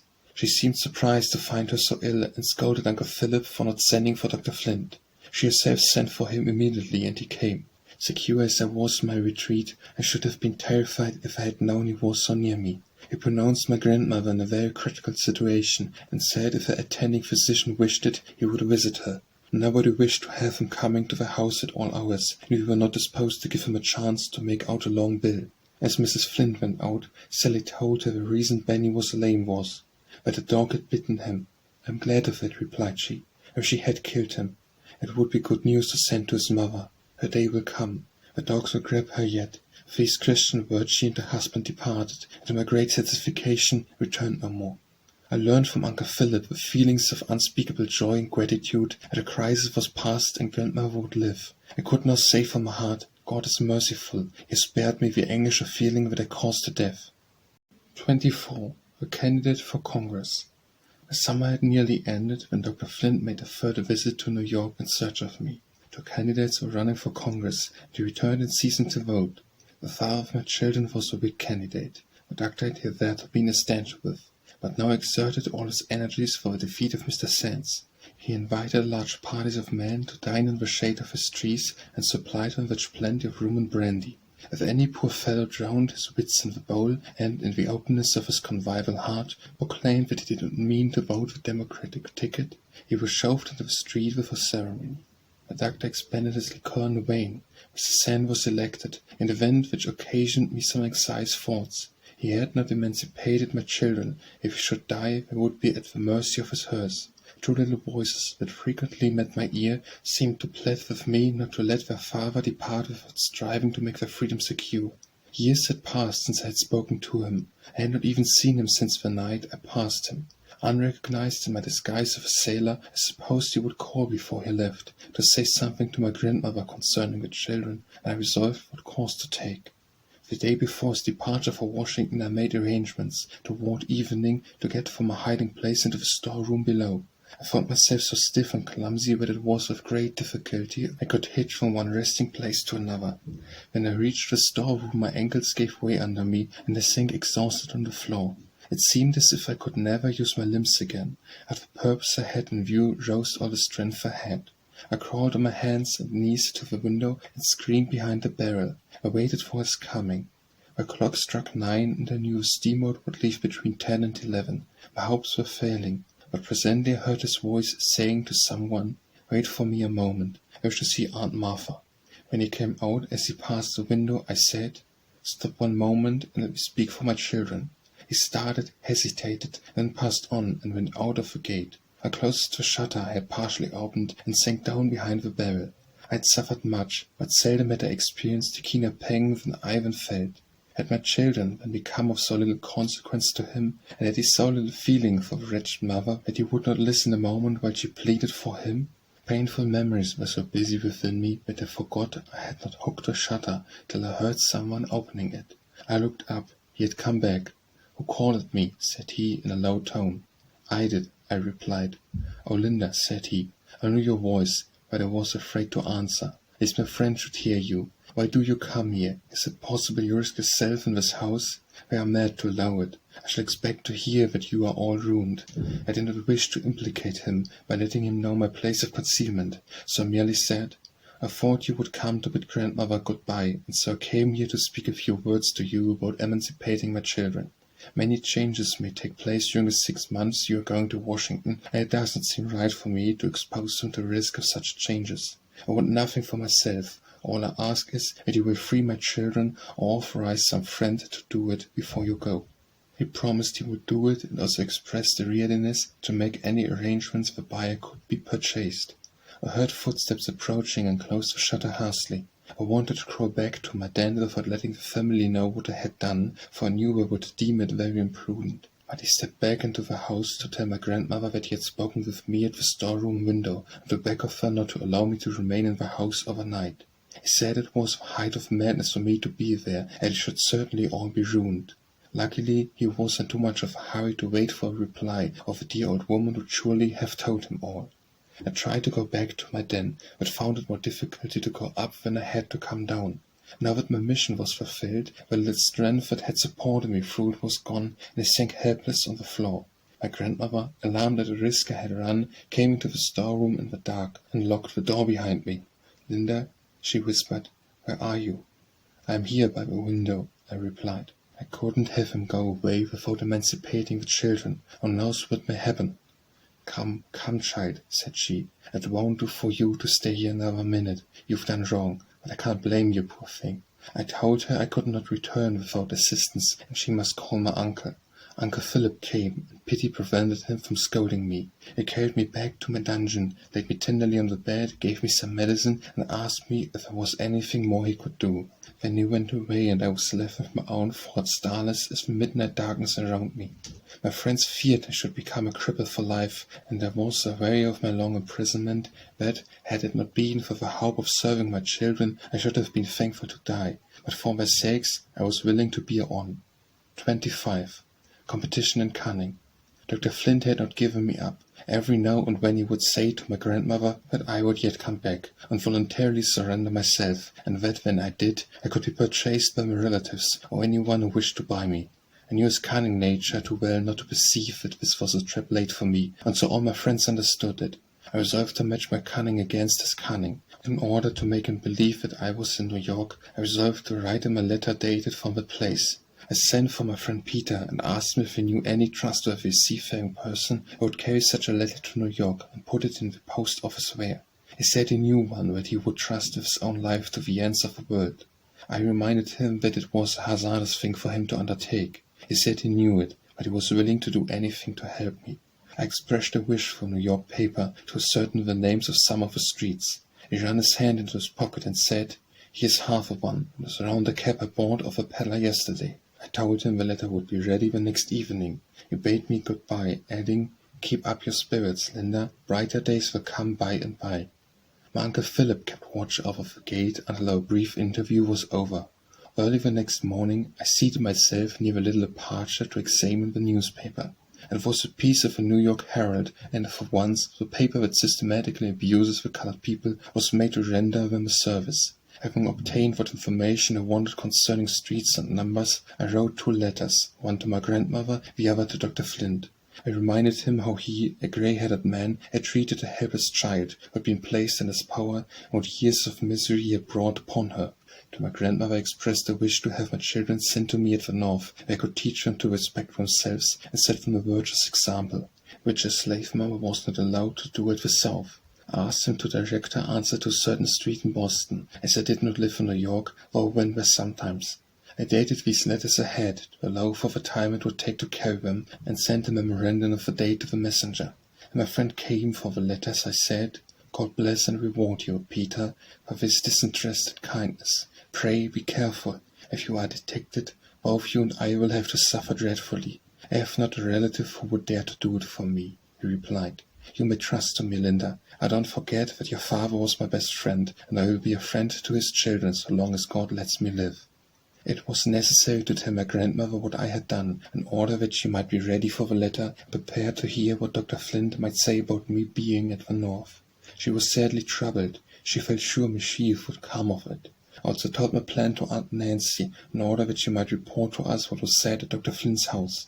I whispered it to her through a crack, and she whispered back, "I hope it will succeed.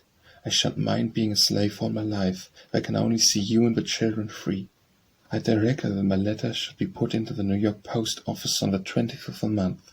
On the evening of the 24th, my aunt came to say that Dr. Flint and his wife had been talking in a low voice about the letter he had received, and that when he went to his office he promised to bring it when he came to tea. So I concluded I should hear my letter read the next morning. I told my grandmother Dr. Flint would be sure to come, and asked her to have him sit near a certain door and leave it open, that I might hear what he said. The next morning I took my station within sound of a door, and remained motionless as a statue. It was not long before I heard the gate slam and the well-known footsteps enter the house. He seated himself in the chair that was placed for him, and said, "Well, Martha, I've brought you a letter from Linda. She sent me a letter also. I know exactly where to find her, but I don't choose to go to Boston for her. I'd rather she would come back of her own accord in a respectable manner. Uncle Philip is the best person to go for her. With him she would feel perfectly free to act. I am willing to pay his expenses going and returning. She shall be sold to her friends. Her children are free, at least I suppose they are, and when you obtain her freedom you'll make a happy family. I suppose, Martha, you have no objection to me reading to you the letter Linda has written to you." He broke the seal, and I heard him read it. The old villain! He had suppressed the letter I wrote to grandmother, prepared a substitute of his own, the purport of which was as follows: Dear grandmother, I have long wanted to write to you, but the disgraceful manner in which I left you and my children made me ashamed to do it. If you knew how much I have suffered since I ran away, you would pity and forgive me. I have purchased freedom at a dear rate. If any arrangement could be made for me to return to the south without being a slave, I would gladly come. If not, I beg of you to send my children to the north. I cannot live any longer without them. Let me know in time, and I will meet them in New York or Philadelphia, whichever place best suits my uncle's convenience. Write as soon as possible to your unhappy daughter, Linda. It is very much as I expected it would be, said the old hypocrite, rising to go. You see, the foolish girl has repented of her rashness and wants to return. You must help her to do it, Martha. Talk with Philip about it. If you will go for her, she will trust to me and come back. I should like an answer tomorrow. Good morning, Martha. As he stepped out on the piazza, he stumbled over my little girl. Ellen, is that you? He said in his most gracious manner. I didn't see you. How do you do? Pretty well, sir, she replied. I do tell grandmother that my mother is coming home. I want to see her. Yes, Ellen, I am going to bring her home very soon, rejoined he, and you shall see her as much as you like, you little curly-headed. This was as good as a comedy to me, who had heard it all, but grandmother was frightened and distressed, because the doctor wanted my uncle to go for me. The next evening Dr. Flint called to talk the matter over. My uncle told him that from what he had heard of Massachusetts, he judged he should be mobbed if he went there after a runaway slave. All stuff and nonsense, Philip, replied the doctor. Do you suppose I want you to kick up a row in Boston? The business can all be done quietly. Linda writes that she wants to come back. You are her relative, and she would trust you. The case would be different if I went. She might object to coming with me, and the damn abolitionists, if they knew I was a master, would not believe me if I told them she had begged to go back. I would get up a row, and I should not like to see Linda dragged through the streets. She has been very ungrateful to me for all my kindness, but I forgive her and want to act the part of a friend towards her. I have no wish to hold her as my slave. Her friends can buy her as soon as she arrives here. Finding that his arguments failed to convince my uncle, the doctor let the cat out of the bag by saying that he had written to the mayor of Boston to ascertain whether there was a person of my description at the street and number from which my letter was dated. He had omitted the state in the letter he had made up to read to my grandmother. If I had dated from New York, the old man would probably have made another journey to that city. But even in the dark region, where knowledge is so carefully excluded from the slave, I had heard enough about Massachusetts to come to the conclusion that slaveholders did not consider it a comfortable place to go in search of a runaway. It was before the Fugitive Slave Law was passed, before Massachusetts had consented to become a hunter for the South. My grandmother, who had become skittish by seeing a family always in danger, came to me with a very distressed countenance and said, "What will you do if the mayor of Boston sends some word that you haven't been there? When you will suspect the letter was a trick, maybe you'll find out something about it, and you shall all get into trouble. Linda wish you had never sent the letters." "Don't worry yourself, grandmother," said I. "The mayor of Boston won't trouble himself to hunt for Dr. Flint. The letters will do good in the end. I shall get out of this dark hole some time or other." "I hope you will, child," replied the good, patient old friend. "You have been here a long time, almost 5 years, but whenever you do go, it will break your old grandmother's heart. I should be expecting every day to hear that you were brought back in irons and put in jail. God help you, poor child. Let's be thankful that some time or other we shall go where the wicked cease from troubling, and will very hard rest." My heart responded, "Amen." The fact that Dr. Flint had written to the mayor of Boston convinced me that he believed my letter to be genuine, and of course that he had no suspicion of my being anywhere in the vicinity. It was a great object to keep up this delusion, for it made me and my friends feel less anxious, and it would be very convenient whether there was a chance to escape. I resolved, therefore, to continue to write letters from the north from time to time. 2 or 3 weeks passed, and so no news came from the mayor of Boston. Grandmother began to listen to my entreaty to be allowed to leave my cell sometimes, and exercise my limbs to prevent me becoming a cripple. I was allowed to slip down into the small storeroom early in the morning, and remain there a little while. The room was all filled up with barrels, except a small open space under my trapdoor.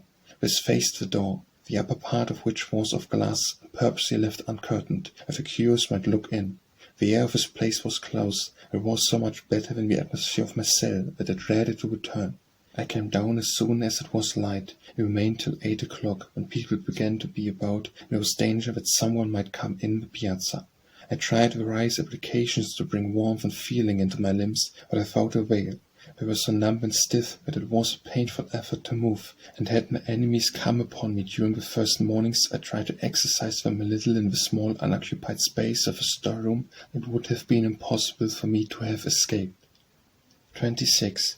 Important era in my brother's life. I missed the company and kind attentions of my brother William, who had gone to Washington with his master, Mr. Sands. I received several letters from him, writing without any allusion to me, but expressed in such a manner that I knew he did not forget me. I disguised my hand and wrote to him in the same manner.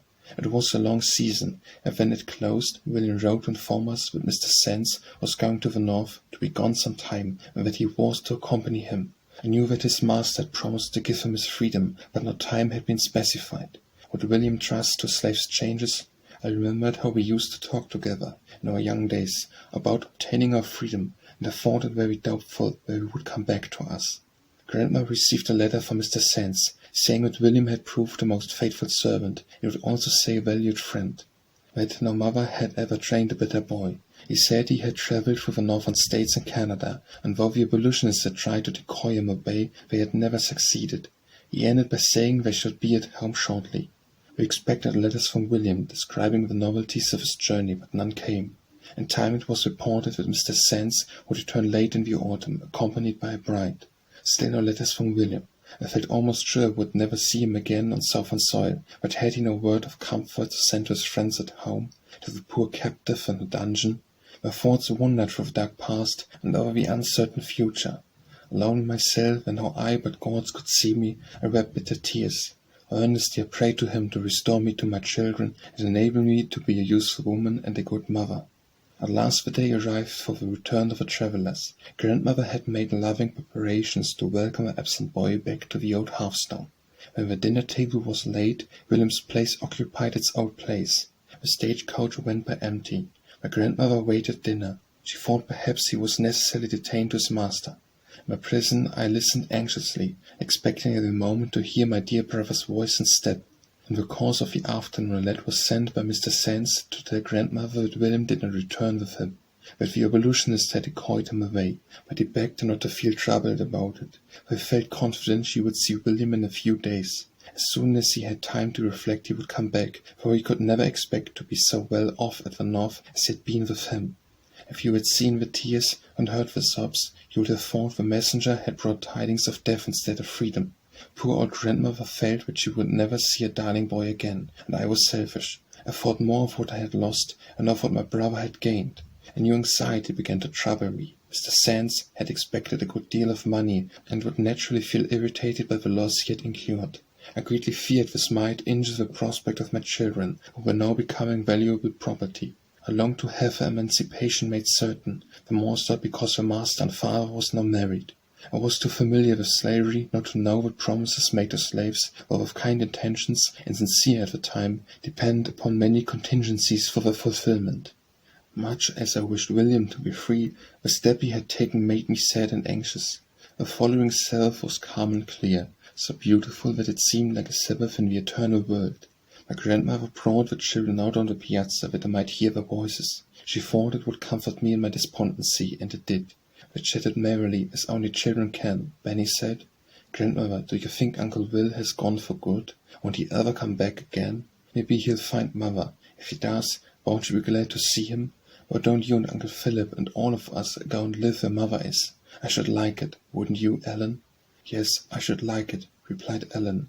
"But how could we find her? Do you know the place, Grandmother? I don't remember how Mother looked, do you, Benny?" Benny was just beginning to describe me when we were interrupted by an old slave woman, a near neighbor named Edgy.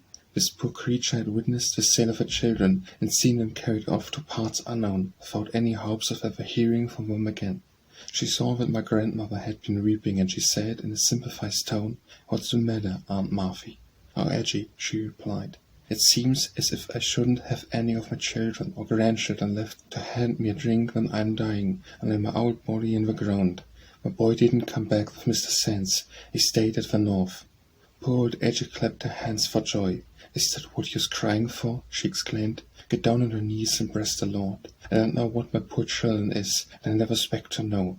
You don't know where poor Linda's gone to, but you do know where her brother is. He's in 3 parts, and that's the right place. Don't murmur at the Lord's doing, but get down on your knees and thank him for his goodness."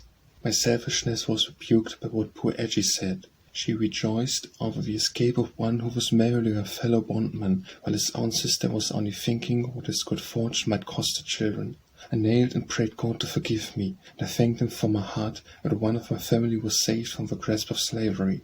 It was not long before we received a letter from William. He wrote that Mr. Sands had always treated him kindly, and that he had tried to do his duty to him faithfully. But even since he was a boy he had longed to be free, and he had already gone through enough to convince him he had better not lose the chance that offered. He concluded by saying, "Don't worry about me, dear grandmother. I shall think of you always, and it will spur me on to work hard and try to do right. When I have earned money enough to give you a home, perhaps you will come to the north, and we can all live happy together." Mr. Sands told my Uncle Philip the particulars about William's leaving him. He said, "I trusted him as if he were my own brother, and treated him as kindly. The abolitionists talked to him in several places, but I had no idea they could tempt him. However, I don't blame William. He's young and inconsiderate, and those northern rascals decoyed him. I must confess the scamp was very bold about it. I met him coming down the steps of the Auster house with his trunk on his shoulder, and I asked him where he was going. He said he was going to change his old trunk. I told him it was rather shabby, and asked if he didn't need some money. He said no, thanked me and went off. He did not return so soon as I expected, but I waited patiently. At last I went to see if our trunks were packed, ready for our journey. I found them locked, and a sealed note on the table informed me where I could find the keys. The fellow even tried to be religious. He wrote that he hoped God would always bless me and reward me for my kindness, that he was not unwilling to serve me, but he wanted to be a free man, and that if I thought he did wrong, he hoped I would forgive him. I intended to give him his freedom in 5 years. He might have trusted me. He has shown himself ungrateful, but I shall not go for him or send for him. I feel confident that he will soon return to me. I afterwards heard an account of the affair from William himself. He had not been urged away by abolitionists. He needed no information they could give him about slavery to stimulate his desire for freedom. He looked at his hands, remembered that they were once in irons. What security had he that they would not be so again?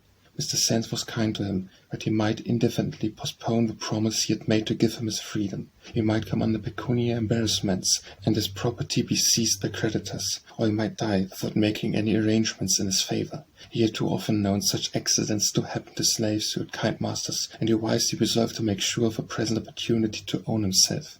He was scrupulous about taking any money from his master on false pretence, so he sold his best clothes to pay for the passage to Boston. The slaveholders pronounced him a base, ungrateful wretch, who was decrying his master's indolence. What would they have done under similar circumstances? When Dr. Flint's family heard that William had deserted Mr. Sands, they chuckled greatly over the news. Mrs. Flint made her usual manifestations of Christian feelings by saying, "I'm glad of it. Hope you'll never get him again. I like to see people paid back in their own coin. I reckon Linda's children will have to pay for it. I should be glad to see them in the speculators' hands again, for I am tired of seeing those little march about the streets." 27. New destination for the children.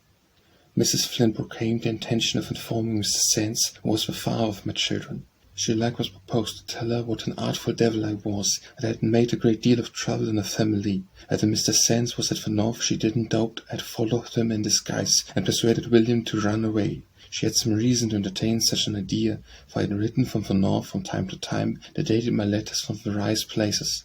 Many of them fell into Dr. Flint's hands, as I expected they would, and he must have come to the conclusion that I travelled about a good deal. He kept a close watch over my children, thinking they would eventually lead to my detection. A new and unexpected trial was in store for me. One day when Mr. Sands and his wife were walking in the street, they met Benny. The lady took a fancy to him and exclaimed, "What a pretty! Whom does he belong to?" Benny did not hear the answer, but he came home very indignant with a stranger lady. A few days afterwards Mr. Sands called on my grandmother and told her he wanted her to take the children to the house. He said he had informed his wife of his relation to them and told her they were motherless and she wanted to see them. When he had gone, my grandmother came and asked what I would do. The question seemed a mockery. What could I do? They were Mr. Sands' slaves, and their mother was a slave whom he had represented to be dead. Perhaps he thought I was. I was too much pained and puzzled to come to any decision, and the children were carried without my knowledge. Mr. Sands had a sister from Illinois staying with her. This lady, who had no children of her own, was so much pleased with Ellen that she offered to adopt her and bring her up as she would a daughter. Mrs. Sands wanted to take Benjamin, and grandmother reported this to me. I was tired almost beyond endurance. Was this all I was to gain by what I had suffered for the sake of having my children free? True, the prospect seemed fair, but I knew too well how lightly slaveholders held such parental relations. If pecuniary trouble should come, or if a new wife required more money than could conveniently be spared, my children might be thought of as convenient means of raising funds. I had no trust in we or slavery.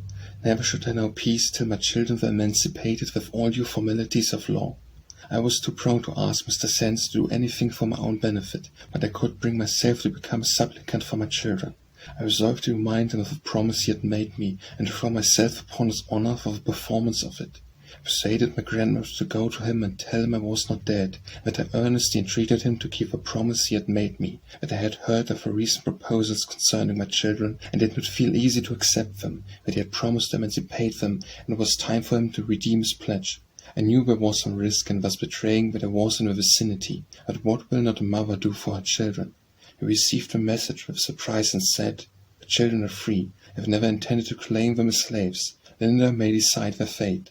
In my opinion, they had better be sent to the north. I don't think they are quite safe here. Dr. Flint boasts that they are still in his power. He says they were his daughter's property, and as she was not of age when they were sold, the contract is not legally binding. So, when after all I had endured for their sakes, my poor children were between two fires, between my old master and the new master, and I was powerless. There was no protection arm of the law for me to invoke. Mr. Sands proposed that Ellen should go, for the present, to some of his relatives who had removed to Brooklyn, Long Island. It was promised that she would be well taken care of and sent to school. I consented to it as the best arrangement I could make for her. My grandmother, of course, negotiated it all, and Mrs. Sands knew of no other person in the transaction. She proposed that they should take Ellen with them to Washington, and keep her till they had a good chance of sending her with friends to Brooklyn. She had an infant daughter. I had had a glimpse of it as the nurse passed with it in her arms. It was not a pleasant thought to me that the bondwoman's child should tend a freeborn sister, but there was no alternative. Ellen was made ready for the journey. Oh, how it tried my heart to send her away, so young alone among strangers. I thought a mother's love to shelter her from the storms of life, almost without memory of her mother. I doubted whether she and Benny would have for me the natural affection that children feel for a parent. I thought to myself that I might perhaps never see my daughter again. I had a great desire that she should look upon me before she went, that she might take my image with her in her memory. It seemed to me cruel to have her brought to my dungeon. It was sore enough for her young heart to know that her mother was a victim of slavery, without seeing the wretched hiding-place to which it had driven her. I begged permission to pass the last night in one of the open chambers with my little girl. I thought I was crazy to think of trusting such a young child with my perilous secret. I told him I had watched her character, and I felt sure she would not betray me, but I was determined to have an interview, and if I would not facilitate it, I would take my own way to obtain it. I remonstrated against the rashness of such a proceeding, but finding we could not change my purpose, they yielded. I slipped through the trapdoor into the storeroom, and my uncle kept watch of the gate. I passed to the piazza and went upstairs to the room I used to occupy.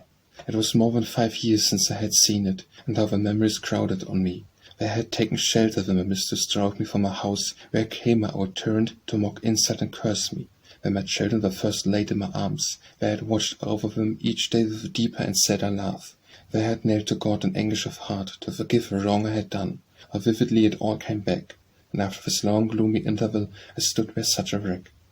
In the midst of these meditations I heard footsteps on the stairs. The open door and my Uncle Philip came in, leading Ellen by the hand. I put my arms around her and said, "Ellen, my dear child, I am your mother."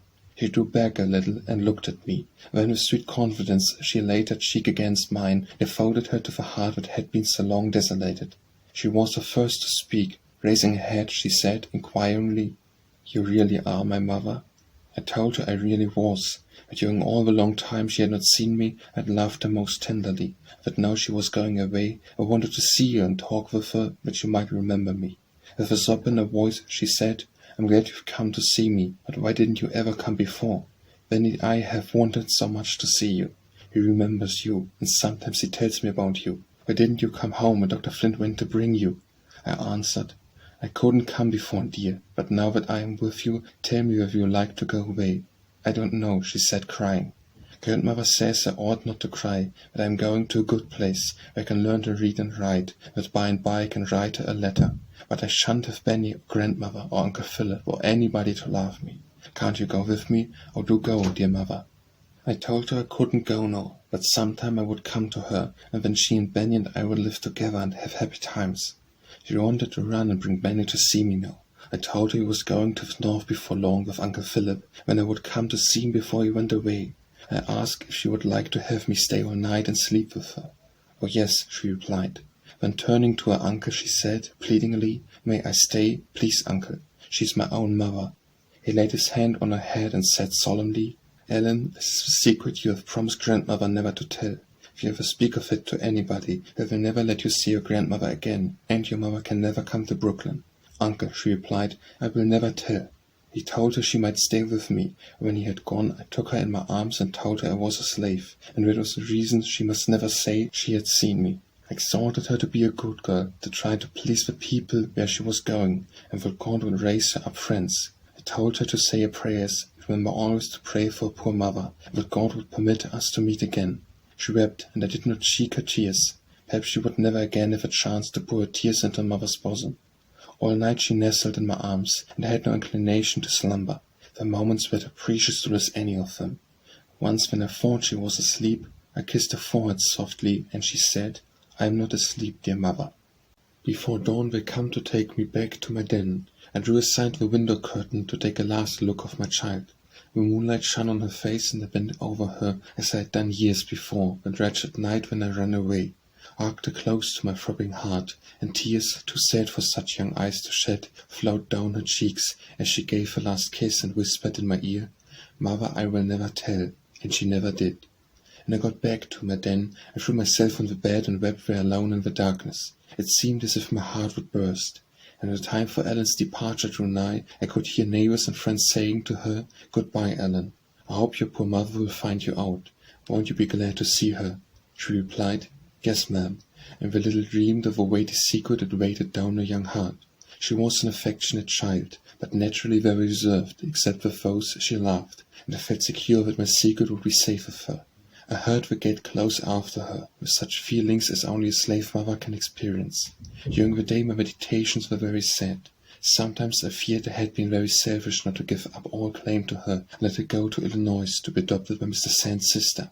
It was my experience of slavery that decided me against it. I feared that circumstances might arise which would cause her to be sent back. I felt confident that I should go to New York myself, when I should be able to watch over her and in some degree protect her. Dr. Flint's family knew nothing of the proposed arrangement till after Ellen was gone, and the news displeased them greatly. Mrs. Flint called on Mrs. Sand's sister to inquire into the matter. She expressed her opinion very freely as to the respect Mr. Sand showed for his wife and for his own character. And as for the sending Ellen away, she pronounced it to be just as much stealing as it would be for him to come and take a piece of furniture out of the parlor. She said her daughter was not of age to sign the bill of sale. The children were her property. When she became of age or was married, she could take them wherever she could lay hands on them. Miss Emily Flint, the little girl to whom I had been bequeathed, was now in her 16th year. Her mother considered it all right and honorable for her or her future husband to steal my children, but she did not understand how anybody could hold up their heads in respectable society after they had purchased their own children. As Mr. Sands had done, Dr. Flint said very little. Perhaps he thought that Benny would be less likely to be sent away if he kept quiet. One of my letters that fell into his hands was dated from Canada, and he seldom spoke of me now. The state of things enabled me to slip down into the storeroom more frequently, where I could stand upright and move my limbs more freely. Days, weeks, and months passed, and there came no news of Ellen. I sent a letter to Brooklyn, written my grandmother's name, to inquire whether she had arrived there. Answer was returned that she had not. I wrote to her in Washington, but no notice was taken of it. There was one person there who ought to have had some sympathy with the anxiety of a child's friends at home, but the links of such relations as he had formed with me are easily broken and cast away as rubbish.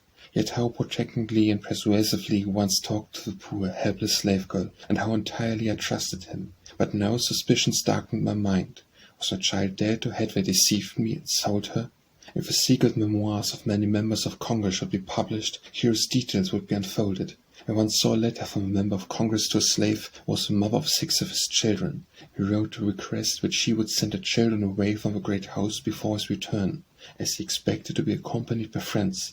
The woman could not read and was obliged to employ another to read this letter.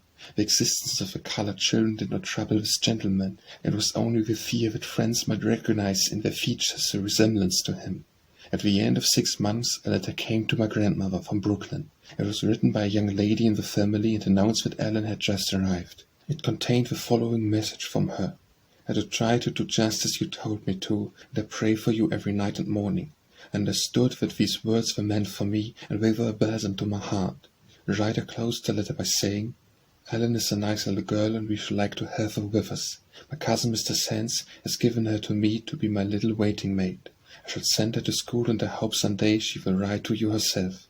This letter perplexed and troubled me. Had my child's father merely placed her there till she was old enough to support herself, or had he given her to his cousin as a piece of property? If the last idea was correct, his cousin might return to the south at any time and hold Ellen as a slave. I tried to put away from me the painful thought that such a cruel wrong could have been done to us. I said to myself, surely there must be some justice in man. Then I remembered with a sigh how slavery perverted all the natural feelings of a human heart. It gave me a pang to look on my light-hearted boy. He believed himself free. To have him brought under the yoke of slavery would be more than I could bear. I longed to have him safely out of the reach of its power. 28. Aunt Nancy. I have mentioned my great-aunt, who was a slave in Dr. Flint's family and who had been my refuge during the shameful persecutions I suffered from him. This aunt had been married at 20 years of age, that is, as far as slaves can marry. She had the consent of her master and mistress, and the clergyman performed the ceremony. But it was a mere form without any legal value. Her master or mistress could annul it any day they pleased. She had always slept on the floor in the entry, near Mrs. Flint's chamber door, that she might be within call. When she was married, she was told she might have the use of a small room in an outhouse. Her mother and her husband furnished it. He was a seafaring man and was allowed to sleep there when he was at home. But on the wedding evening, the bride was ordered to her outpost on the entry floor. Mrs. Flint at the time had no children, but she was expecting to be a mother, and if she should want a drink of water in the night, what could she do without a slave to bring it? So my aunt was compelled to lie at her door until one midnight she was forced to leave to give premature birth to a child. In a fortnight she was required to resume her place on the entry floor because Mrs. Flint's babe needed her attentions. She kept her station there through summer and winter, until she had given premature birth to 6 children, and all the while she was employed as night nurse to Mrs. Flint's children. Finally, toiling all day and being deprived of rest at night, completely broke down her constitution, and Dr. Flint declared it was impossible she could ever become the mother of a living child. The fear of losing so valuable a servant by death now concluded them to allow her to sleep in her little room in the outhouse, except when there was sickness in the family. She afterwards had 2 feeble babes, one of whom died in a few days, and the other in 4 weeks. I will remember her patient sorrow as she held the last dead baby in her arms. I wish it could have lived, she said. It is not the will of God that any of my children should live, but I will try to be fit to meet the little spirits in heaven. Aunt Nancy was housekeeper and waiting maid in Dr. Flint's family. Indeed, she was the factotum of the household. Nothing went on well without her. She was my mother's twin sister, and as far as was in her power, she supplied her mother's place to us orphans. I slept with her all the time I lived in my old master's house, and the bond between us was very strong. When my friends tried to discourage me from running away, she always encouraged me. And I thought I had better return and ask my master's pardon, because there was no possibility of escape. She sent me word never to yield.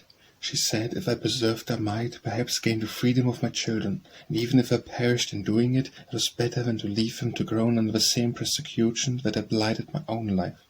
After I was shut up in my dark cell, she stole away whenever she could to bring me the news and say something cheering. Often did I kneel down to listen to her words of consolation, whispered through a crack. I am old and have not long to live, she used to say, and I could die happy if I could only see you and the children free. You must pray to God, Linda, as I do for you, that he will lead you out of his darkness. I would beg her not to worry herself on my account, but there was an end of all suffering sooner or later, and whether I lived in chains or in freedom, I should always remember her as the good friend that had been the comfort of my life. A word from her always strengthened me, and not me only. The whole family relied upon her judgment, and were guided by her advice. I had been in my cell for 6 years when my grandmother was summoned to the bedside of this, her last remaining daughter. She was very ill, and they said she would die. Grandmother had not entered Dr. Flint's house for several years. They had treated her cruelly, but she thought nothing of it now. She was grateful for permission to watch by the deathbed of her child. They had always been devoted to each other, and now they sat looking into each other's eyes, longing to speak of a secret that had weighted so much in the hearts of both. My aunt had been stricken with paralysis. She lived but 2 days, and the last day she was speechless. Before she lost the power of utterance, she told her mother not to grieve if she could not speak to her, but she would try to hold up her hand, to let her know that all was well with her. Even the hard-hearted doctor was a little softened when he saw the dying woman try to smile on the aged mother, who was kneeling by his side. His eyes moistened for a moment as he said she had always been a faithful servant, and we should never be able to supply her place. Mrs. Flint took to her bed, quite overcome by the shock. When my grandmother sat alone with the dead, the doctor came in, leading his youngest son, who had always been a great pet with Aunt Nancy, and was much attendant to her. "Martha," said he, "Aunt Nancy loved this child, and when he comes where you are, I hope you will be kind to him, for his sake." She replied, "Your wife was my foster child, Dr. Flint, the foster sister of my poor Nancy, and you little know me if you think I can feel anything but good will for her children." "I wish her past could be forgotten, and that we might never think of it," said he, "and that Linda would come to supply Aunt's place. She would be worth more to us than all the money that could be paid for her. I wish it for your sake also, Martha. Now that Nancy is taken away from you, she will be a greater comfort to your old age." I knew he was touching a tender chord. Almost choking with grief, my grandmother replied, "It was not I that drove Linda away. My grandchildren are gone, and of my 9 children only 1 is left. God help me." To me, the death of his kind relative was an inexpressible sorrow. I knew that she had been slowly murdered, and I felt that my troubles had helped to finish the work. After I heard of her illness, I listened constantly to hear what news was brought from the great house, and the thought that I could not go to her made me utterly miserable. At last, as Uncle Philip came into the house, I heard someone inquire, "How is she?" and he answered, "She is dead." My little cell seemed whirling round, and I knew nothing more till I opened my eyes and found Uncle Philip bending over me. I had no need to ask any questions. He whispered, "Linda, she died happy." I could not weep. My fixed gaze troubled him. "Don't look so," he said. "Don't add to my poor mother's trouble. Remember how she has to bear, and we ought to do all we can to comfort her. I guess the blessed old grandmother, who for 73 years had borne the pelting storms of a slave mother's life. She did indeed need consolation." Mrs. Flint had rendered her poor foster sister childless, apparently without any compunction, and with cruel selfishness had ruined her health by years of incessant, unrequited toil and broken rest. But now she became very sentimental. I suppose she thought it would be a beautiful illustration of the attachment existing between slaveholder and slave. The body of her own worn-out servant was buried at her feet. She sent for the clergyman and asked if he had any objection to bury Aunt Nancy in the doctor's family burial place. No colored person had ever been allowed interment in the white people's burial ground. The minister knew that all the decisions of your family reposed together in the old graveyard of the slaves. He therefore replied, "I have no objection to complying with your wish, but perhaps Aunt Nancy's mother may have some choice as to where her remains should be deposited." It had never occurred to Mrs. Flint that slaves could have any feelings. When my grandmother was consulted, she had once said she wanted Nancy to lie with all the rest of the family, where her own old body would be buried. Mrs. Flint graciously complied with the wish, though she said it was painful to her to have Nancy buried away from her. She might have added with touching pathos, "I was so long used to sleep with her lying near me on the entry floor." My Uncle Philip asked permission to bury his sister at his own expense, and slaveholders are always ready to grant such favors to slaves and their relatives. The arrangements were very plain, but perfectly respectable. She was buried on the Sabbath, and Mrs. Flint's minister read the funeral service. There was a large concourse of colored people, bond and free, and a few white persons who had always been friendly to our family. Dr. Flint's carriage was in the procession, and when the body was deposited in its humble resting place, the mistress dropped a tear and returned to her carriage, probably thinking she had performed a duty noble. It was talked of by the slaves as a mighty grand funeral. Now for travellers passing through the place might have described this tribute of respect to the humble dead as a beautiful future in the patriarchal institution, a touching proof of the attachment between slaveholders and their servants, and tender-hearted Mrs. Flint would have confirmed this impression, with handkerchief at her eyes. You could have told them a different story. We could have given them a chapter of wrongs and sufferings, and would have touched their hearts, if they had any hearts to feel for the colored people.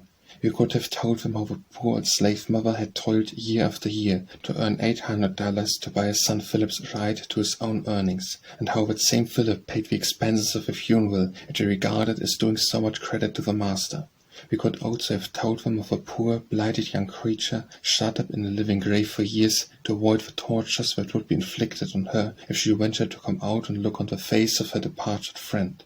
All this and much more I thought of as I sat at my loophole, waiting for the family to return from the grave, sometimes weeping, sometimes falling asleep, dreaming strange dreams of the dead and the living. It was sad to witness the grief of my beloved grandmother. She had always been strong to bear, and now as ever religious faith supported her.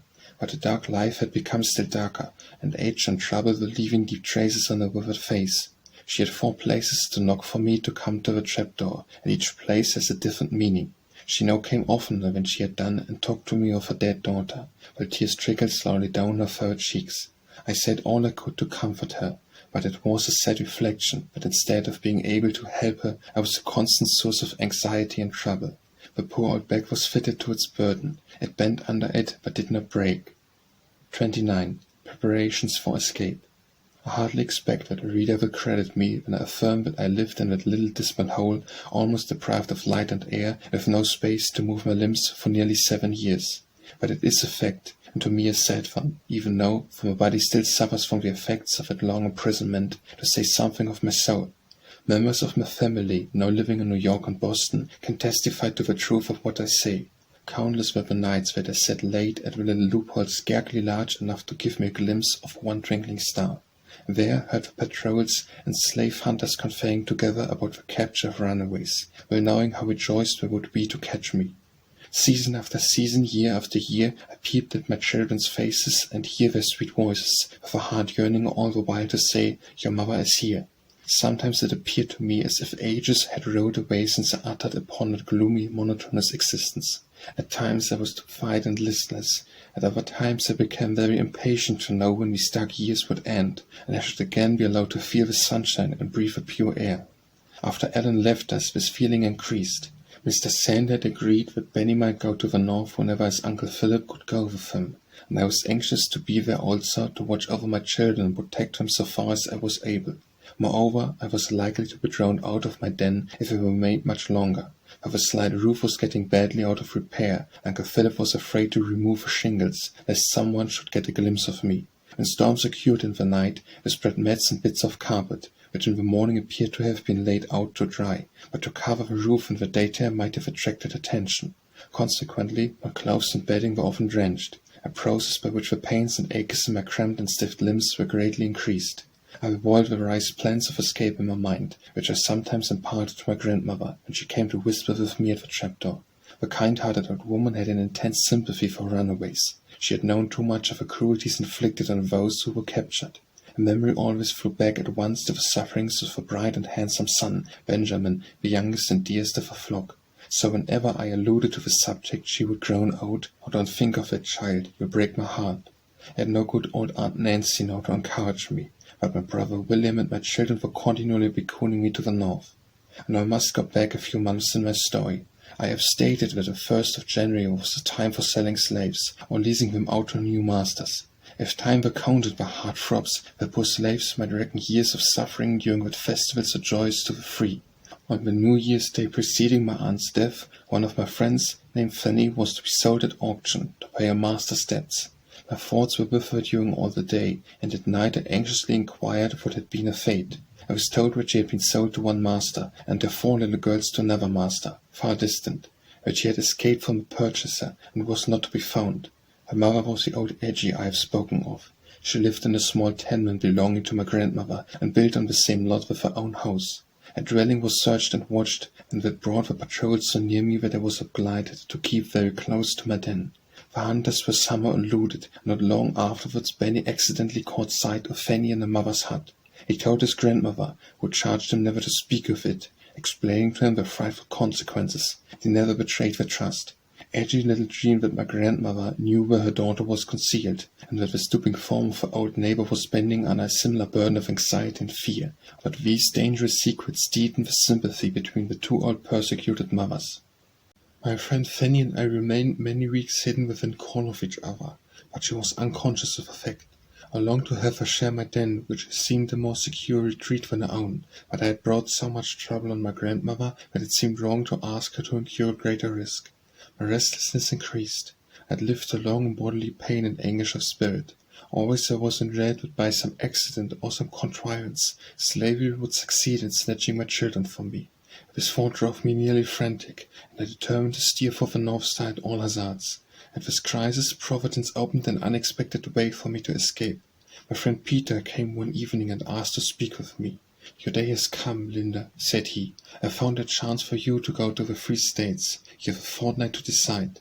The news seemed too good to be true, but Peter explained his arrangements, and told me all that was necessary was for me to say I would go. I was going to answer him with a joyful yes, and the thought of Benny came to my mind. I told him that the temptation was exceedingly strong, but I was terribly afraid of Dr. Flint's alleged power over my child, and that I could not go and leave him behind. Peter remonstrated earnestly. He said such a good chance might never occur again, that Benny was free and could be sent to me, and that for the sake of my children's welfare I ought not to hesitate a moment. I told him I would consult with Uncle Philip. My uncle rejoiced in the plan, and bade me go by all means. He promised, if his life was spared, that he would either bring or send my son to me as soon as I reached a place of safety. I resolved to go, but thought nothing had better be said to my grandmother till very near the time of departure. But my uncle thought she would feel it more keenly if I left her so suddenly. "I will reason with her," said he, "and convince her how necessary it is not only for your sake but for hers also. You cannot be blind to the fact that she is sinking under her burdens." I was not blind to it. I knew that my concealment was an ever-present source of anxiety, and the older she grew, the more nervously fearful she was of discovery. My uncle talked with her and finally succeeded in persuading her that it was absolutely necessary for me to seize the chance so unexpectedly offered. The anticipation of being a free woman proved almost too much for my weak frame. The excitement stimulated me, at the same time bewildered me. I made busy preparations for my journey, and for my son to follow me. I resolved to have an interview with him before I went, that I might give him cautions and advice, and tell him how anxiously I should be waiting for him at the north. Grandmother stole up to me as often as possible to whisper words of counsel. She insisted upon writing to Dr. Flint as soon as I arrived in the Free States, asking him to sell me to her. She said she would sacrifice a house and all she had in the world for the sake of having me safe with my children in any part of the world. If she could only live to know that she could die in peace. I promised the dear old faithful friend that I would write to her as soon as I arrived and put the letter in a safe way to reach her.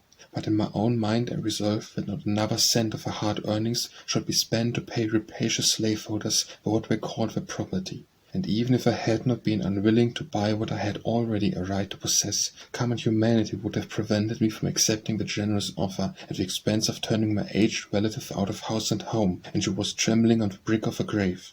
I was to escape in a vessel, but I forbear to mention any further particulars. I was in readiness, but the vessel was unexpectedly detained several days.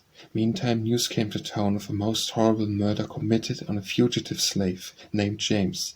Charity, the mother of this unfortunate young man, had been an old acquaintance of ours. I have told the shocking particulars of his death in my description of some of the neighboring slaveholders. My grandmother, always nervously sensitive about runaways, was terribly frightened. She felt sure that a similar fate awaited me if I did not desist from my enterprise. She sobbed and groaned and entreated me not to go. Her excessive fear was somewhat contagious. My heart was not proof against her extreme agony. I was grievously disappointed, but I promised to relinquish my project. When my friend Peter was apprised of this, he was both disappointed and vexed. He said that judging from our past experience, it would be a long time before I had such another chance to throw away.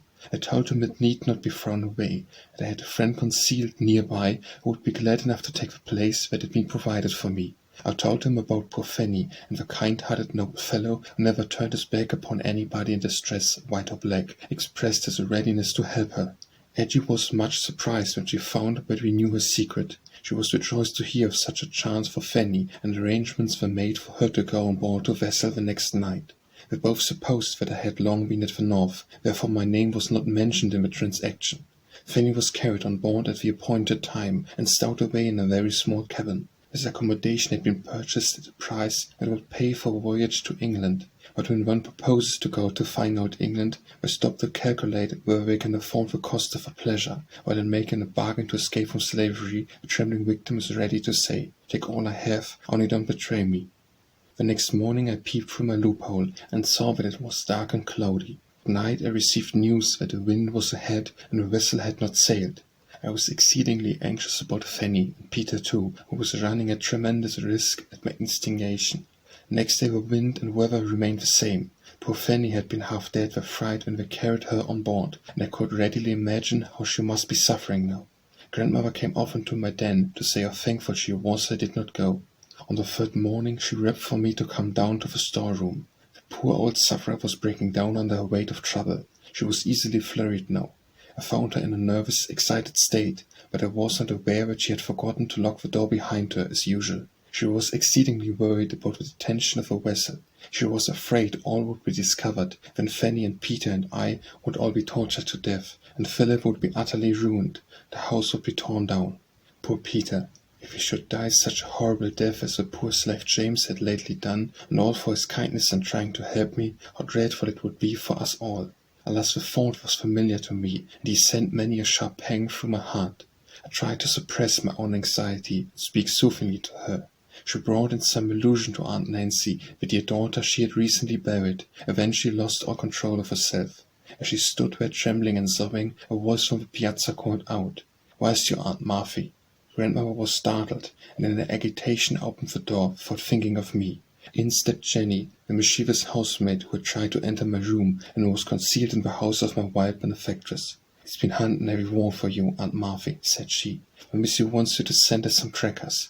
I slunk down behind the barrel, which entirely screened me, but imagined that Jenny was looking directly at the spot. My heart beat violently. My grandmother immediately thought what she had done, and went out quickly with Jenny to count the crackers, locking the door after her. She returned to me in a few minutes, the perfect picture of despair. "Poor child," she exclaimed, "my carelessness has ruined you. The boat ain't gone yet."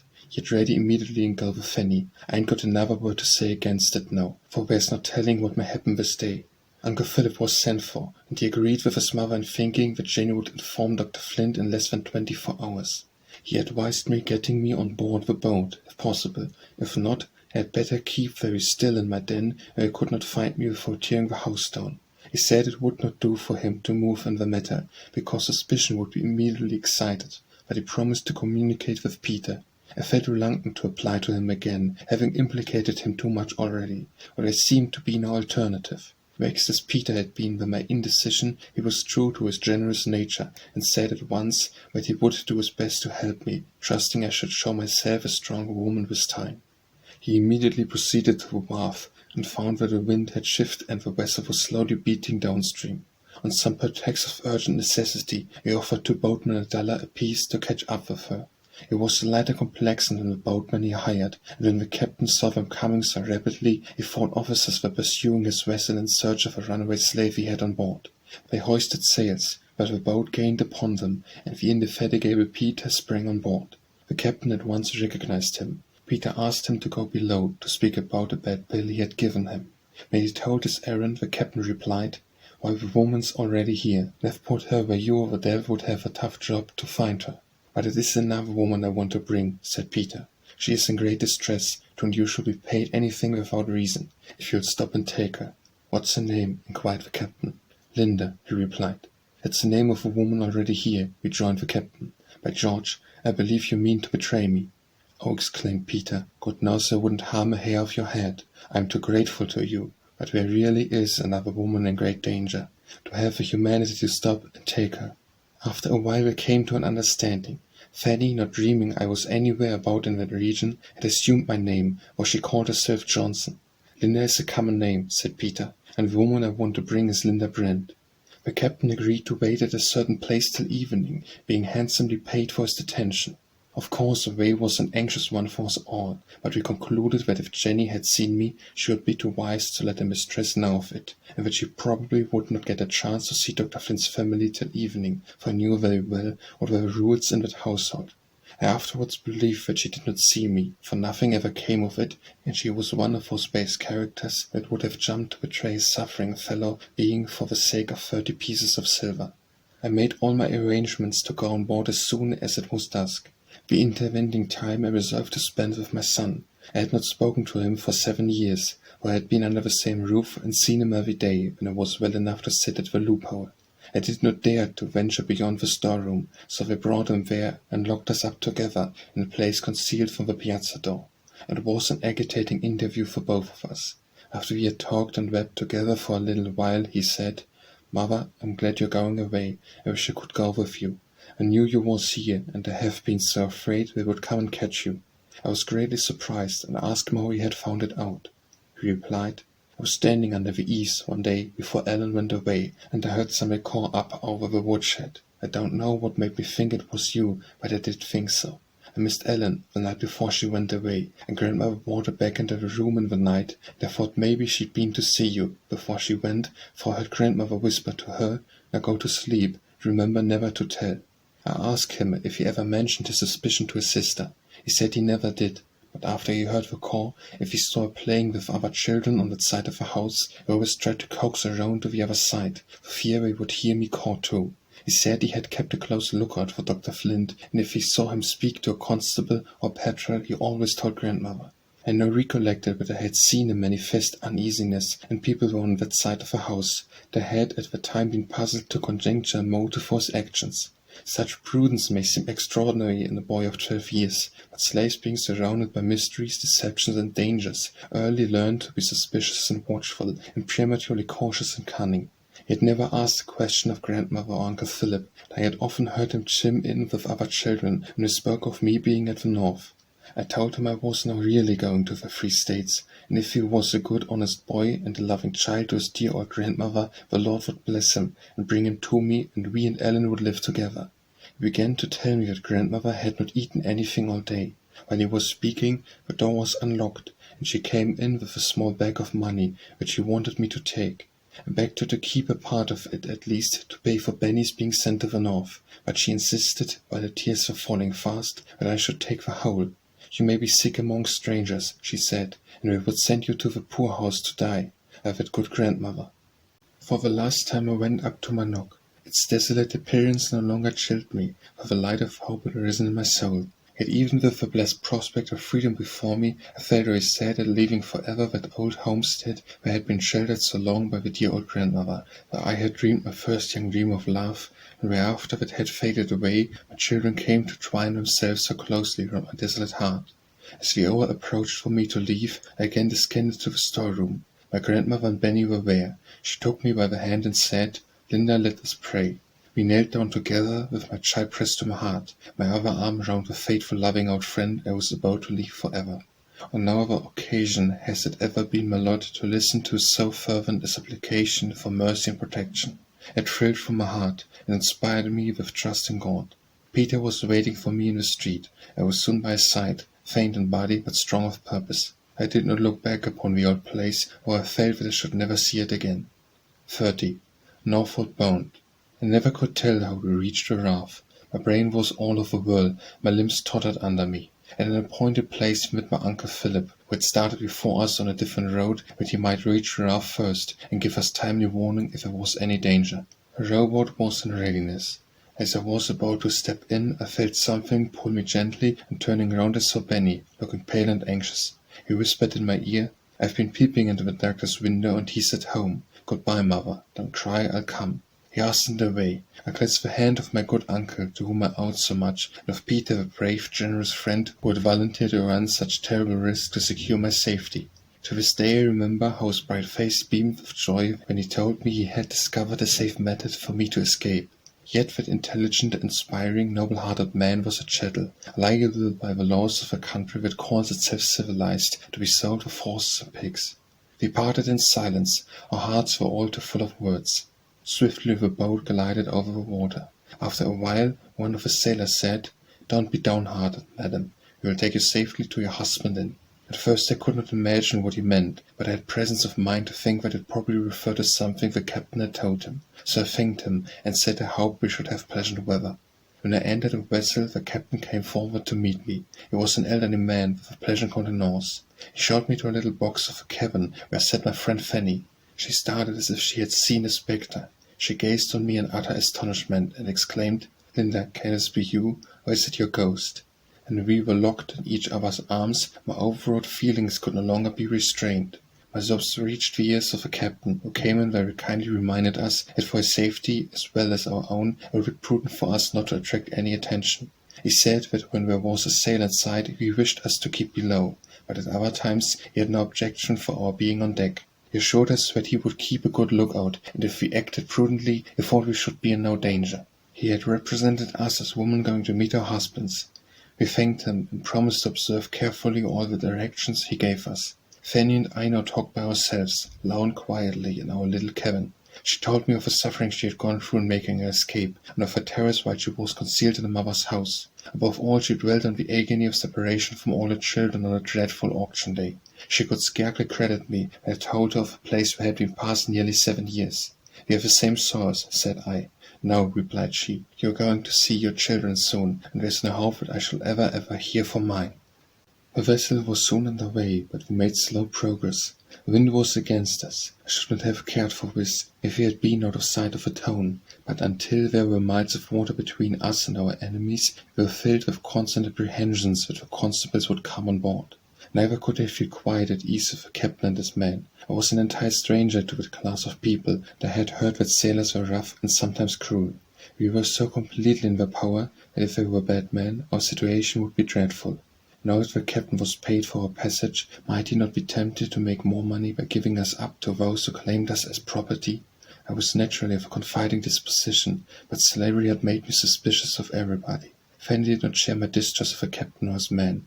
She said she was afraid at first, but she had been on board 3 days while the vessel lay in the dock, and nobody had betrayed her or treated her otherwise than kindly. The captain soon came to advise us to go on deck for fresh air. His friendly and respectful manner, combined with Fanny's testimony, reassured me, and we went with him. He placed us in a comfortable seat and occasionally entered into conversation. He told us he was a Southerner by birth, and had spent the greater part of his life in the slave states, that he had recently lost a brother who traded in slaves. But, said he, it is a pitiable and degrading business, and I always felt ashamed to acknowledge my brother in connection with it. As we passed Snaky Swamp, he pointed to it and said, "There is a slave territory that defies all the laws." I thought of the terrible days I had spent there, and thought it was not called Dismal Swamp. It made me feel very dismal as I looked at it. I shall never forget that night. The balmy air of spring was so refreshing, and how shall I describe my sensation, and we were fairly sailing on Chesapeake Bay, of the beautiful sunshine, the exhilaration breeze, and I could enjoy them without fear or restraint. I had never realized what grand things air and sunlight until I had been deprived of them. 10 days after we left land, we were approaching Philadelphia.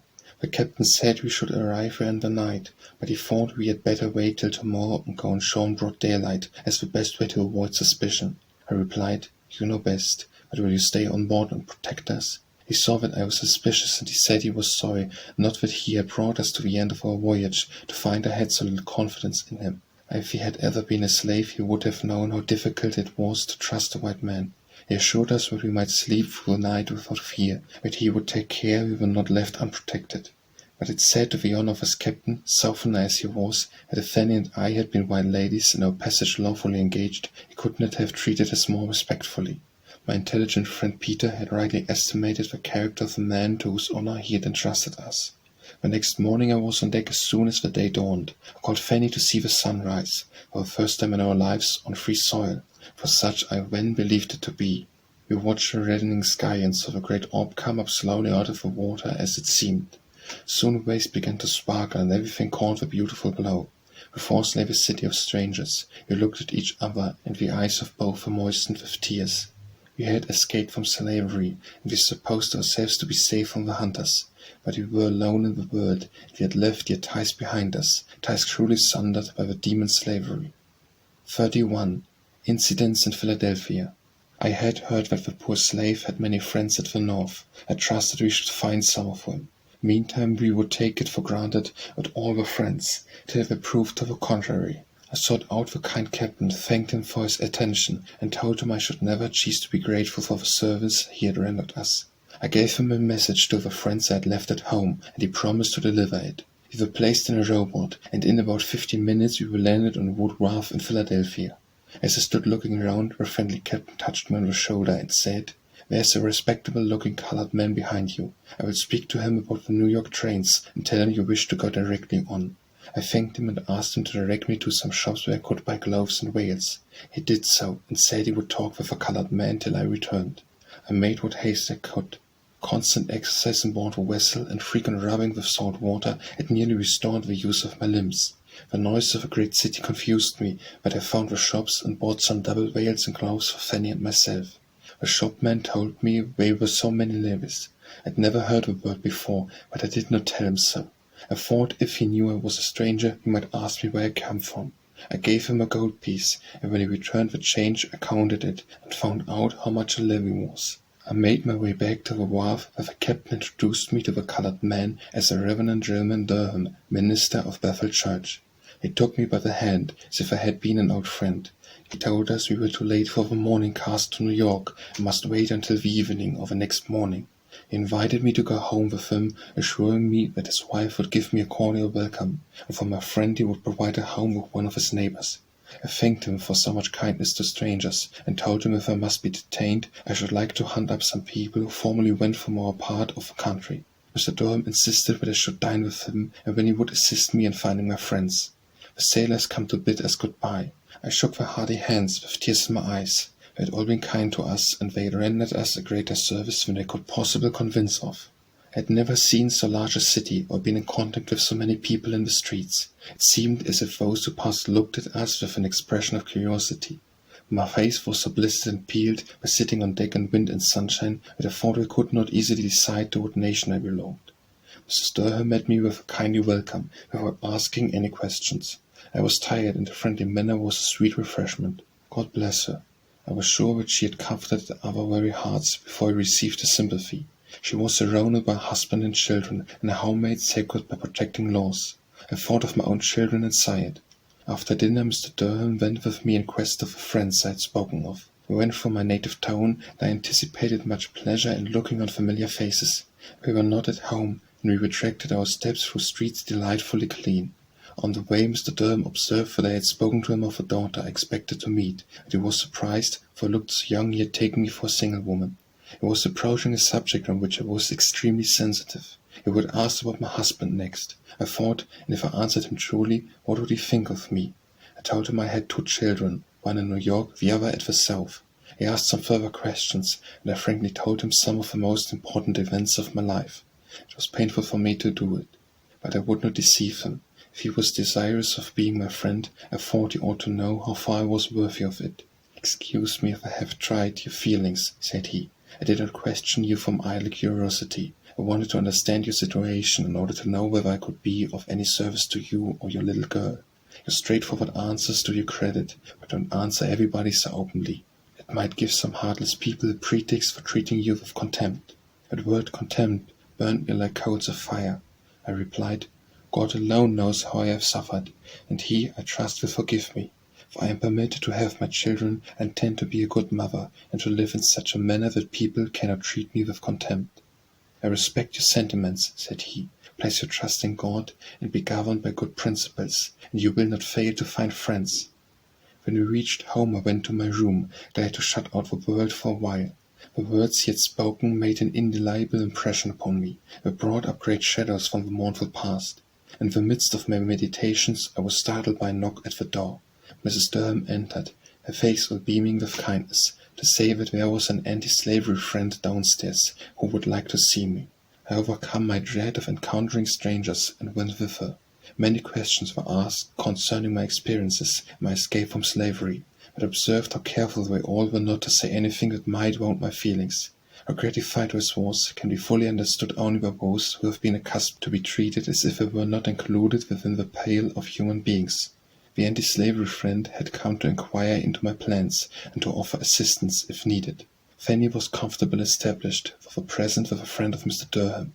The Anti-Slavery Society agreed to pay expenses to New York. The same was offered to me, but I declined to accept it, telling them that my grandmother had given me sufficient to pay my expenses to the end of my journey. We were urged to remain in Philadelphia a few days until some suitable escort could be found for us. I gladly accepted the proposition, for I had a dread of meeting slaveholders and some dread also of railroads. I had never entered a railroad car in my life, and it seemed to me quite an important event. That night I sought my pillow with feelings I had never carried to it before. I verily believed myself to be a free woman. I was wakeful for a long time, and I had no sooner fallen asleep than I was aroused by fire bells. I jumped up and hurried on my clothes. Where I came from, everybody hastened to dress themselves on such occasions. The white people thought a great fire might be used as a good opportunity for insurrection, and that it was best to be in readiness. The colored people were ordered out to labor in extinguishing the flames. There was but one engine in our town, and colored women and children were often required to drag it to the river's edge and fill it.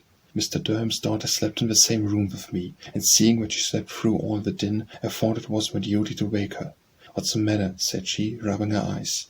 "A screaming fire in the streets. The bells are ringing," I replied. "What of that?" said she drowsily. "We're used to it. We never get up without a fire is very near. What good would it do?" I was quite surprised, but it was not necessary for us to go and help fill the engine. I was an ignorant child, just beginning to learn how things went on in great cities. At daylight I heard a woman crying fresh fish, berries, radish, and various other things. All this was new to me. I dressed myself at an early hour and sat at a window to watch that unknown tide of life. Philadelphia seemed to me a wonderfully great place. At the breakfast table my idea of going out to drag the engine was laughed over, and I joined in the mirth. I went to see Fanny, and found her so well contented among her new friends that she was in no haste to leave. I was also very happy with my kind hostess. She had had advantages for education, and was vastly my superior. Every day, almost every hour, I was adding to my little stock of knowledge. She took me out to see the city as much as she deemed prudent. One day she took me to an artist's room and showed me the portraits of some of the children. I had never seen any paintings of colored people before, and they seemed to be beautiful.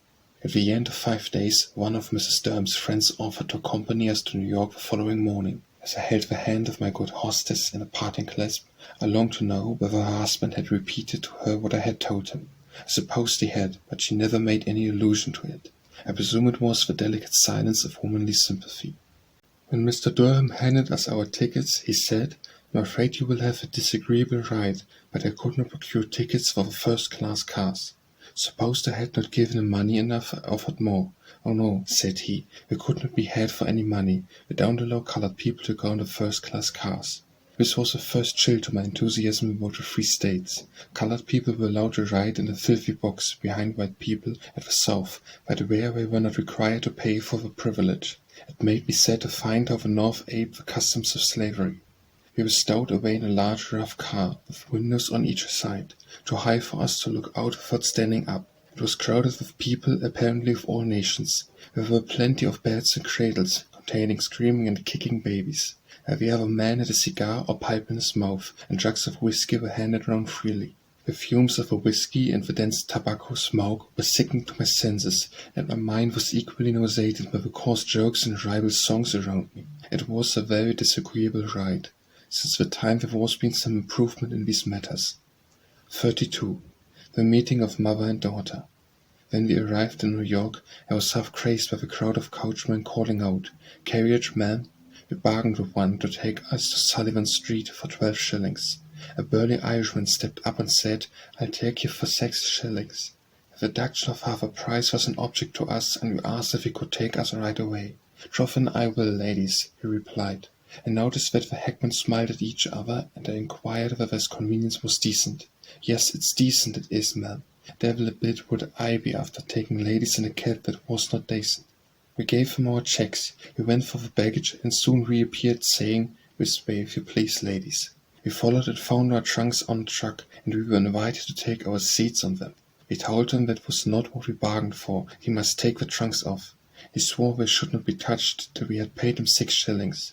In our situation it was not prudent to attract attention, and I was about to pay him what he required, when a man nearby shook his head for me not to do it. After great ado, he got rid of the Irishman, and had our trunks fastened on a hack. We had been recommended to a boarding-house in Sullivan Street, and thither we drove. There Fanny and I separated.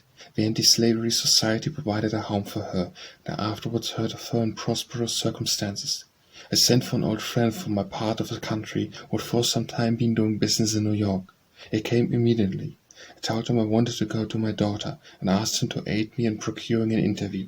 I cautioned him not to let it be known to the family that I had just arrived from the South, because they supposed I had been at the North 7 years. He told me I was a colored man in Brooklyn who came from the same town I did, and I better go to her house and have my daughter meet me there. I accepted the proposition thankfully, and he agreed to escort me to Brooklyn. We crossed Fulton Ferry, went up Myrtle Avenue, and stopped at the house he designated. I was just about to enter when 2 girls passed. My friend called my attention to them. I turned and recognized in the eldest Sarah, the daughter of a woman who used to live with my grandmother, but who had left the South years ago. Surprised and rejoiced at this unexpected meeting, I threw my arms around her and inquired concerning her mother. "You take no notice of the other girl," said my friend. I turned, and there stood my Ellen. I pressed her to my heart, and held her away from me to take a look at her. She had changed a good deal in the 2 years since I parted from her. Signs of neglect could be discerned by eyes less observing than mother's. My friend invited us all to go into the house, but Ellen said she had been sent off an errand, which she would do as quickly as possible, and go home and ask Mrs. Hobbs to let her come and see me. I was agreed that I should send for her the next day. Her companion, Sarah, hastened to tell her mother of my arrival. When I entered the house, I found the mistress of it absent, and I waited for her return.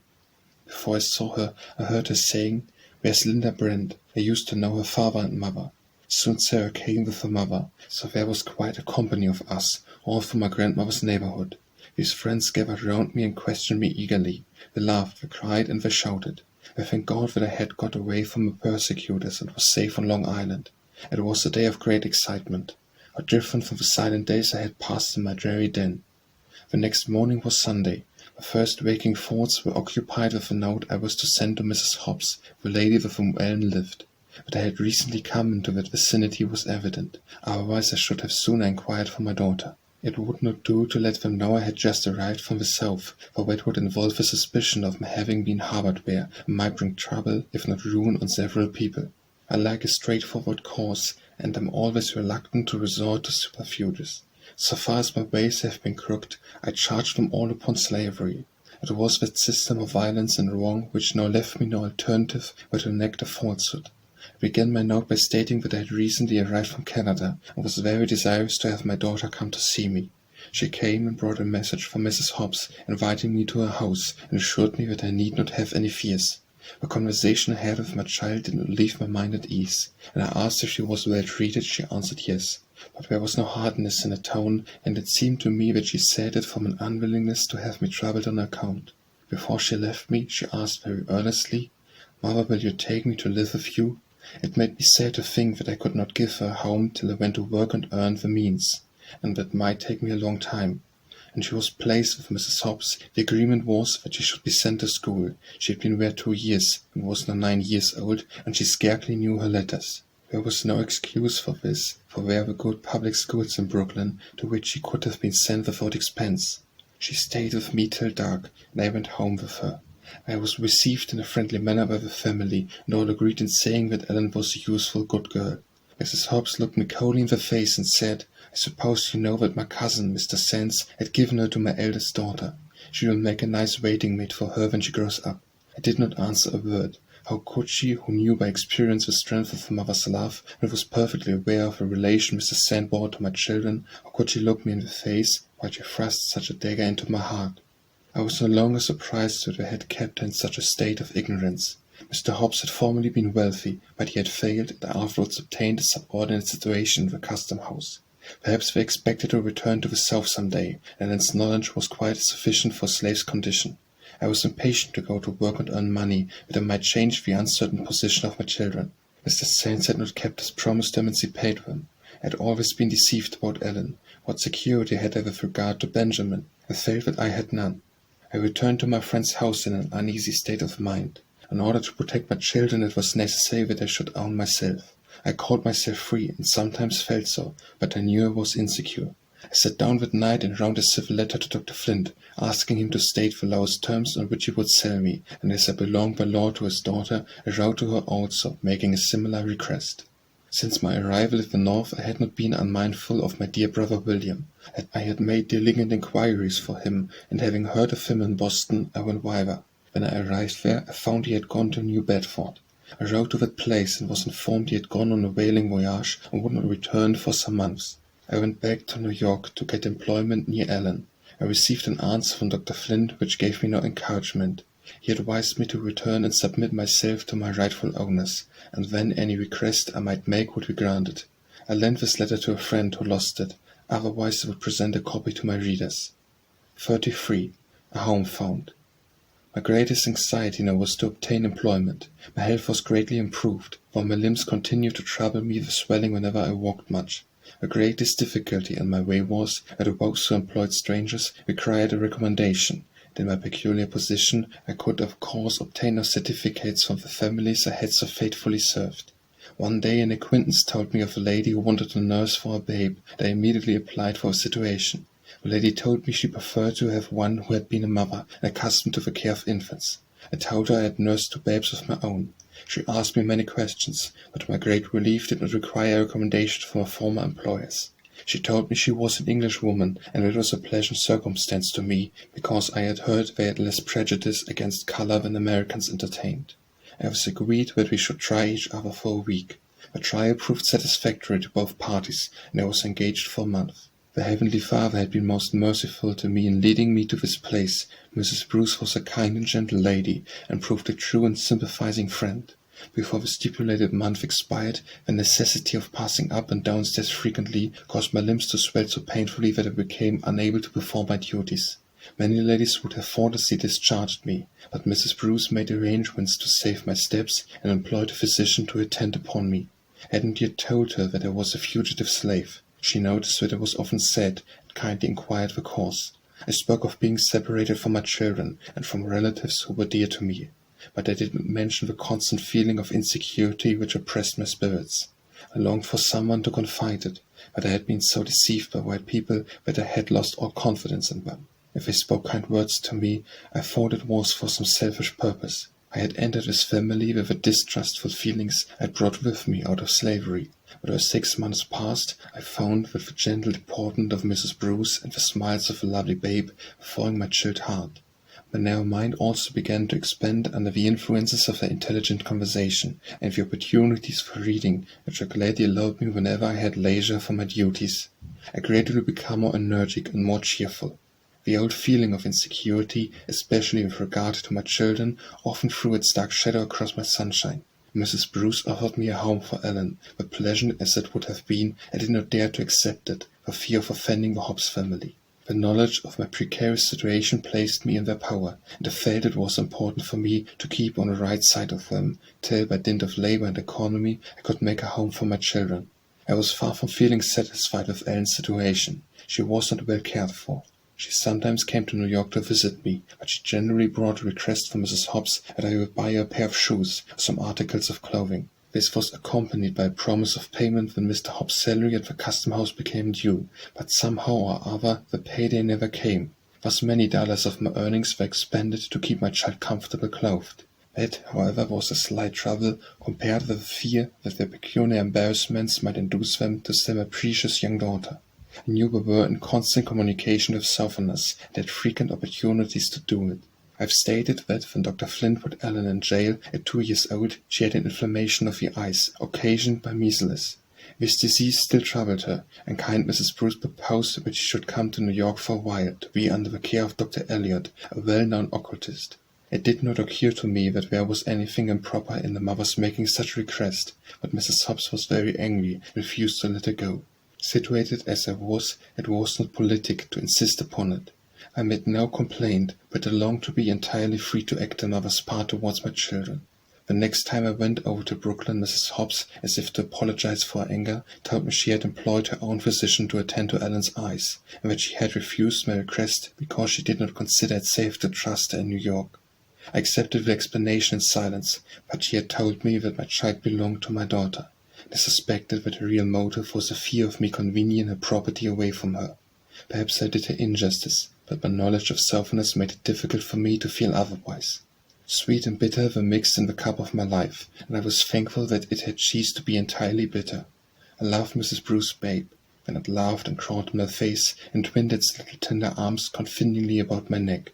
It made me think of a time when Benny and Ellen the babies, my wounded heart was soothed. One bright morning, as I stood at the window, tossing baby in my arms, my attention was attracted by a young man in sailor's dress, who was closely observing every house as he passed. I looked at him earnestly. Could it be my brother William? It must be he, and yet how changed. I placed the baby safely, flew downstairs, opened the front door, beckoned to the sailor, and in less than a minute I was clasped in my brother's arms. How much we had to tell each other, how we laughed and how we cried, over each other's adventures. I took him to Brooklyn, and again saw him with Ellen, the dear child whom he had loved and tended so carefully, while I was shut up in my miserable den. He stayed in New York a week. His old feelings of affection for me and Ellen were as lively as ever. There are no bones so strong as those which are formed by suffering together. 34. The old enemy again. My young mistress, Miss Emily Flint, did not return any answer to my letter requesting her to consent to me being sold, but after a while I received a reply which purported to be written by a younger brother. In order rightly to enjoy the consent of his letter, a reader must bear in mind that the Flint family supposed I had been at the North many years. They had no idea that I knew of the doctor's 3 expeditions to New York in search of me, that I had heard his voice when he came to borrow $500 for that purpose, and that I had seen him pass on his way to the steamboat. Neither were they aware that all the particulars of Aunt Nancy's death and burial were conveyed to me at the time they occurred. I have kept the letter, of which I herewith subjoin a copy. Your letter to sister was received a few days ago. I gather from it that you are desirous of returning to your native place among your friends and relatives. We were all gratified with the contest of your letters, and let me assure you that if any members of the family have had any feeling of resentment towards you, they feel it no longer. We all sympathize with you in your unfortunate condition, and are ready to do all in our power to make you contented and happy. It is difficult for you to return home as a free person. If you were purchased by your grandmother, it is doubtful whether you would be permitted to remain, although it would be lawful for you to do so. If a servant should be allowed to purchase herself, after absenting herself so long from her owners and return free, it would have an injurious effect. From your letter, I think your situation must be hard and uncomfortable. Come home. You have it in your power to be reinstated in our affections. We would receive you with open arms and tears of joy. You need not apprehend any unkind treatment, as we have not put ourselves to any trouble or expense to get you. Had we done so, perhaps we should feel otherwise. You know my sister was always attached to you, but you were never treated as a slave. You were never put to hard work nor exposed to field labor. On the contrary, you were taken into the house and treated as one of us, and almost as free, and we, at least, felt you were above disgracing yourself by running away. Believing you may be inducted to come home voluntarily has inducted me to write for my sister. The family will be rejoiced to see you, and your poor old grandmother expressed a great desire to have you come, when she heard your letter read. In her old age she needs the consolation of having her children round her. Doubtless you have heard of the death of your aunt. She was a faithful servant and a faithful member of the Episcopal Church. In her Christian life she taught us how to live and how to high the price of knowledge. She taught us how to die. Could you have seen us around the deathbed with a mother, all mingling our tears in one common stream, you would have thought the same heartfelt tie existed between a master and his servant as between a mother and her child. But the subject is too painful to dwell upon. I must bring my letter to a close. If you are contented to stay away from your old grandmother, your child and the friends who love you, stay where you are. We shall never trouble ourselves to apprehend you. But should you prefer to come home, we will do all that we can to make you happy. If you do not wish to remain in the family, I know that father, by our persuasions, will be inducted to let you be purchased by any person you may choose in our community. You will please answer this as soon as possible, and let us know your decision. Sister sends much love to you. In the meantime, believe me, your sincere friend and well-wisher. This letter was signed by Emily's brother, who was as yet a mere lad. I knew by the style that it was not written by a person of his age, and though the writing was disguised, I had been made too unhappy by it, in former years, not to recognize at once the hand of Dr. Flint. Of the hypocrisy of slaveholders, did the old fox suppose I was goose enough to go into such a trap? Verily he relied too much on the stupidity of the African race. I did not return the family of Flints any thanks for the cordial invitation, remises for which I was, no doubt, charged with base ingratitude. Not long afterwards I received a letter from one of my friends at the South, informing me that Dr. Flint was about to visit the North. The letter had been delayed, as supposed he might be already on the way. Mrs. Bruce did not know I was a fugitive. I told her that important business called me to Boston, that my brother then was, and asked permission to bring a friend to supply my place as a nurse for a fortnight. I started on my journey immediately, and as soon as I arrived, I wrote to my grandmother that if Benny came, he must be sent to Boston. I knew she was only waiting for a good chance to send him north, and fortunately she had the legal power to do so, without asking leave of anybody. She was a free woman, and when my children were purchased, Mr. Sands preferred to have the bill of sale drawn up in her name. It is conjectured that he advanced the money, but it was not known. At the South a gentleman may have a shoal of colored children without any disgrace, but if he is known to purchase them with a view of setting them free, the example is thought to be dangerous to the peculiar institution, and he becomes unpopular. There was a good opportunity to send Benny in a vessel coming directly to New York. He was put on board with a letter to a friend, who was requested to see him off to Boston. Early one morning there was a loud rap at my door, and in rushed Benjamin, all out of breath. "Oh, mother," he exclaimed, "here I am. I run all the way, and I come all alone. How d'ye do?" Oh, reader, can you imagine my joy? No, you can't, unless you have been a slave, mother. Benjamin rattled away as fast as his tongue could go.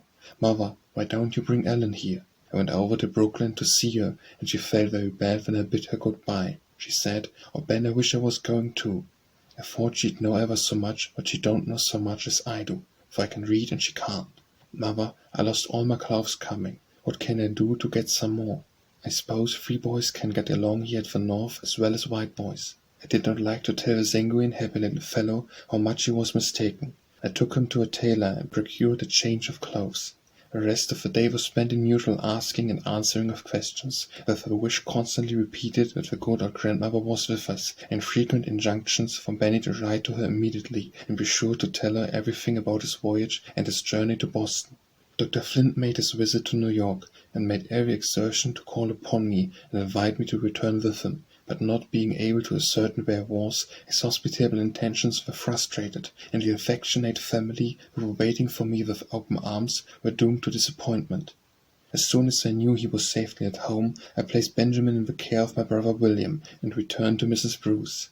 There I remained through the winter and spring, endeavoring to perform my duties faithfully, and finding a good degree of happiness in the attractions of babe Mary, the considerate kindness of her excellent mother, and occasional interviews with my darling daughter. But when summer came, the old feelings of insecurity haunted me. It was necessary for me to take little Mary out daily for exercise and fresh air, and the city was swarming with Southerners, some of whom might recognize me. All weather brings out snakes and slaveholders, and I like one class of venomous creatures as little as I do the other. What a comfort it is to be free to say so. 35. Prejudice against color.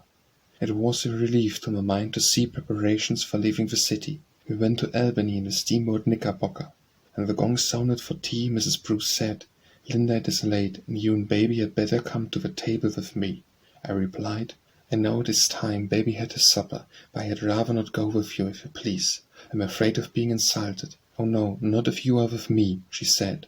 I saw several white nurses go with the ladies, and I ventured to do the same. We were at the extreme end of the table. I was no sooner seated, when a gruff voice said, "Get up. You know you are not allowed to sit here." I looked up, and to my astonishment and indignation saw that the speaker was a colored man. If his office required him to enforce the by-laws of the boat, he might at least have done it politely. I replied, "I shall not get up unless the captain comes and takes me up." No cup of tea was offered me, but Mrs. Bruce handed me hers and called for another. I looked to see whether the other nurses were treated in a similar manner. They were all probably waited on. Next morning, when we stopped at Troy for breakfast, everybody was making a rush for the table. Mrs. Bruce said, "Take my arm, Linda, and we'll go in together." The landlord heard her and said, "Madam, will you allow your nurse and babe to take breakfast with my family?" I knew this was to be attributed to my complexion, but he spoke cautiously, and therefore I did not mind it.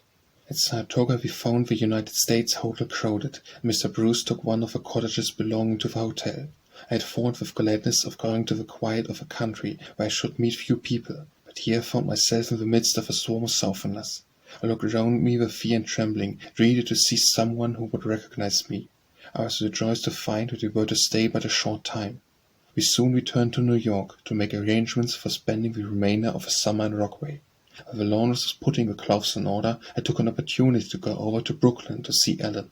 I met her going to a grocery store, and the first words she said were, "Oh, mother, don't go to Mrs. Hobbs, her brother. Mr. Thorne has come from the South, and may he'll tell where you are."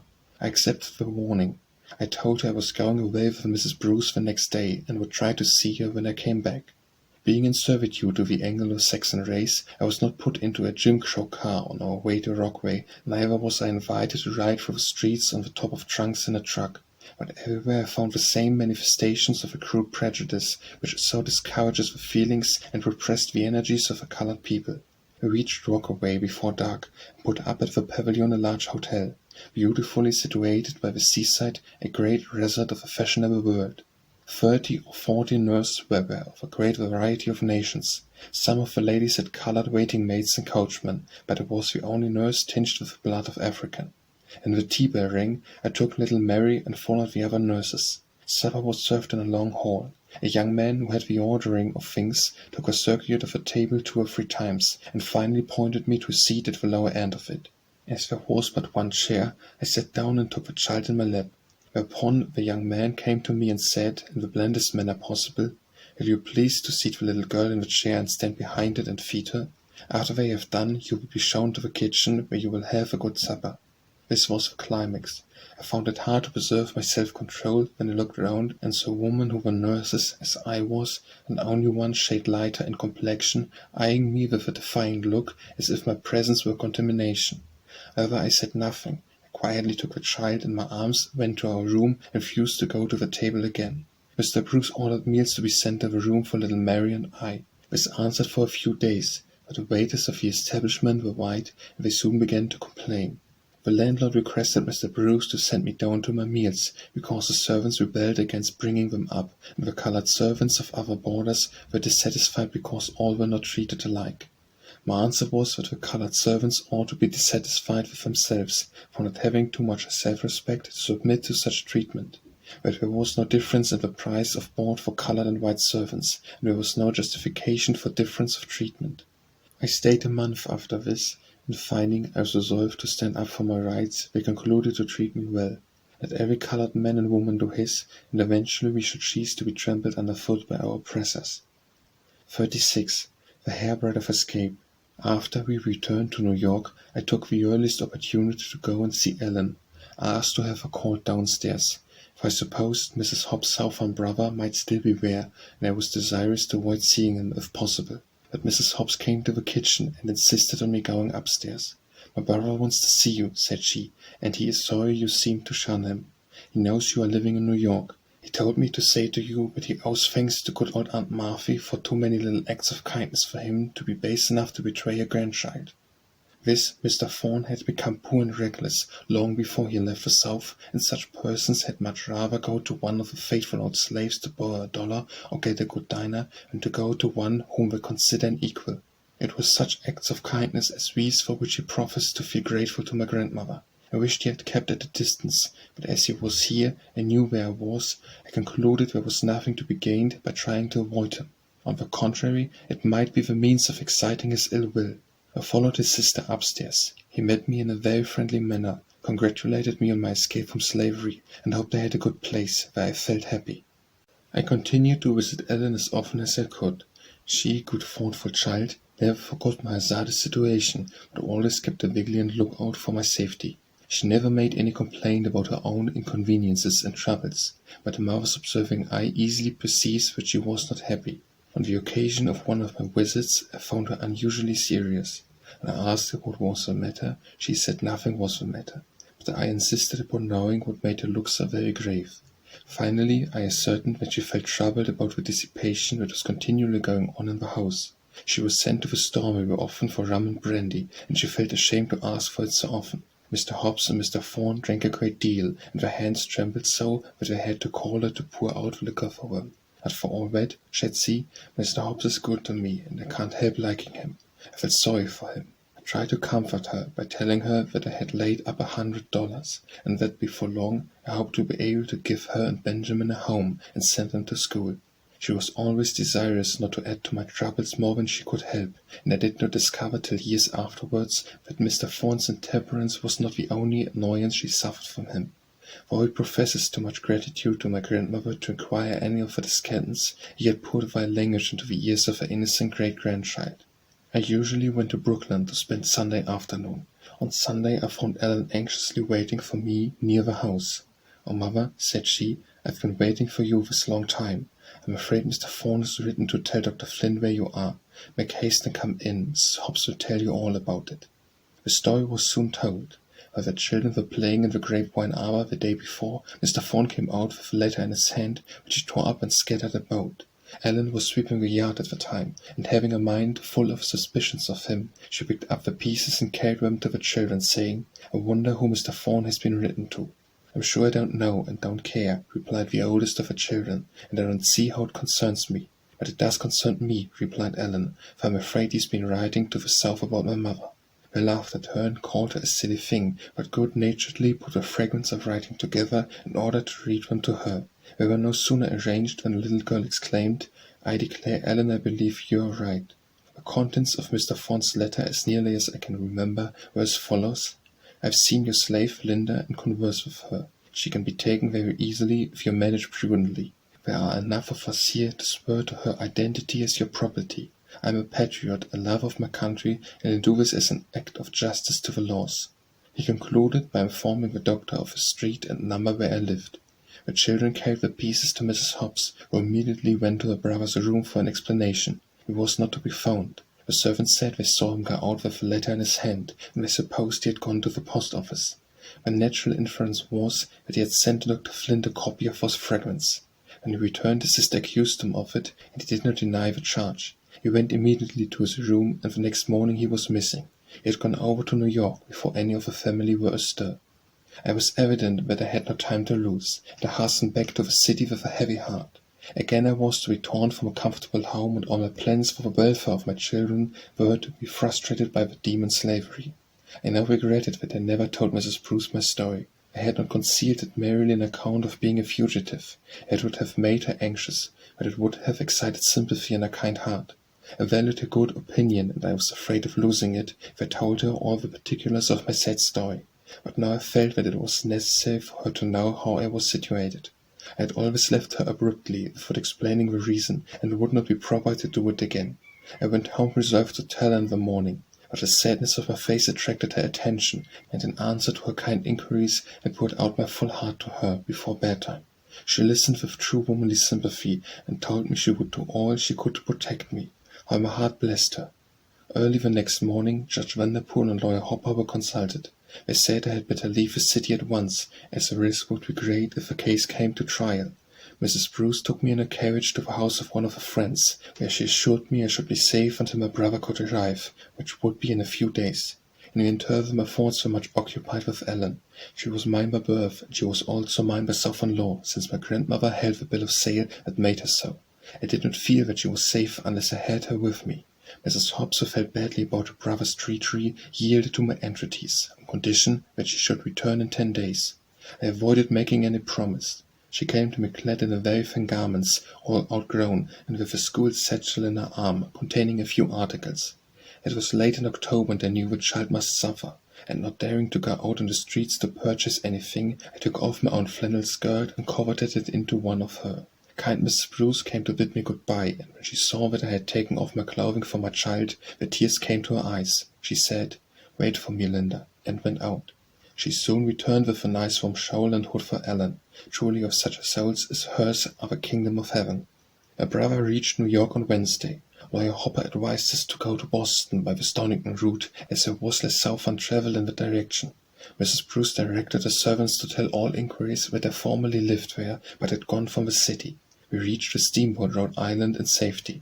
That boat employed colored hands, but I knew that colored passengers were not admitted to the cabin. I was very desirous for the seclusion of the cabin, not only on account of exposure to the night air, but also to avoid observation. Lawyer Hopper was waiting on board for us. He spoke to the stewardess and asked, as a particular favor, that she would treat us well. He listened to me. "Go and speak to the captain yourself by and by. Take your little girl with you, and I am sure that you will not let her sleep on deck." With these kind words and a shake of the hand he departed. The boat was soon on her way, bearing me rapidly from the friendly home where I had hoped to find security and rest.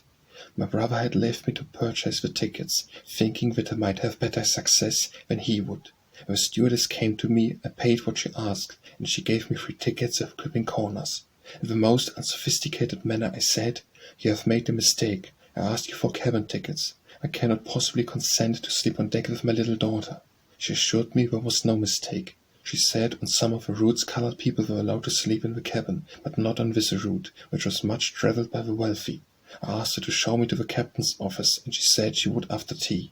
When the time came, I took Ellen by the hand and went to the captain, politely requesting him to change our tickets, as he should be very uncomfortable on deck. He said it was contrary to the custom, but he would see that he had berths below. He would also try to obtain comfortable seats for us in the cars, of what he was not certain, but he would speak to the conductor about it. When the boat arrived, I thanked him and returned to the ladies' cabin. He came afterwards and told me that the conductor of the cars was on board, that he had spoken to him, and he had promised to take care of us. I was very much surprised at receiving such kindness. I don't know whether the pleasing face of my little girl had won his heart, or whether the stewardess inferred from Lawyer Hopper's manner that I was a fugitive and had pleaded with him in my behalf. When the boat arrived at Stonington, the conductor kept his promise and showed us 2 seats in the first car, nearest the engine. He asked us to take seats next the door, but as he passed through, we ventured to move on toward the other end of the car. No incivility was offered us, and we reached Boston in safety. The day after my arrival was one of the happiest of my life. I felt as if I was beyond the reach of the bloodhounds, and for the first time during many years I had both my children together with me. They greatly enjoyed their reunion, and laughed and chatted merrily. I watched them with a swelling heart. Their every motion delighted me. I could not feel safe in New York, and I accepted the offer of a friend that we should share expenses and keep house together. I represented to Mrs. Hobbs that Ellen must have some schooling, and must remain with me for that purpose. She felt ashamed of being unable to read or spell at her age, so instead of sending her to school with Benny, I instructed her myself till she was fitted to enter an intermediate school. The winter passed pleasantly while I was busy with my needle and my children with their books. 27. A visit to England. In the spring sad news came to me. Mrs. Bruce was dead. Never again in this world should I see her gentle face, or hear her sympathizing voice. I had lost an excellent friend, and little Mary had lost a tender mother. Mr. Bruce wished the child to visit some of her mother's relatives in England, and he was desirous that I should take charge of her. The little motherless one was accustomed to me and attached to me, and I thought she would be happier in my care than in that of a stranger. I could also earn more in this way than I could by my needle. So I put Benny to a trade, and left Ellen to remain in the house with my friend and go to school. We sailed from New York and arrived in Liverpool after a pleasant voyage of 12 days. We proceeded directly to London and took lodgings at the Adeline Hotel. The supper seemed to me less luxurious than those I had seen in American hotels, but my situation was indescribably more pleasant. For the first time in my life I was in a place where I was treated according to my deportment, without reference to my complexion. I felt as if a great millstone had been lifted from my breast. Ensconced in a pleasant room with my dear little charge, I laid my head on my pillow for the first time with a delightful consciousness of pure, unaltered freedom.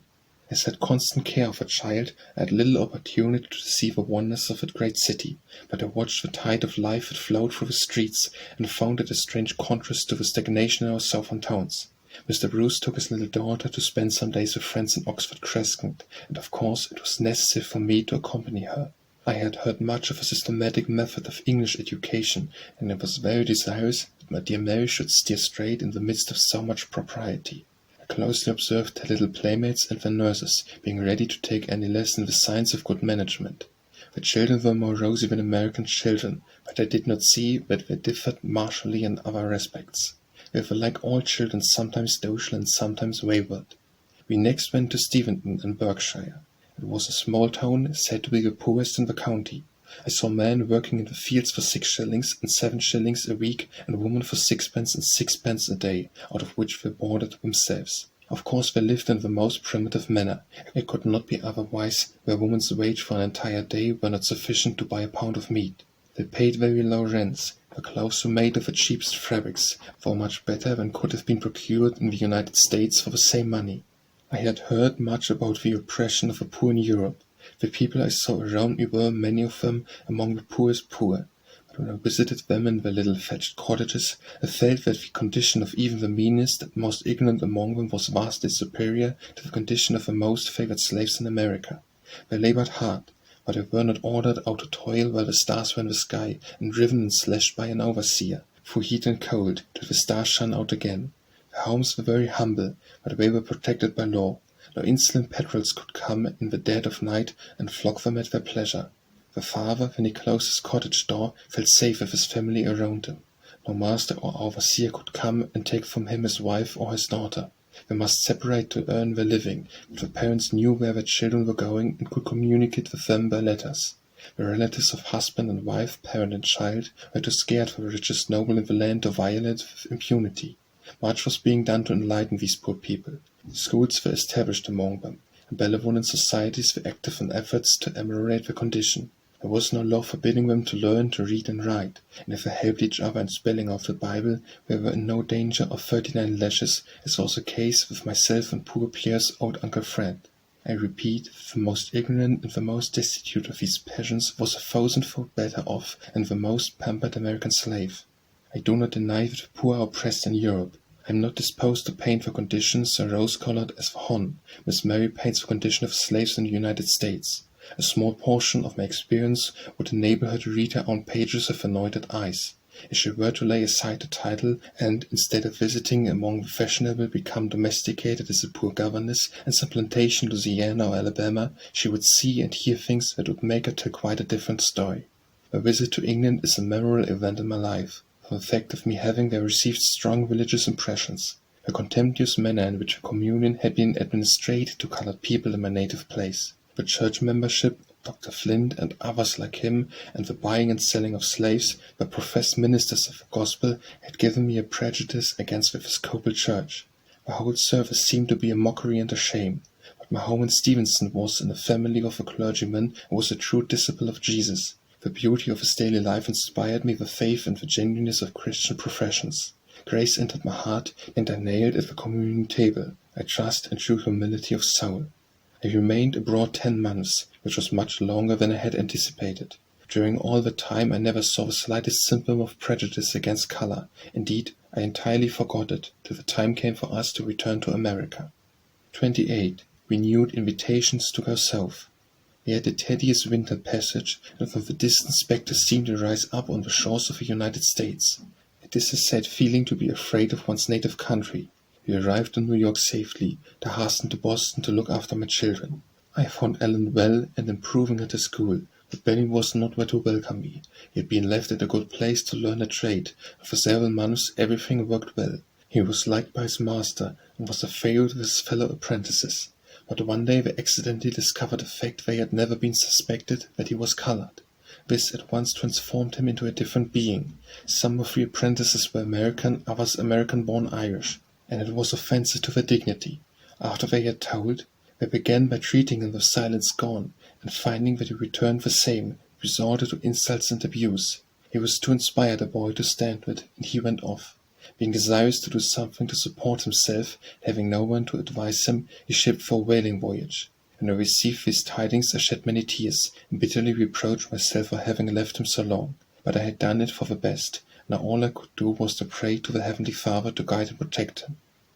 Not long after my return, I received the following letter from Mrs. Emily Flint, now Mrs. Dodge. In this you will recognize the hand of your friend and mistress. Having heard that you had gone with the family to Europe, I have waited to hear of your return to write you. I should have answered the letter you wrote to me long since, but as I could not then act independently of my father, I knew there could be nothing done satisfactory to you.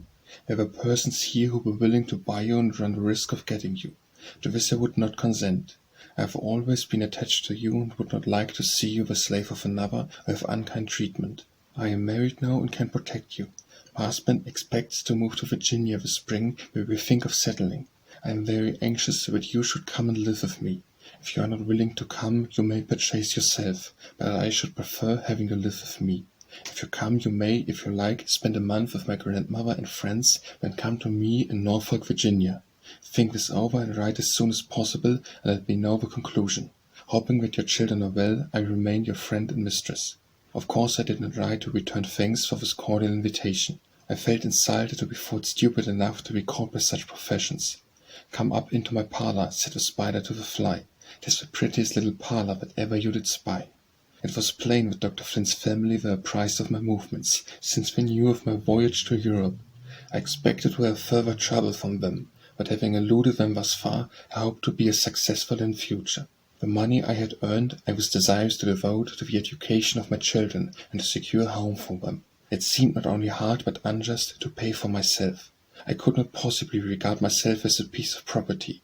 Moreover, I had worked many years without wages, and during that time had been obliged to depend on my grandmother for many comforts in food and clothing. My children certainly belonged to me, but though Dr. Flint had incurred no expense for their support, he had received a larger sum of money for them. I knew the law would decide that I was his property, and would probably still give his daughter a claim to my children, but regarded such laws as the regulations of robbers, who had no rights that I was bound to respect. The Fugitive Slave Law had not then passed. The judges of Massachusetts had not then stopped under chains to enter her courts of justice, so called. I knew my old master was rather skittish of Massachusetts. I relied on her love of freedom and felt safe on her soil. I am now aware that I honored the old Commonwealth beyond her deserts. 29. The Confession. For 2 years my daughter and I supported ourselves comfortable in Boston. At the end of the time, my brother William offered to send Ellen to a boarding school. It required a great effort for me to consent to part with her, for I had few near ties, and it was her presence that made my 2 little rooms seem homelike. But my judgment prevailed over my selfish feelings. I made preparations for my departure. During the 2 years we had lived together, I had often resolved to tell her something about her father, but I had never been able to muster sufficient courage. I had a shrieking dread of diminishing my child's love. I knew she must have curiosity on the subject, but she had never asked a question. She was always very careful not to say anything to remind me of my troubles. Now that she was going from me, I thought if I should die before she returned, she might hear my story from someone who did not understand the palliating circumstances, and that if she were entirely ignorant on the subject, her sensitive nature might receive a rude shock.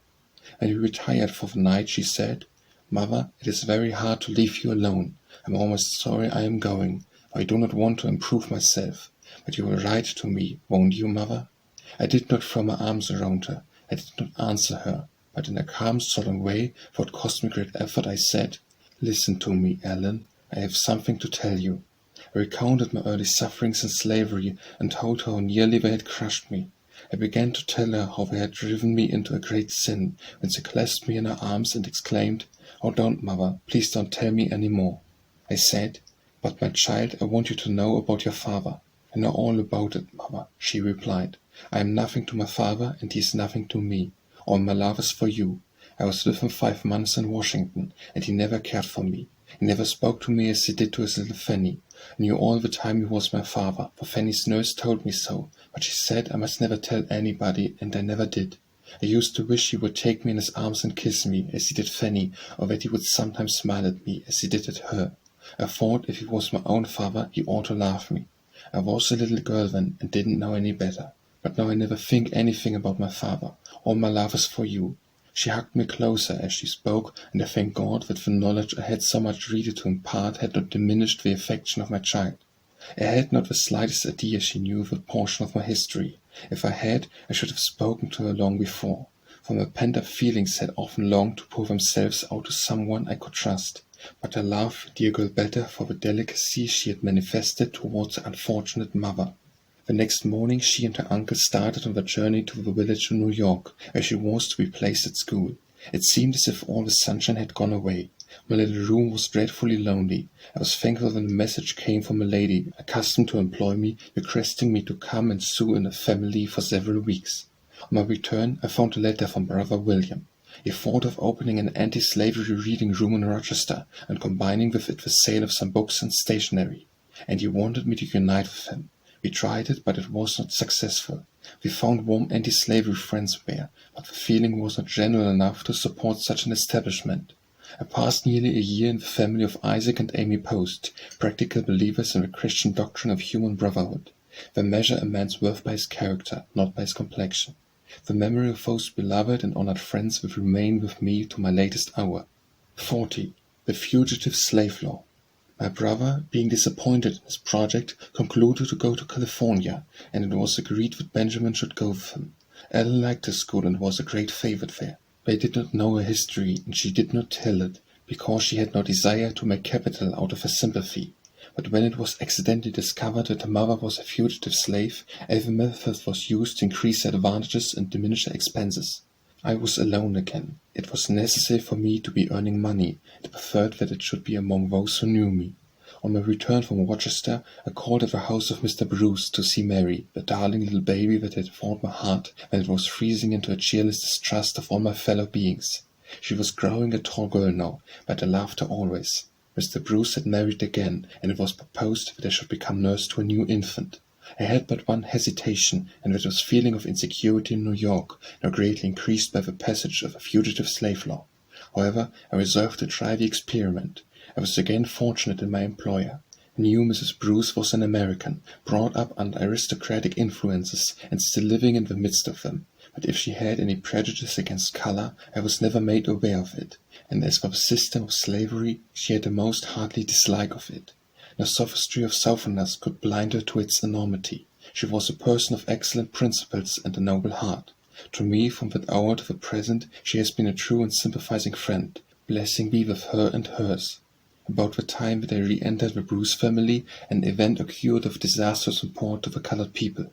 The slave Hamlin, the first fugitive that came under the new law, was given up by the bloodhounds of the North to the bloodhounds of the South. It was the beginning of a reign of terror to the colored population. The great city rushed on in its whirl of excitement, taking no note of the short and simple annals of the poor. But the fashionables were listening to the thrilling voice of Jenny Lind in Metropolitan Hall. The thrilling voices of poor hunted colored people went up in an agony of supplications to the Lord from Zion's church. Many families who had lived in the city for 20 years fled from it now. Many a poor washerwoman who by hard labor had made herself a comfortable home was obliged to sacrifice her furniture, bid a hurried farewell to friends, and seek a fortune among strangers in Canada.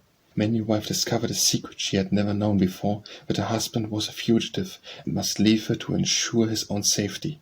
Worse still, many a husband discovered that his wife had fled from slavery years ago, and as the child follows the condition of its mother, the children of his love were liable to be seized and carried into slavery. Everywhere in those humble homes there was consternation and anguish. But what cared the legislators of the dominant race for the blood they were crushing out of troubled hearts? When my brother William spent his last evening with me before he went to California, we talked nearly all the time of the distress brought on our oppressed people by the passage of his inquisitive law. Never had I seen him manifest such bitterness of spirit, such stern hostility to our oppressors. He was himself free from the operation of the law, for he did not run from any slaveholding state, being brought into the free states by his master. But I was subject to it, and so were hundreds of intelligent and industrious people all around us. I seldom ventured into the streets, and when it was necessary to do an errand for Mrs. Bruce or any of her family, I went as much as possible through back streets and byways. What a disgrace to a city calling itself free, that inhabitants, guiltless of offence, and seeking to perform their duties consciously, should be condemned to live in such insensate fear, and have nowhere to turn for protection. The state of things, of course, gave rise to many impromptu vigilance committees. Every colored person and every friend of a persecuted race kept their eyes wide open. Every evening I examined the newspapers carefully to see what Southerners had put up at the hotels. I did this for my own sake, thinking my young mistress and her husband might be among the list. I wished also to give information to others, if necessary, for if many were running to and fro, I resolved that knowledge should be increased. This brings up one of my Southern reminiscences, which I will here briefly relate. I was somewhat acquaintance with a slave named Luke, who belonged to a wealthy man in our vicinity. His master died, leaving a son and daughter heirs to his large fortune. In the division of the slaves, Luke was included in the son's portion. This young man became a prey to the vices. He went to the north to complete his education. He carried his vices with him. He was brought home, deprived of the use of his limbs by excessive dissipation. Luke was appointed to wait upon his bedridden master, whose despotic habits were greatly increased by exhibition of his own helplessness. He kept the cowhide beside him, and with the most trivial occurrence he would order his attendant to bear his back and kneel beside the coach, while he whipped him till his strength was exhausted. Some days he was not allowed to wear anything but a shirt, in order to be in readiness to be flogged. A day seldom passed without his receiving more or less blows. If the slightest resistance was offered, the town constable was sent for to execute the punishment, and Luke learned from experience how much more the constable's strong arm was to be dreaded than the comparatively feeble one of his master. The arm of his turn grew weaker and was finally palsied, and then the constable's services were in constant requisition. The fact that he was entirely dependent on Luke's care and was obliged to be tended like an infant, instead of inspiring any gratitude or compassion towards his poor slave, seemed only to increase his irritability and cruelty. As he lay there on his bed, a mere degraded wreck of manhood, he took into his head the strangest freaks of despotism, and if Luke hesitated to submit to his orders, the constable was immediately sent for. Some of these freaks were of a nature too filthy to be repeated, and I fled from the house of bondage, and left poor Luke still chained to the bedside of his cruel and disgusting wretch. One day, when I had been requested to do an errand for Mrs. Bruce, I was hurrying through back streets, as usual, when I saw a young man approaching whose face was familiar to me. As he came near, I recognized Luke. I always rejoiced to see or hear of anyone who had escaped from the black pit. I was peculiarly glad to see him on Northern soil, for I no longer called it free soil. I well remembered what a desolate feeling it was to be alone among strangers, and I went up to him and greeted him cordially. At first he did not know me, but when I mentioned my name, he remembered all about it. I told him of the Fugitive Slave Law, and asked him if he did not know that New York was a city of kidnappers. He replied, "The risk ain't so bad for me as 'tis for you, cause I run away from the speculator, and you run away from the massa. Speculators won't spend their money to come here for a runaway, if they ain't certain sure to put their hands right on him, and I tell you it's too good care about that." He then told me of the advice he had received, and the plans he had laid. I asked him if he had money enough to take him to Canada. "Depend upon it, I have," he replied. "I took care for that. I've been working all my days for them cussed whites, and got not pay but kicks and cuffs, so I had a right to money enough to bring him to the Free States. Massa Henry he lived till everybody wish him dead, and when he did die, I know the devil would have him and wouldn't want him to bring his money along too, so I took some of his bills and put them in the pocket of his old trousers, and when he was buried, they give them to me." With a low chuckling laugh he added, "You see I didn't steal it, they gave it to me, I tell you. It might take time to keep the speculators from finding it, but he didn't get it." This is a fair specimen of how the moral sense is educated by slavery. When a man has his wages stolen from him year after year, and the laws sanction and enforce the theft, how can he be expected to have more regard to honesty than has the man who robs him? I have become somewhat enlightened, but I confess that I agree with poor, ignorant, much-abused Luke in thinking he had a right to that money as a portion of his unpaid wages. He went to Canada forthwith, and I have not since heard from him. All that winter I lived in a state of anxiety. When I took the children out to breathe the air, I closely observed the countenance of all I met. I had reached the approach of summer, when snakes and slaveholders make their apprentice. I was, in fact, a slave in New York, as subject to slave laws as I had been in a slave state, strange and conjuring in a state called free. Spring returned, and I received warning from the south that Dr. Flynn knew of my return to my old place, and was making preparations to have me caught. I learned afterwards that my dress and that of Mrs. Bruce's children had been described to him by some of the northern tools, which slaveholders employ for the base purpose, and then indulge in sneer at their cupidity and mean civility. I immediately informed Mrs. Bruce of my danger, and she took prompt measure for my safety. My place as nurse could not be supplied immediately, and this generous, sympathizing lady proposed that I should carry a baby away. It was a comfort to me to have a child with me, for the heart is reluctant to be torn away from every object it loves. But how few mothers would have consented to have one of their own babes become a fugitive, for the sake of a poor hunted nurse, on whom the legislators of a country had let loose the bloodhounds. When I spoke of the sacrifice she was making in depriving herself of her dear baby, she replied, "It is better for you to have baby with you, Linda, for if they get on your track, they will be obliged to bring the child to me, and then, if there is a possibility of saving you, you shall be saved." This lady had a very wealthy relative, a benevolent gentleman in many respects, but aristocratic and pro-slavery. He remonstrated with her for harboring a fugitive slave, told her she was violating the laws of her country, and asked if she was aware of the penalty. She replied, "I am very well aware of it. It is imprisonment and $1,000 fine. Shame on my country that it is so. I am ready to incur the penalty. I will go to the state's prison rather than have any poor victim torn from my house to be carried back to slavery." The noble heart hath a brave heart. The tears in my eyes while I write of her. May the God of the helpless be water for sympathy with my persecuted people. I was sent into New England, where I was sheltered by the wife of a senator whom I shall always hold in grateful remembrance. This honorable gentleman would not have voted for Fugitive Slave Law, as did the senator in Uncle Tom's Cabin. On the contrary, he was strongly opposed to it, but he was enough under its influence to be afraid of having me remain in his house many hours. So I was sent into the country, where I remained a month with the baby.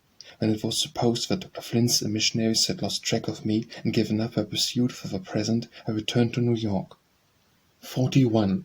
Free at last. Mrs. Bruce and every member of her family were exceedingly kind to me. I was thankful for the blessings of my lot, yet I could not always wear cheerful countenance. I was doing harm to no one. On the contrary, I was doing all the good I could in my small way, yet I could never go out to breathe God's free air without trepidation of my heart. This seemed hard, and I could not think it was the right state of things in any civilized country. From time to time I received news from my good old grandmother. She could not write, but she employed others to write for her. The following is an extract from one of her last letters. Dear daughter, I cannot hope to see you again on earth, but I pray to God to unite us above. The pain will no more wreck this feeble body of me. The sorrow and parting from my children will be no more. God has promised these things if we are faithful unto the end. My age and feeble health deprive me of going to church now, but God is with me here at home. Thank your brother for his kindness. Give much love to him, and tell him to remember the Creator in the days of his youth, and strive to meet me in the Father's kingdom. Love to Ellen and Benjamin. Don't neglect him, tell them for me to be a good boy. Strive, my child, to train them for God's children. May he protect and provide for you, as the prayer of your loving old mother. These letters both cheered and saddened me. I was always glad to have tidings from the kind, faithful old friend of my unhappy youth, but the messages of love made my heart yearn to see her before she died, and I mourned over the fact that it was impossible. Some months after I returned from a flight to New England, I received a letter from her, in which she wrote, Dr. Flint is dead. He has left a distressed family, a poor old man. I hope he made his peace with God.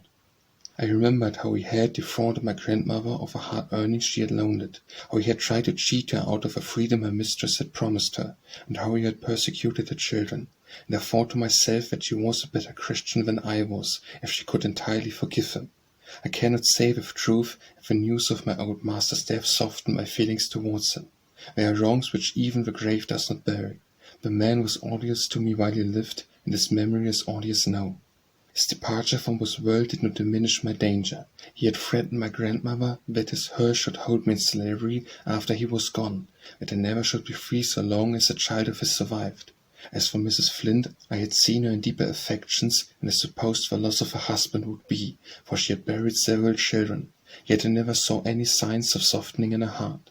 The doctor had died in embarrassment circumstances, and had little to will to his hearse, except such property as he was unable to grasp.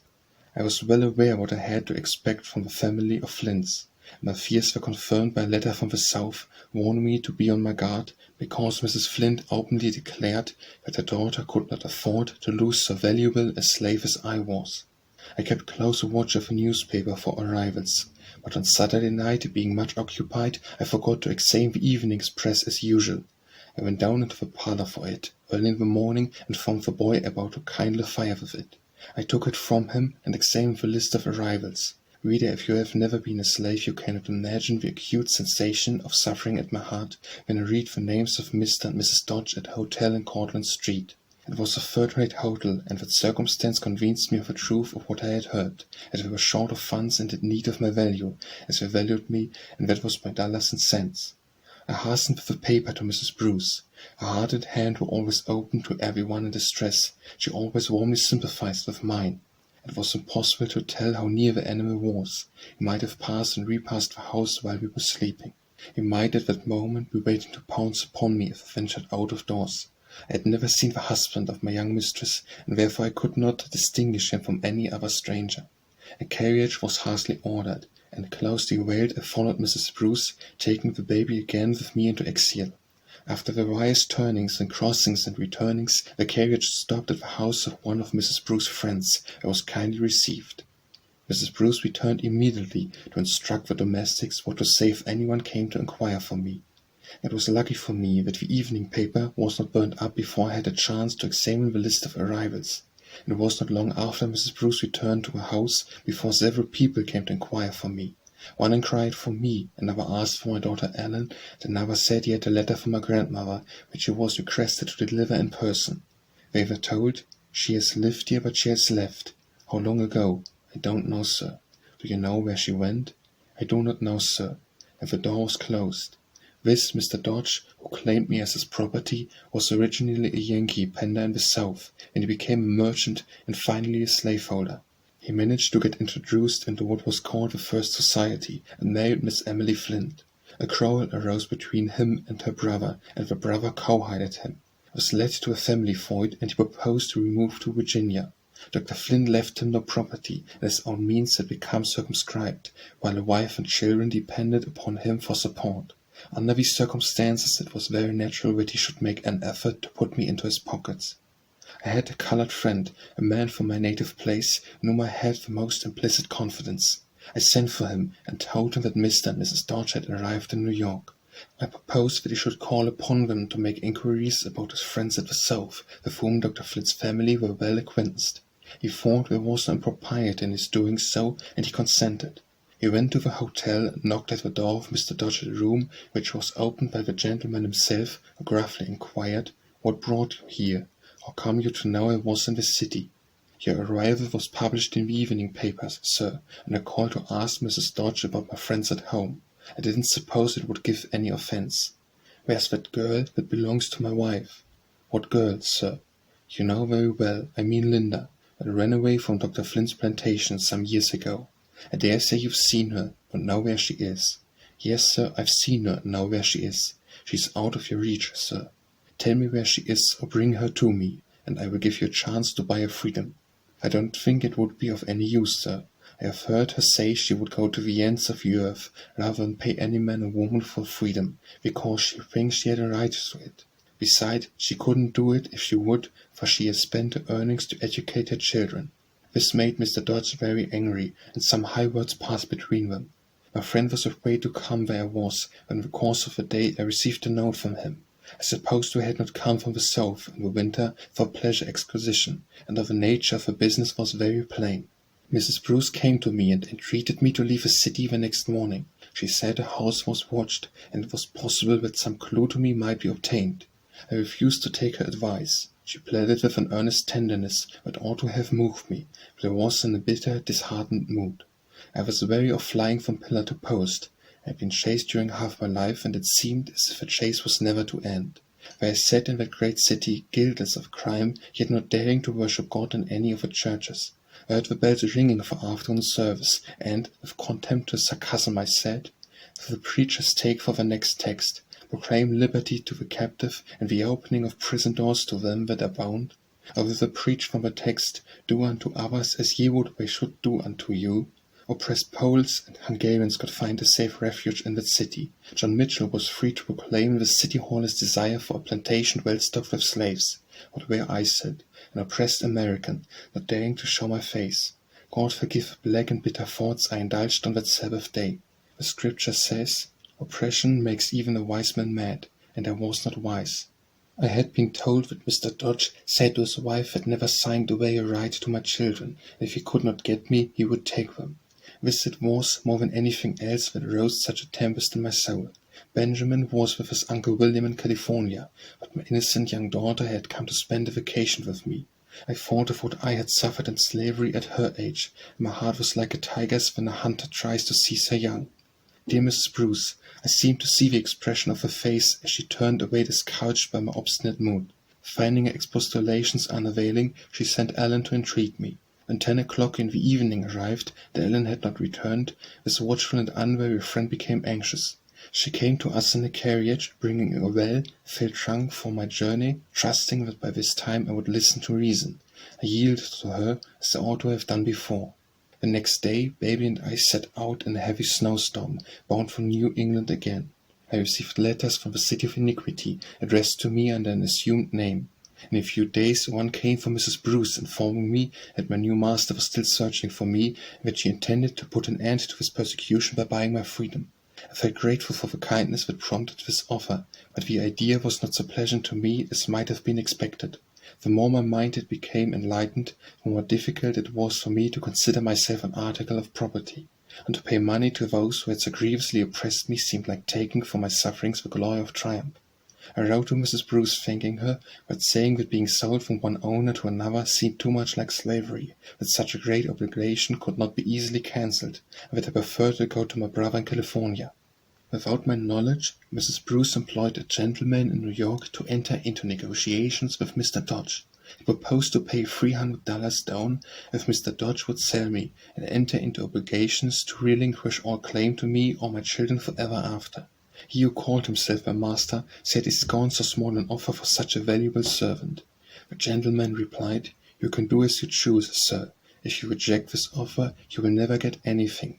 The woman has friends who will convey her and the children out of the country."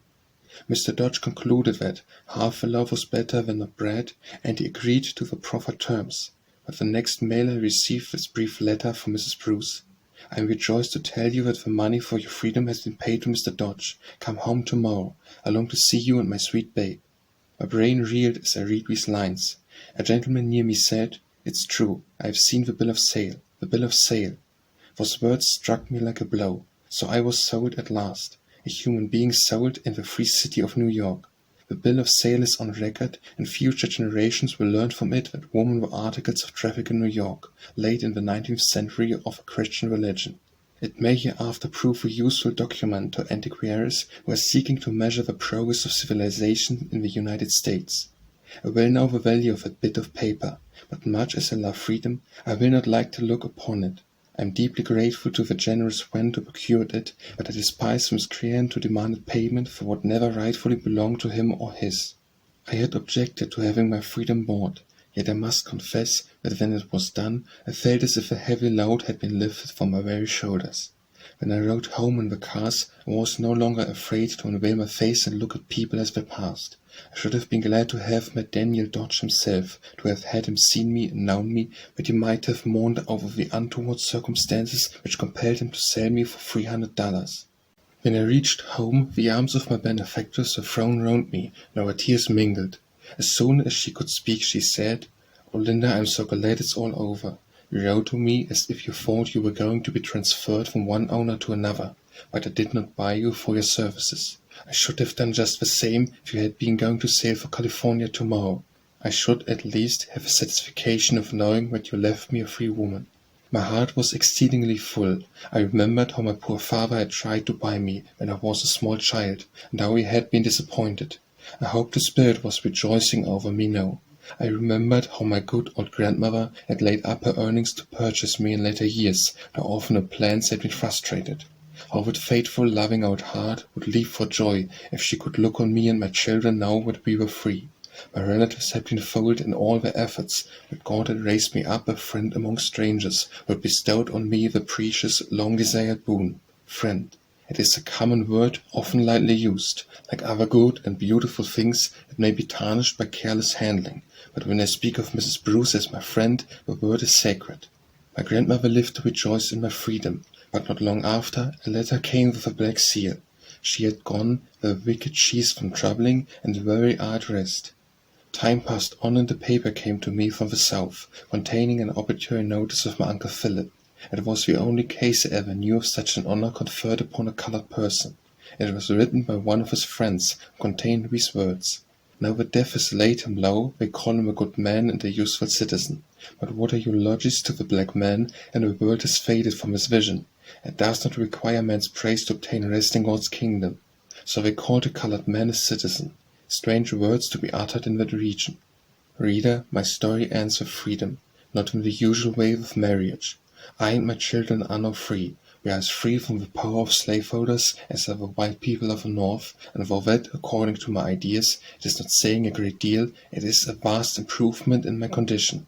The dream of my life is not yet realized. I do not sit with my children in a home by my own. I still long for a hearthstone of my own, however humble. I wish it for my children's sake, far more than for my own. But God so orders circumstances as to keep me with my friend Mrs. Bruce. Love, duty, gratitude also bind me to her side.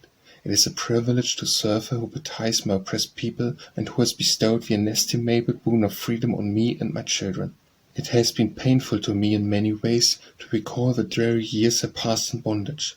I would gladly forget them if I could, yet their retrospection is not altogether without solace. For with those gloomy recollections comes tender memories of my good old grandmother, like light, fleecy clouds floating over a dark and troubled sea.